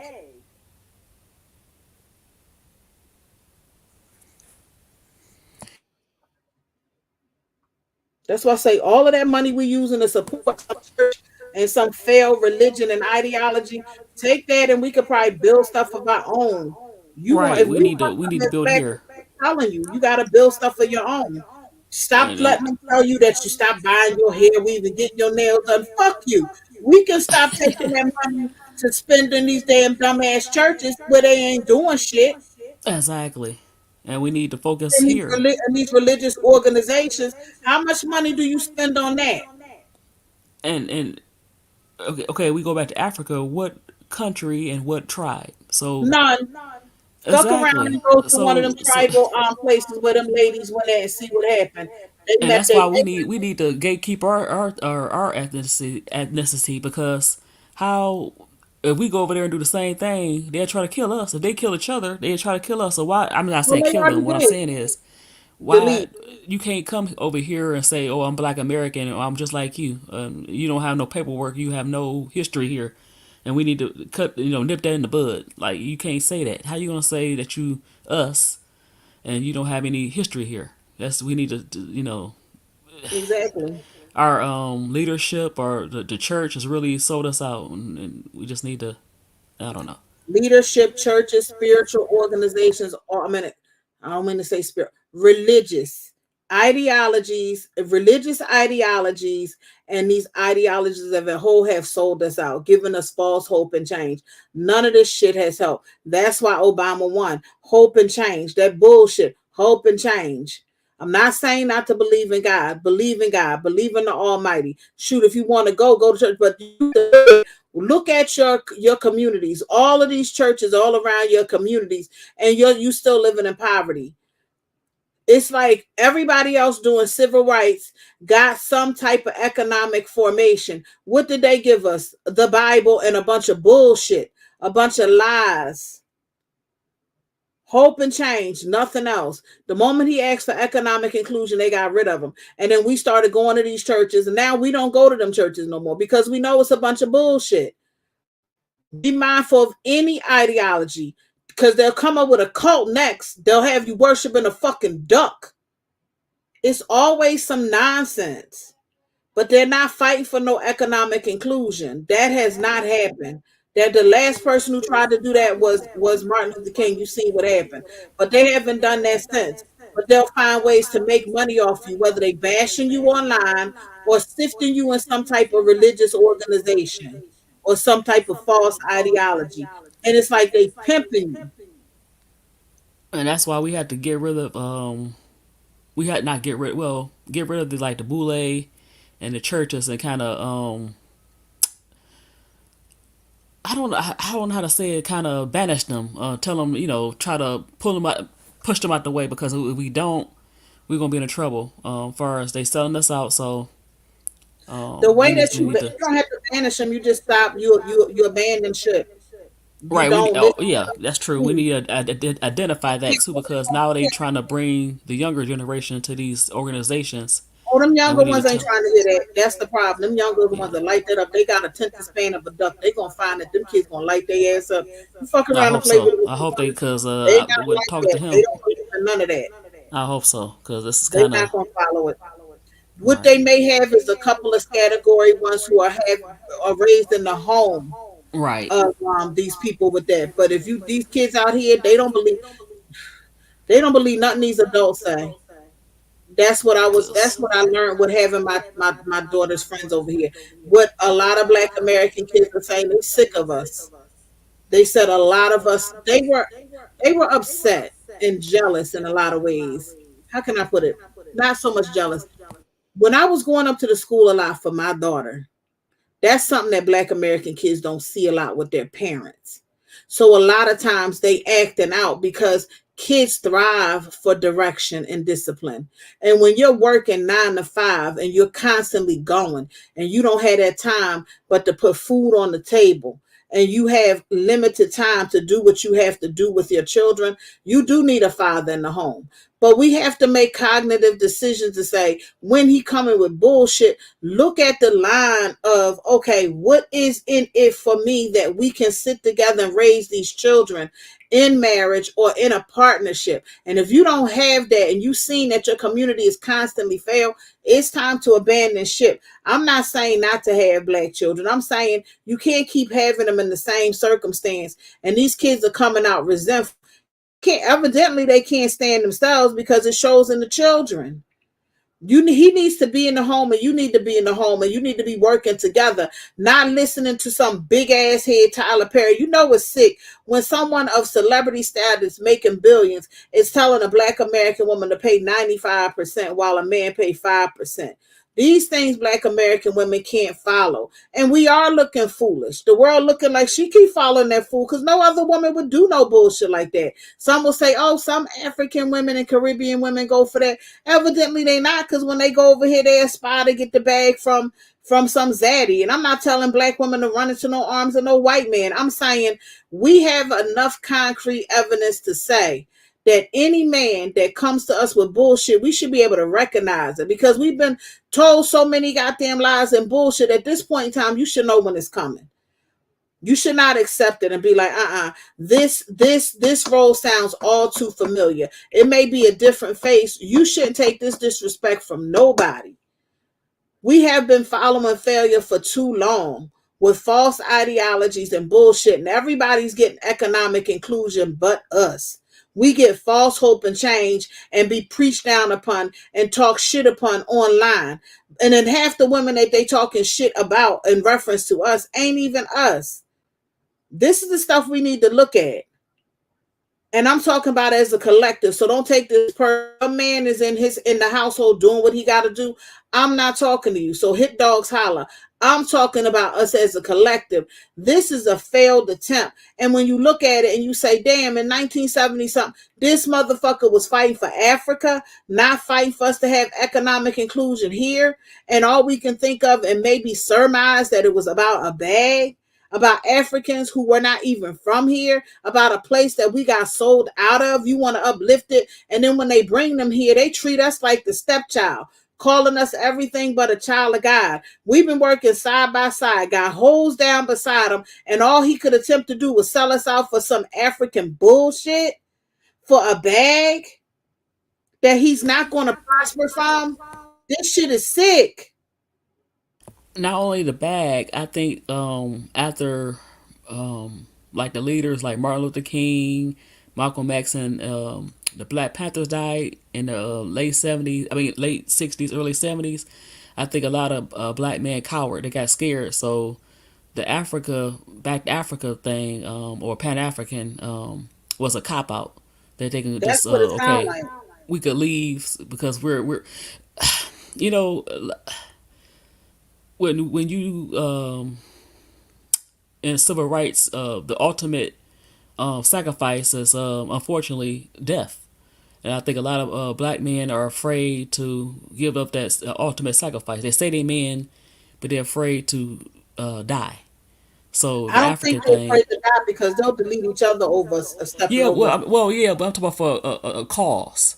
You know, Oh, okay. they lost that I think they lost their way as far as that concerned. They don't want to fight for that.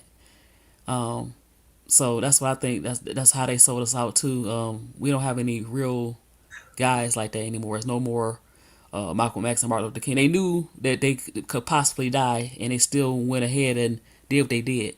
And I don't think there's any more guys right now that had that courage like they But did. then here's the thing: they never stood by themselves because these black women were standing arm in arm. It wasn't just Martin Luther King by Right, himself. It was, right. it was we was right We there. always women are always in the forefront, but Yes. now they saying that we too masculine or we feminists. I You know, don't want to hear that shit.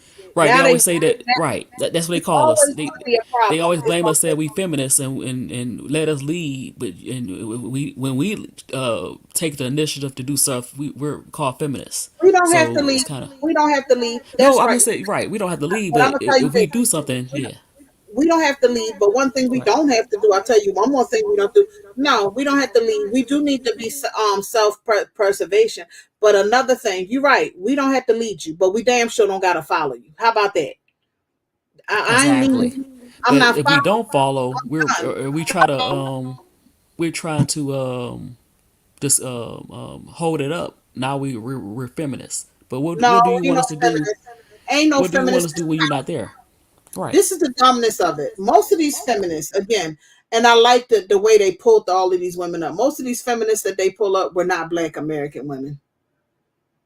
They say And, that and they said that we followed the white woman, and that's we why we don't lost our even way. deal with the white women on a daily basis as Black American women in our Right. everyday But life. that's what they say we Not did, a and healthy. I don't think so. No, we ain't honor with them. This is this Or dumb. we adopted their ways. We We adopted didn't their adopt no ways because there's no way that yeah. we even try to emulate a white woman. White women and Black women don't hang together on a collective. We do not.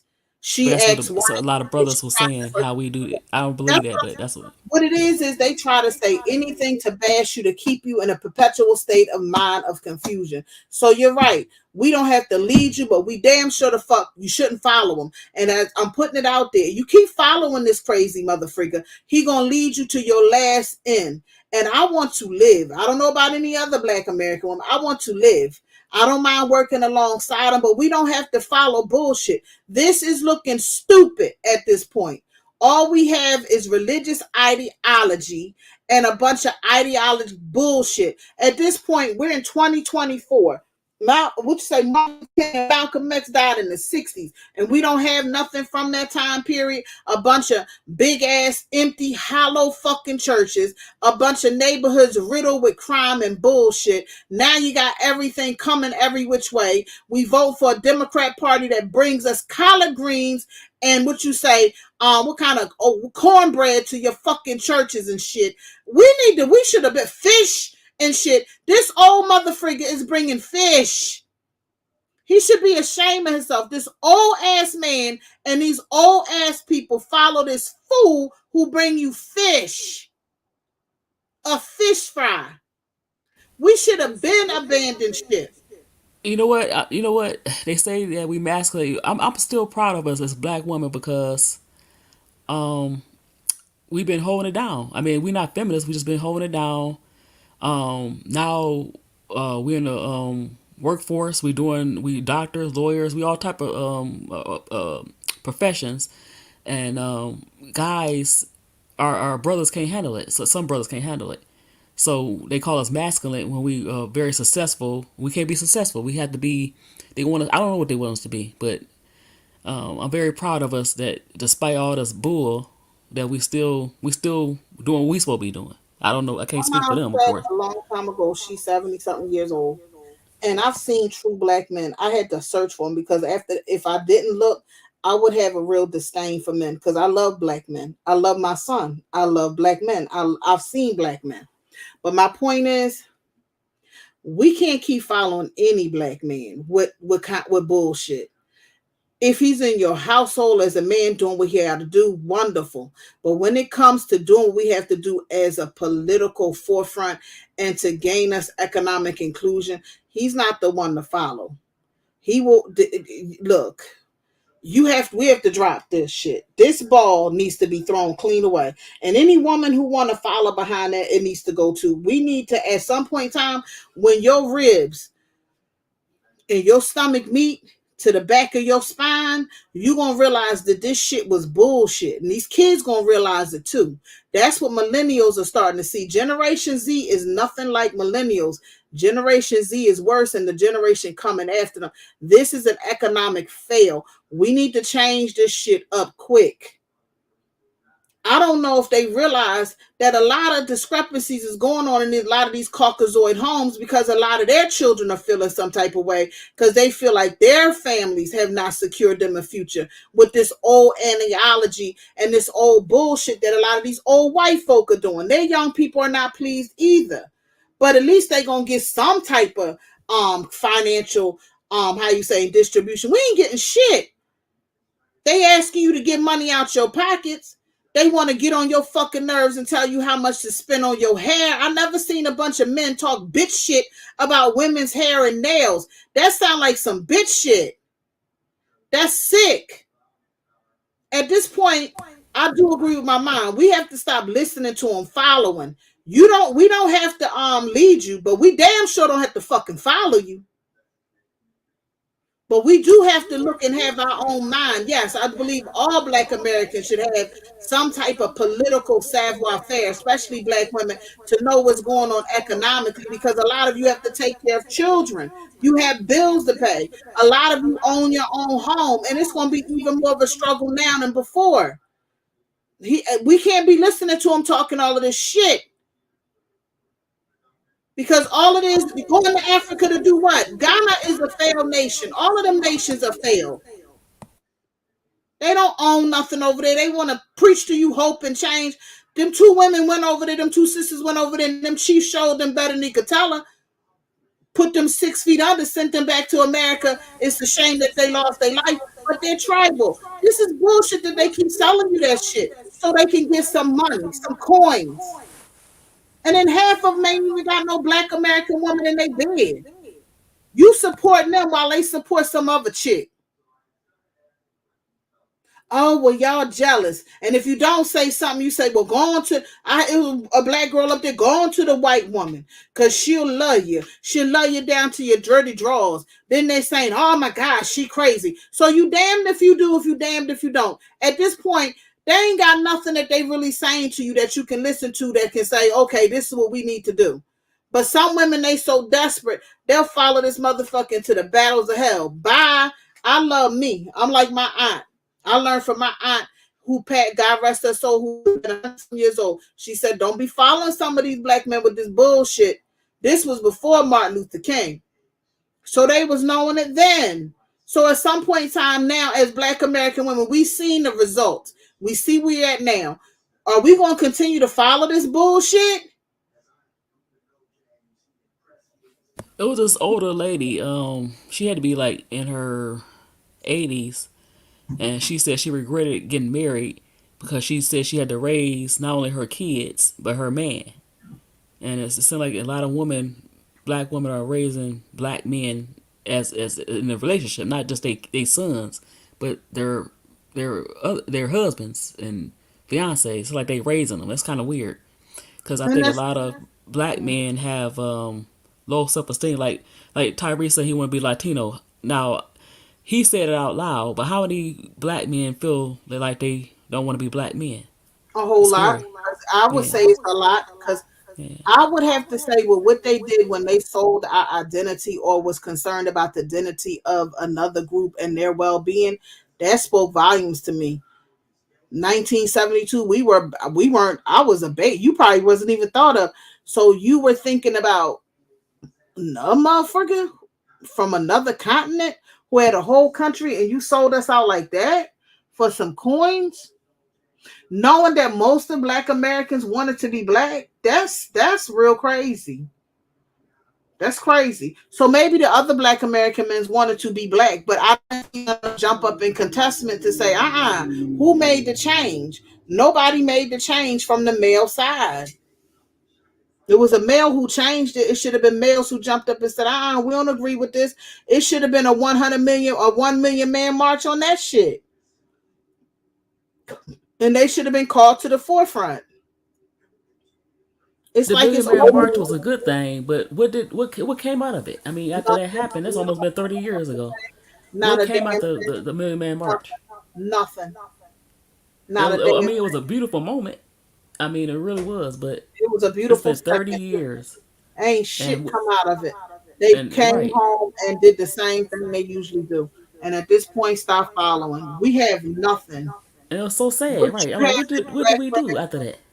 nothing. Not a damn thing. I would not. They'd have to show results. I would say as black women now, what are you going to do economically to hit this wave? Because we by ourselves, a lot of black women. You're single.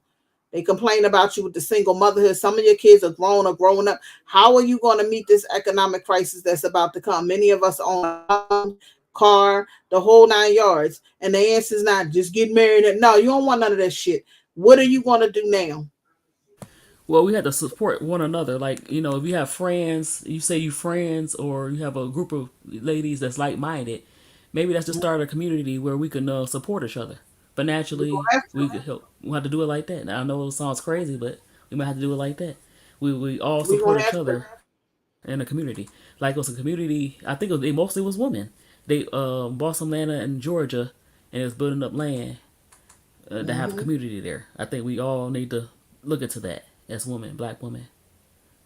That would be an idea. Another thing to do is if you don't have children, be mindful of who you have by because education will have to be paid for. Don't let this nigga talk you into having no kids or anybody to produce another line so you can have a bunch of kids in poverty. If you think it was bad now, just imagine how it's gonna be. So I would think twice about it. Make sure whoever you allow to come in your life to be a partner, he can take care of you full fledged. You want to be able to have medical too because you don't know the circumstance of your body.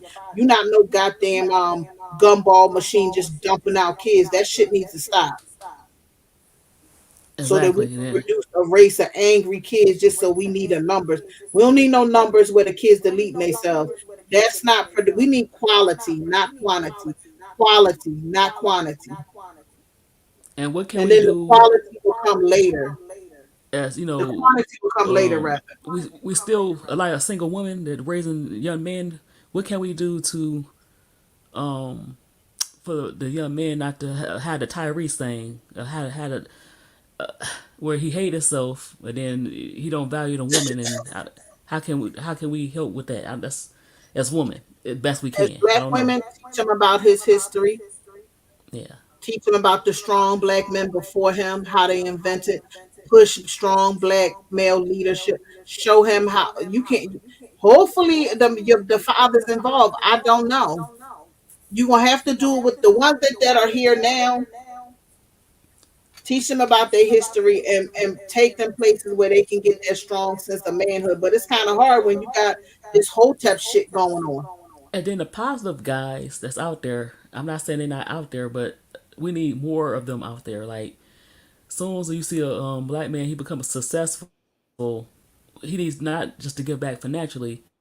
He needs to give back like in mentorship. You rarely see too many people being mentors that are positive in our community, and we need to kind of bring them together. If we can get those black men who can be involved, who can do it, that is all well and good. That would be great. But it's We going to have need to more be of up that. to black women if you're in the household to teach him about his history. Your daughters too, a strong sense of self. That's something we haven't done, so that may help with the situation. But you also have to show young black men and black women, especially black men, he gonna have to compete. This year, the white man shit ain't gonna work no more because now you got other groups here. You got Asians, you got Arabic, you got Hispanics, you got Africans. I'm not them, not Africans, whatever. But you got other groups here. So what you can't keep putting him in a position that he's gonna fall flat on his face. He wants to know how to stand as a man. But in the same token, as black women, you can't keep having these kids, and you know that 10 times out of likely, dude ain't gonna be there. Because your child That's will true. be black if you have your child by an Asian man. Your child will be black if you have your child by a man with means and money. They know that you a black woman. I already seen a black girl. She got her kids. She got 8 kids. 4 of them by a Korean man. You know what she raised her kids as? Black. But she Right. introduced them to his history, but he's there to help financially. You can't be doing this shit by yourself on the pretense to have kids that are melanated, and then dude ain't there standing by you. And then want to get mad. These single moms gotta go. And he's showing a bunch of African and Caribbean women. This motherfucker don't even know who he fucking with at this point. Well, okay, but the single moms had to go, but who made them single? That ain't their fault. They put it all on us. So if they putting it all on us, we Exactly. need to It correct takes it. two to tango. Correct it. It takes two to tangle. But I like If what it's Pika about Wells the said. tangle, don't tangle.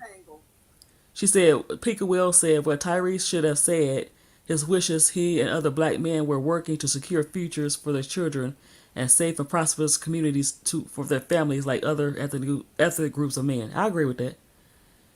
For some reason, I don't know, they blame welfare and they blame us, but so at some point they had to blame themselves. What? I mean, come on. Girl, I'm gonna All tell of you them. right from the door. When I sit back there and I seen them judges and I had to work in them courtroom, they don't blame black women. The more black men keep saying it's the black woman, the more his respectability levels go down to shop. That's why they get the reaction that they get. And true black men who are really standing for his household can't get that respect because you got these whiny wimps that's supposed to be the minority, but it seems like to me they the majority are talking. That's why they look at him and be like, yeah, fuck that nigga. As we were saying, that's why we getting ignored. They want to preach all this ideology and this hotep shit and this religious shit. And then you got to understand, you don't think when he backstabbed his group that same white man he going to get them coins from ain't looking at him like, mm-mm. You don't think it looks weird when a black man goes up there with a white woman and say, my black daughter, and the white man is looking like, look at this idiot. That's true. You can't say nothing to him though. But see, I'm getting it from the source of where it comes from.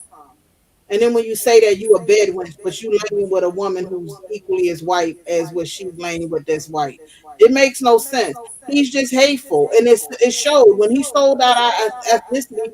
That was it right there. That's why you Self gotta. hate. Tyrese is a product. How you say? What's his name? Nick Cannon is a product. All of But these they're men dangerous because they are have a products. big platform, and I don't want other young All of black these men men. are products of what they did in 1972. We were all babies. That's Nick true. Cannon, what's his name? Kanye West, Yep. Tyrese. All of these are the products of what this idiot made in 1970 something. We were babies. Yep. So now you see the outcome of what he did. Then he want to sit there, the woman. Then he wants you to come up in church, pray to the Lord. Pray to the Lord from your goddamn house. Don't go up in their churches. Don't support them in any type of fashion. Support your own personal household and your own personal man. But until they get this shit right, I won't report. I wouldn't support none of their shit. Right. I don't understand how the church is. Even though it's more women that go to the church than men, but the leadership is mostly men. How come Yes, the church doesn't promote black men being in the homes more and black men taking responsibility for their they'll say in actions? the church, Pastor, don't come on me too much, Pastor. Pastor, the easy on me, Pastor. Come on, Just like Pastor. they talk about But the Nation of Islam, but women, that's what they I don't. lean on the woman. Right. They're going to lean on, that's why I say, as black women, get your motherfucking ass out of them churches and out of them religious headquarters. Go on and find your peace.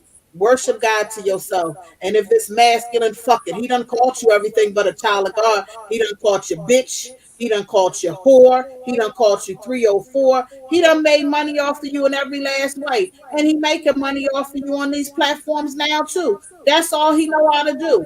If it ain't in the church, he pimping you, or some type of temple, or some type of what you say, mosque. They find ways to just pimp. That's what they've been doing. They seeking pussy while everybody else seeking power. Yeah, that's true. The shit don't make no sense. And if you got a good man in your house, then so be it. But at some point in time, we can't keep following weakness, and you can't keep producing weak seed.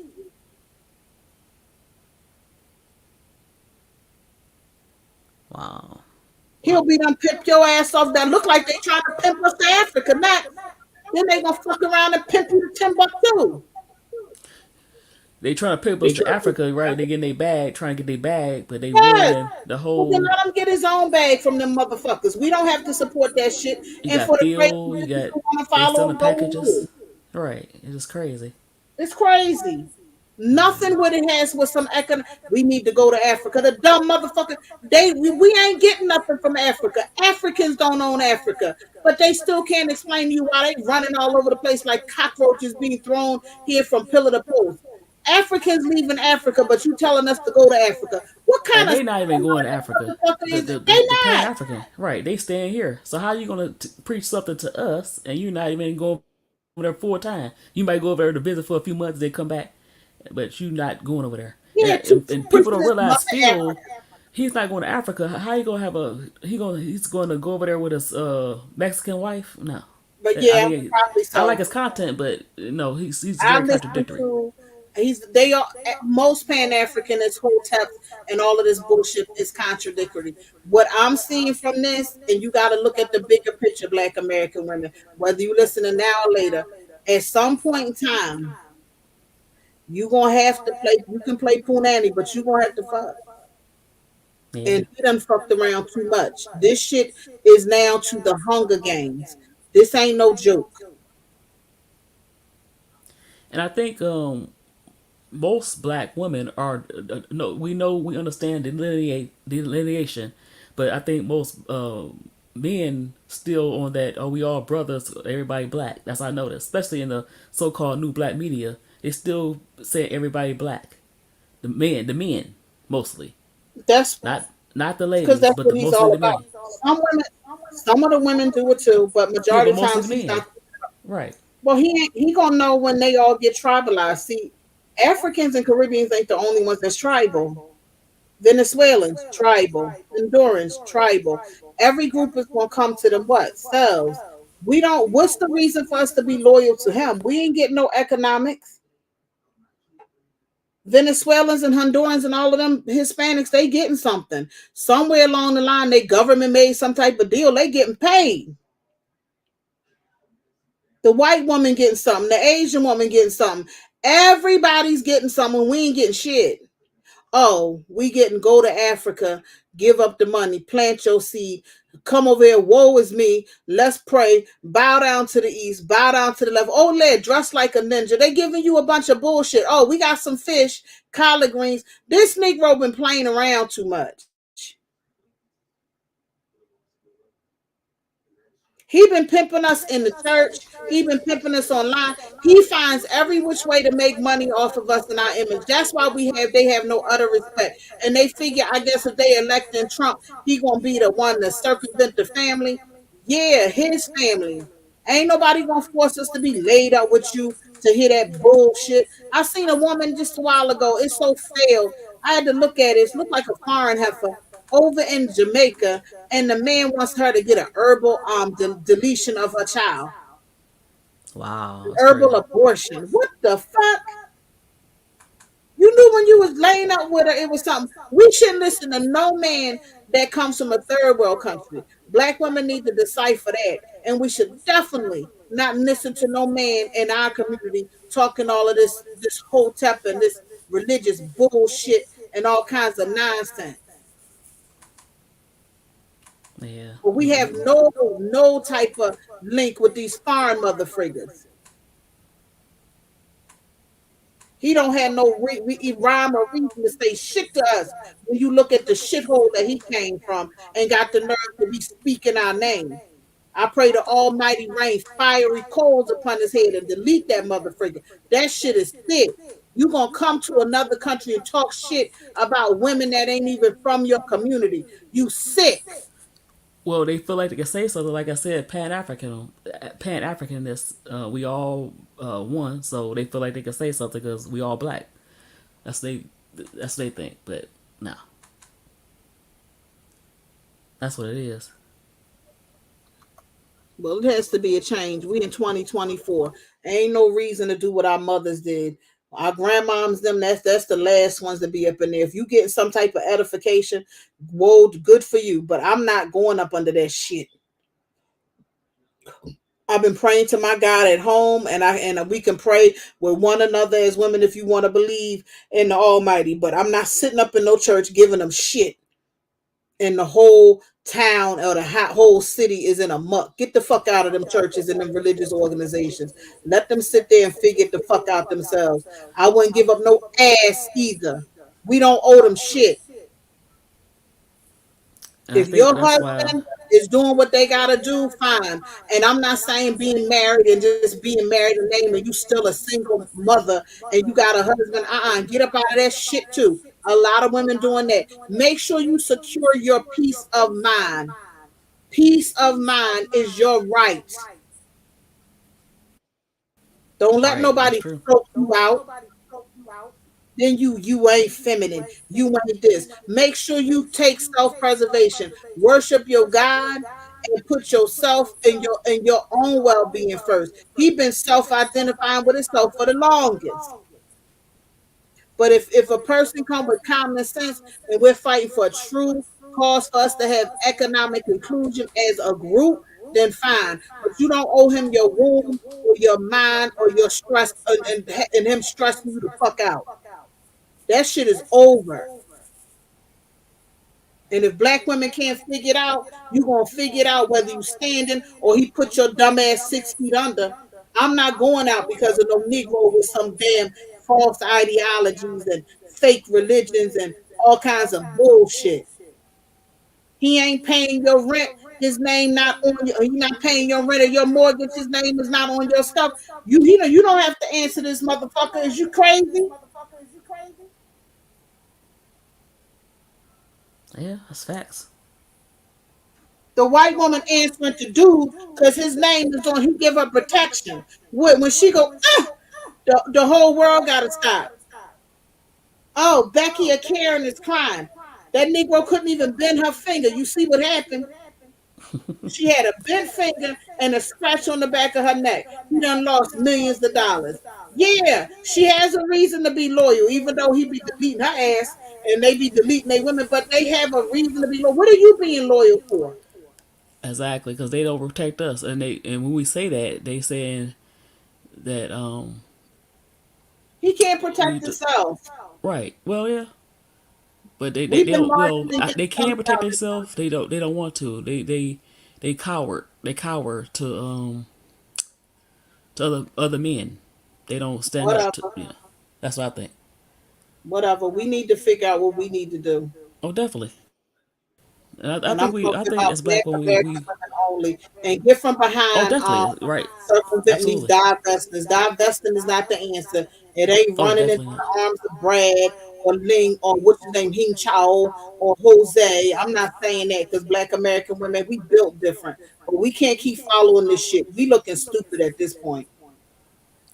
Definitely. You got a strong black man in your house, then make sure y'all on the same level. But don't be coming at black American women to keep following this bullshit. These Exactly. kids Like. coming up now, we have nothing. We don't got no name. We don't got no ethnicity. Motherfuckers coming at us being disrespectful. He elevates other women over us.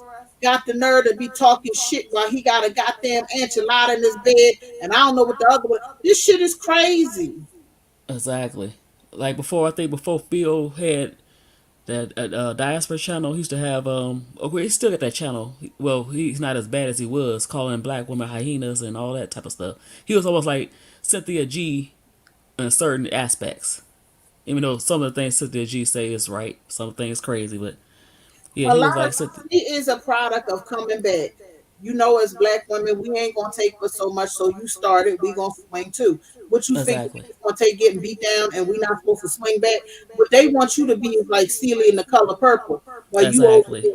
Fuck you, ain't no Mister over here, bitch. We will go. We'll all go out before that shit happen. and they were saying how I think they saying how black men might be jealous of black women, and I think so because people remember a few years back, well, 2 years ago when TDJ said that it's hard for us to protect you because you or love you or something. He said about we're too successful. We too where do we fit in as black men if you basically are that you're successful? Where we need you to need us. Where do we fit in when you? This as black women. If a man gotta find a way to find a way, and if he can't find a way to man up and be a man, and other men are telling him to pay 5%, then that's not the man Exactly. to love you. Even though if he's from your ethnic group, he can't have Exactly. that respect and have that dignity in his heart without insulting you. All of these insults ain't gonna get him no woman. It's just pushing us Exactly. farther away. That's all. I can still love you and love your motherfucking ass from a distance. I can love the good parts about you and can spit out the disdain that I have when you acting like a fool. But I'm not letting you close. I still love the attributes that you have when you do possess good ones because I can recognize that. But if you can't find a way to love me and respect me, then we just not meant to be. And those who are meant to be will be. And black women gotta understand that you don't owe him shit. We done been through this ride together. And if he wanted to fall, let him fall by himself. You don't owe him your womb or your peace of mind. Let him go. If Right. I but you gotta do this, so I don't gotta do shit for you to love me. Fuck you.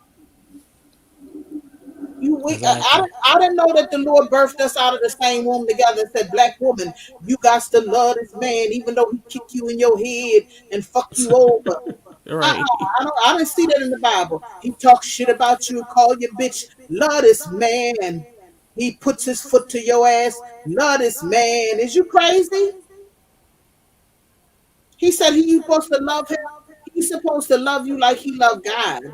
I don't think they even love God if they gonna treat you like that. So if you don't want to be bothered, keep my name out your fucking mouth, and I'll do the same. You go your way, and I'll go mine, and we'll just fight on political basis. But you want Exactly to do that. this shit, your hair, your nails. Now you got a whole other woman in the world looking like, what the fuck is wrong with this crazy? When I knew something was up, when I saw a man who was white from the LGBTQ community going the fuck off. Like, could you shut up? Everybody knows you don't want her. Just leave her alone. She don't want you. Other mother freakers hear us arguing. So much that these damn African and Caribbeans over here arguing and perpetuating us and fueling it more.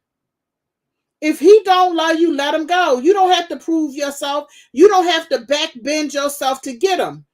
Fuck him. It said he that finds a wife finds a good thing. It doesn't say she that find a husband find a good thing. And it's both of you are the prize. If you both can level up and come together and be one. He ain't the prize. She ain't the prize. You're both the prize. The prize is when you can come together and you find common ground and you can flourish into something magnificent. And neither one of you have ill intent and you can grow to higher heights. But if he gotta sit there and be like, I can't love him, then bitch, fuck you. I'm not sitting there to figure out how you gonna love me. The damn your ass. Slavery has affected me, and it didn't affect all of us. Everybody's affected in different ways, but evidently, baby, you are so broken and down in the gutter. I'ma leave you there. Now, either you're gonna get the fuck up or you're gonna die there. But one thing's for certain and two things for sure. God came for me just like he came for you, and I don't owe you shit. That's not what this run is about. You done fucked the world to the point that your mind is reprobate. You don't even know who your damn woman is. That's your problem. I'm not a divester. I am an investor in self. We don't have to divest, invest in self. That's what we have to do.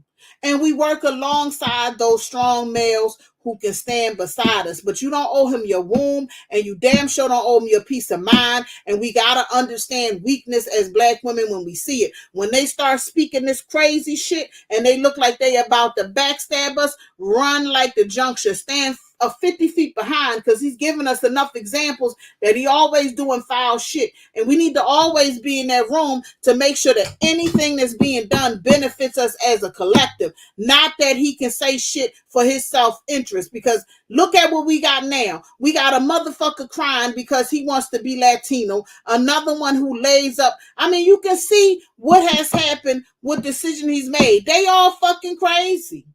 And then they'll tell you that's celebrities. No, this shit is also in real time in everyday life. But this is the thing we have to remember. All of these mother freakers were not born celebrities. They came from the same lifestyle and went to the same shit. So it shows you when he elevates, he's giving you enough example to show you what he'll do. When he get enough money, he'll sell your ass out like a raggedy ass toy.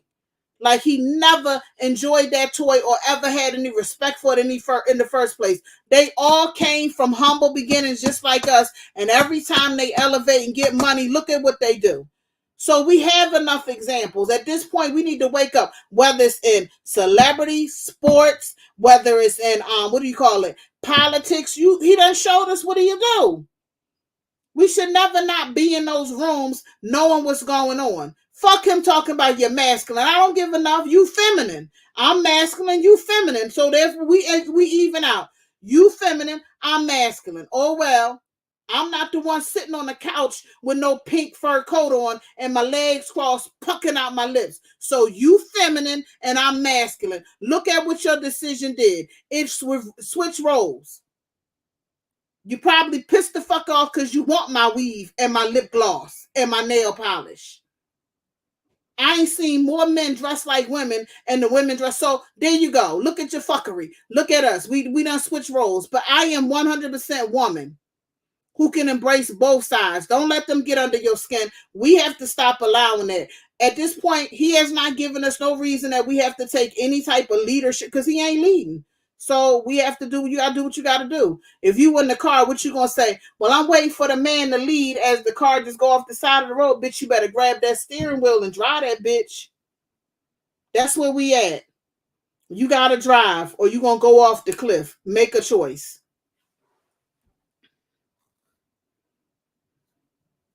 I'm investing in us. That's exactly what they do. We ain't no bitches. That's why they call us that. Enough is enough. We have to gain our own self-respect. Our beauty, our strength, everything relegates on us. He done sold out enough. And if you see what has happened, they did it since back when. They've been fighting back and forth with this. And look at what we got now. A whole culture of degenerate mother freakers cosplaying us. We have to fight for our identity. We have to fight for resources. This shit is crazy. Enough is enough. Pass the word. If you got a strong black man in your house, then good for you. Stand by him and make sure he know to stand by you. But if they all around you a bunch of bitches, then we ain't got time to be following this shit. Come up out of these religious churches. They ain't doing nothing as a collective for the community. What you giving up your money to that bullshit for? Enough of this nonsense. We done been fed a pack of lies, and it started from a lot of these religious ideologies as well as these quote unquote false ideologies. We need to start analyzing some stuff. Shoot. We out here fighting for identity, got no self-respect, get disrespected left and right, and now he got these third world country Negroes talking shit. This stuff is out of control. It's time to look around you and say, you know what? This ain't for me. Get up off your knees and walk away. And it's time to figure out what we need to do to survive and make it another day. You better invest in yourself because this is the Hunger Games. This is different, and we all feel it. We can all see and feel that this that is coming up now is way different than our ancestors have encountered. And it ain't just black and white here no more. Everybody's here. We ain't got time for stupid shit.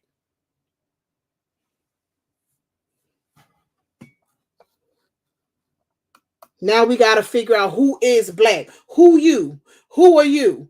We got to fight for. No, I'm black. You're not black. Fighting back and forth. And we gotta get our brothers to quit saying everybody black. Facts.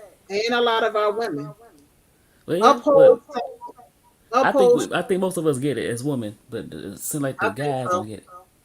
They don't want to because if you look at it, they like calling everything that they put their thing in black. Oh, she Right, like black. Ty Direct didn't know This who one was black. black. He's like, oh, That she a sister. I was like, that she one not a black. sister. When they showed the picture of the Caribbean lady with the old guy, oh, that's a sister. Yeah, Like, that ain't no sister. that is not a sister. And I don't think we do stuff like that. We don't really You try to ain't get a going with zaddy, old old white zaddy. man. That's not something we do. Right. I'm tired of, as black women, we can talk amongst ourselves of what our attributes are and what our constitutions are and what our attitudes are. That's not us. See, I know that the black men don't know a lot of them because they ain't been with us. That's what I was looking at. My mom said they know what a black woman is and what they not. They just choose to be with all of this other stuff. Well, I And if guess they don't they know, claim if they they don't cosplay know, us so then they're much. blinded. But Well, if like the they don't, Caribbeans, they can really cosplay us heavy more than they Africans can. can. But she has her attributes and attitudes that's But you can about her. still tell. But they so busy. I don't think these guys really date the woman. I just think they have sex with them because you could tell by their families. Once you start seeing their families that they Caribbean or African, Pretty much. My cousin yeah, is married to a Caribbean woman. you could A tell. lot of black men are married to Caribbean women, and some of them I'm looking at, but they accused us, y'all laying up with these African men. I'm like, that's not something a lot of black American women don't lay up with them like that. Nah, But there are also African and Caribbeans that are together. But everything that happens, black women, black women, a lot of black women have went and resolved into the state of celibacy. And I find that to be a state of mind that a lot of black women are picking up on. It's like they have went into a state of celibacy or abstinence to get that peace of mind because they went through a lot. Being by yourself, fighting to survive and struggle and maintain, just to have that peace of mind. A lot of them, I just prefer to be by myself, and a lot of them did it because if they could not be with the black man that they wanted, their dreams, they said, "I'm done." They have taken on the aspect of, okay, well, if I can't have what I want to need, they have given up on the concept of even finding a mate, and that's a lot, and it's becoming more prominent with young black women today. But now black women are being told you have a choice. You have other choices besides him, and you still be black because you are black. But when they go lay all over the place like a bunch of whole daddies, oh well, that's what they do. But when you go and do it, you's a bad wench. You disloyal to the. You don't have to be loyal to this. This shit is ridiculous. We do have to be loyal to our ethnic group, but you can go and be with whoever you want to be with. But you do have to have some standards. You do have to have morals. You do have to have some boundaries. You have to know, because if you have a low self-esteem, you can get mistreated by any man. You have to have a hierarchy about yourself on what you will tolerate. But know yourself and know your history. Know who you are. Know your ethnicity. Know your lineage. You can teach that to your children, whether you have them by a black man or whatever the man is. But don't let him tell you, oh no, everything racism about he laying out here with everything. He talking about this xenophobe and this, that, but he laying out here with them too. It's like they want to be two-faced. They all over the place, but want to tell you where you can go. We're not his child. If you didn't get anything from the movie Color Purple, the bitch eventually got the fuck up and left that bitch ass shit alone. Take a drill. It's only so much abuse mentally that you could take. Leave him alone. You don't have to wallow in his self-pity and his misery. We are here to fight for what we need economically as an ethnic group. That is where our loyalty lies with that. But we need to be in the room. So we ain't being sold out for some ideology and some religious bullshit. And be mindful if you following somebody with this sick state of mind. And I'm definitely, no offense, I believe in the Almighty, but I'm sorry, for me personally, I ain't following no third world country ministers whatever that. No, you preach that shit in your own church, not over here. I feel like if you from another ethnic group, you shouldn't be preaching any churches in it. Your whole church should be your own ethnic group in your own country. That's what I'm feeling right about now. I don't even want to hear no African ministers or religious ministers from Africa or any ethnic country or Caribbeans. You won't be able to preach to me over here in your whole country fail. Take that religious stuff that you over here talking and take it to your country that you came from or originated from. I wouldn't even support the likes of that shit. That's where I'm at with this. That's how pissed I am off at this religious bullshit. Your country is third world to gutter and hell. You need to be over there uplifting your own people from your own ethnic group. Don't preach shit over here to me. I wouldn't even go to no church where the minister was from a third world country of Africa or the Caribbeans. Not today. I would be up out of there. I don't care if it's a man or woman. Not to me. Go over there. Your people need your religious ideology and concepts more than anything. I feel like if they can't do it there, you ain't saying shit to me. And I mean any of them. I don't care who it is, whether they Latino or anything else. I wouldn't be listening to shit that they gotta say. Take your stuff back to your country. Well, according to them, they Black American, and they ain't going no, they not going back to their so-called country. They I ain't going wouldn't back. be in their church. I'll get with you. I wouldn't be in any religious organization that they had the moment I find out such and such is Jamaican or such and such is Haitian or such and such is Nigerian, I'd quickly get up and you wouldn't see my black ass ever return again. I would not support any or religious organization, the ideologies that they run. That's how deep black women should be. Don't follow none of that shit. Take Exactly. that shit back to your country. We have no business listening to them on nothing. And I mean in every facet of life. If you have a personal relationship and that's your husband or your boyfriend, that's different. That's you. But us as a collective going to their religious organizations, wouldn't happen. I would not. Because I think you got a whole country of third world degeneracy. You shouldn't be over here preaching shit. All your ass should be doing is going to work, making that money, making sure you put something back into the system. I don't believe nothing should be being sent out because that's just a straight failure. What the hell I'm not going to no church with it. Well, he preaches good. Well, the devil in hell know the word inside and out. That don't mean I'm going to be sitting up under him. The hell with that. That's some failure, hypocritical shit. Anybody running from their country and running here, whether your parents brought you here and you have not graced your presence to go back to your country and make it better, I don't want to hear shit they got to say. I'm with Megan on that. Not down to religious, anything. The closest we'll have is we will work in the same facility if that's the case. Or if you have a personal relationship that you already had existing, that's a different thing. But outside of that, for you to lead me into anything, wouldn't be happening. I would not be going to nothing. But I'm putting my tithes, my offerings, my money into nothing. Hell no. Black women need to when you delineate, you need to delineate in every way, fashion, or form.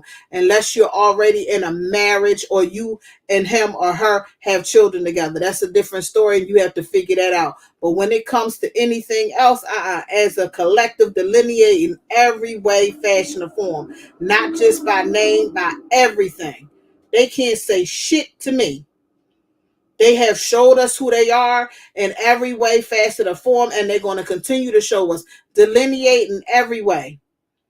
You cannot delineate your children, the ones that are here, but you need to look and take a strong discernment on what your decision is as black women from here on in. And third world mentality, and the way that there are, you need to be real mindful of that because jealousy can have real bad effects.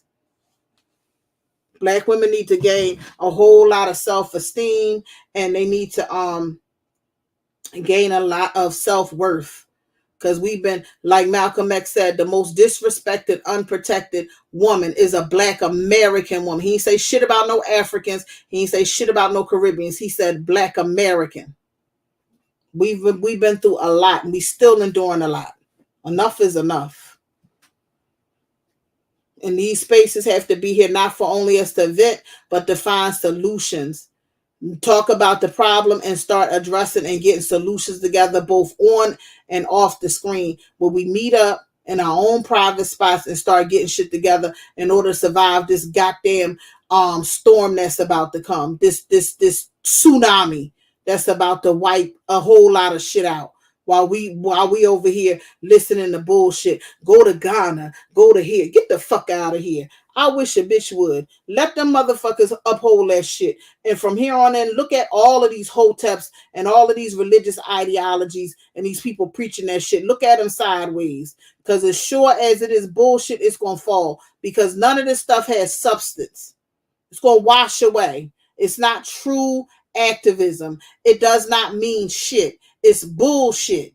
And like shit, it needs to be flushed down the toilet.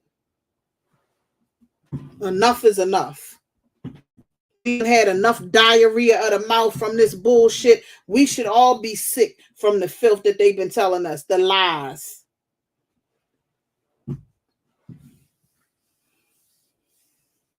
Time for us to get to work in order to survive. And some women are very man-centered and will listen to the gullibleness. She's going to fall. Unfortunately, she's going to fall. And you can't do nothing. But for those who will listen, she that has ears, let her hear and move the hell out of the way. And I pray God have mercy and change this man for that before this shit really bellies up. But we don't have to sit there and go down with him just because he do. I pray for my black men and black women every day. But we don't following nonsense that can lead you to destruction. This is leading to destruction. You can see it. Now you see what his decision and his decision from the past has led to. Look at that outcome. Look at his decisions and the choices that he made, black men, and we followed as black women, and see, is this what we want to keep producing? At some point in time, we got to make a choice to say, you know what, this is not good. And I don't know really with Miss D what to do with young boys. This is going to be hard because boys follow the stuff that's around them. But I know this much. Make sure you got a strong male in the home to teach your son self-worth and stand behind them if they're teaching them, and be a good example. Get with other like-minded men who feel the same way, that they're going to have to form a clique to get these young males, and we're going to have to concentrate on the females. But I would say definitely don't be producing no more kids out of here to produce no number. Quality over quantity. And then once you get the quality together, then we can work on quantity. But you can't keep producing stuff that's going to eliminate itself and be frustrated in poverty. This is not the time to do that. That's all I had to say. I know I cussed a lot. I don't really care, but I just had to get that out of my system because every time I think about this shit, I get mad and madder. I don't hate black men. I love black men with a passion, but I can't stand stupid ass shit. And this right here, I hate. I hate the stupidity that was fed to us over and over again. And it's time for us as black women to stop being in la la land, fantasizing like this is some fantasy. Wake up to reality. We ain't no fucking Cinderella, no Snow White. We ain't no what you call it, Sleeping Beauty. Wake your ass the fuck up. This is reality. Reality is if we don't get up, we gonna be tidal waved over. We can't keep following bullshit. The bitch is going the wrong way. Stop the car and get the fuck out, or jump the fuck out and roll out. Whatever you do, don't stay in that car rolling down to a destination that goes nowhere but to dumb shit. Or going around and around in circles. Either take the wheel and say, look, I'll drive so we can figure this out, or whatever the case may be. We can't keep going in the same direction to nowhere. That's what I'm saying. This is a dead end street. Fight for our ethnicity and let it be known that we're the only way. We have to it's like fight. the guys don't want to fight. We have to fight as women. So, like And being fight is silent, not just putting out your body. We got to yeah, fight. We got to find another strategy, whether it's online, political. Run for office run for office or yeah, something. man. It's because we can't wait on the guys to get their stuff together. No, you got to get it together. Man, I will support Take Back Black with Ty if he's still doing it because this is his concept. We can push it and learn what we need to learn, but we need to exactly. be in those spaces. And when they start talking that whole shit and all of that, we need to pull out. Can't keep going in the car and going in the wrong direction. Definitely. This can't happen. But this was a good session. Shay probably went out with Miss D. You need to always come back when you can, when you're not working. Any closing words? I love my Black American people. Let's take back hashtag take back Black. Let's be aware of nations around us with ideologies, concepts that don't make any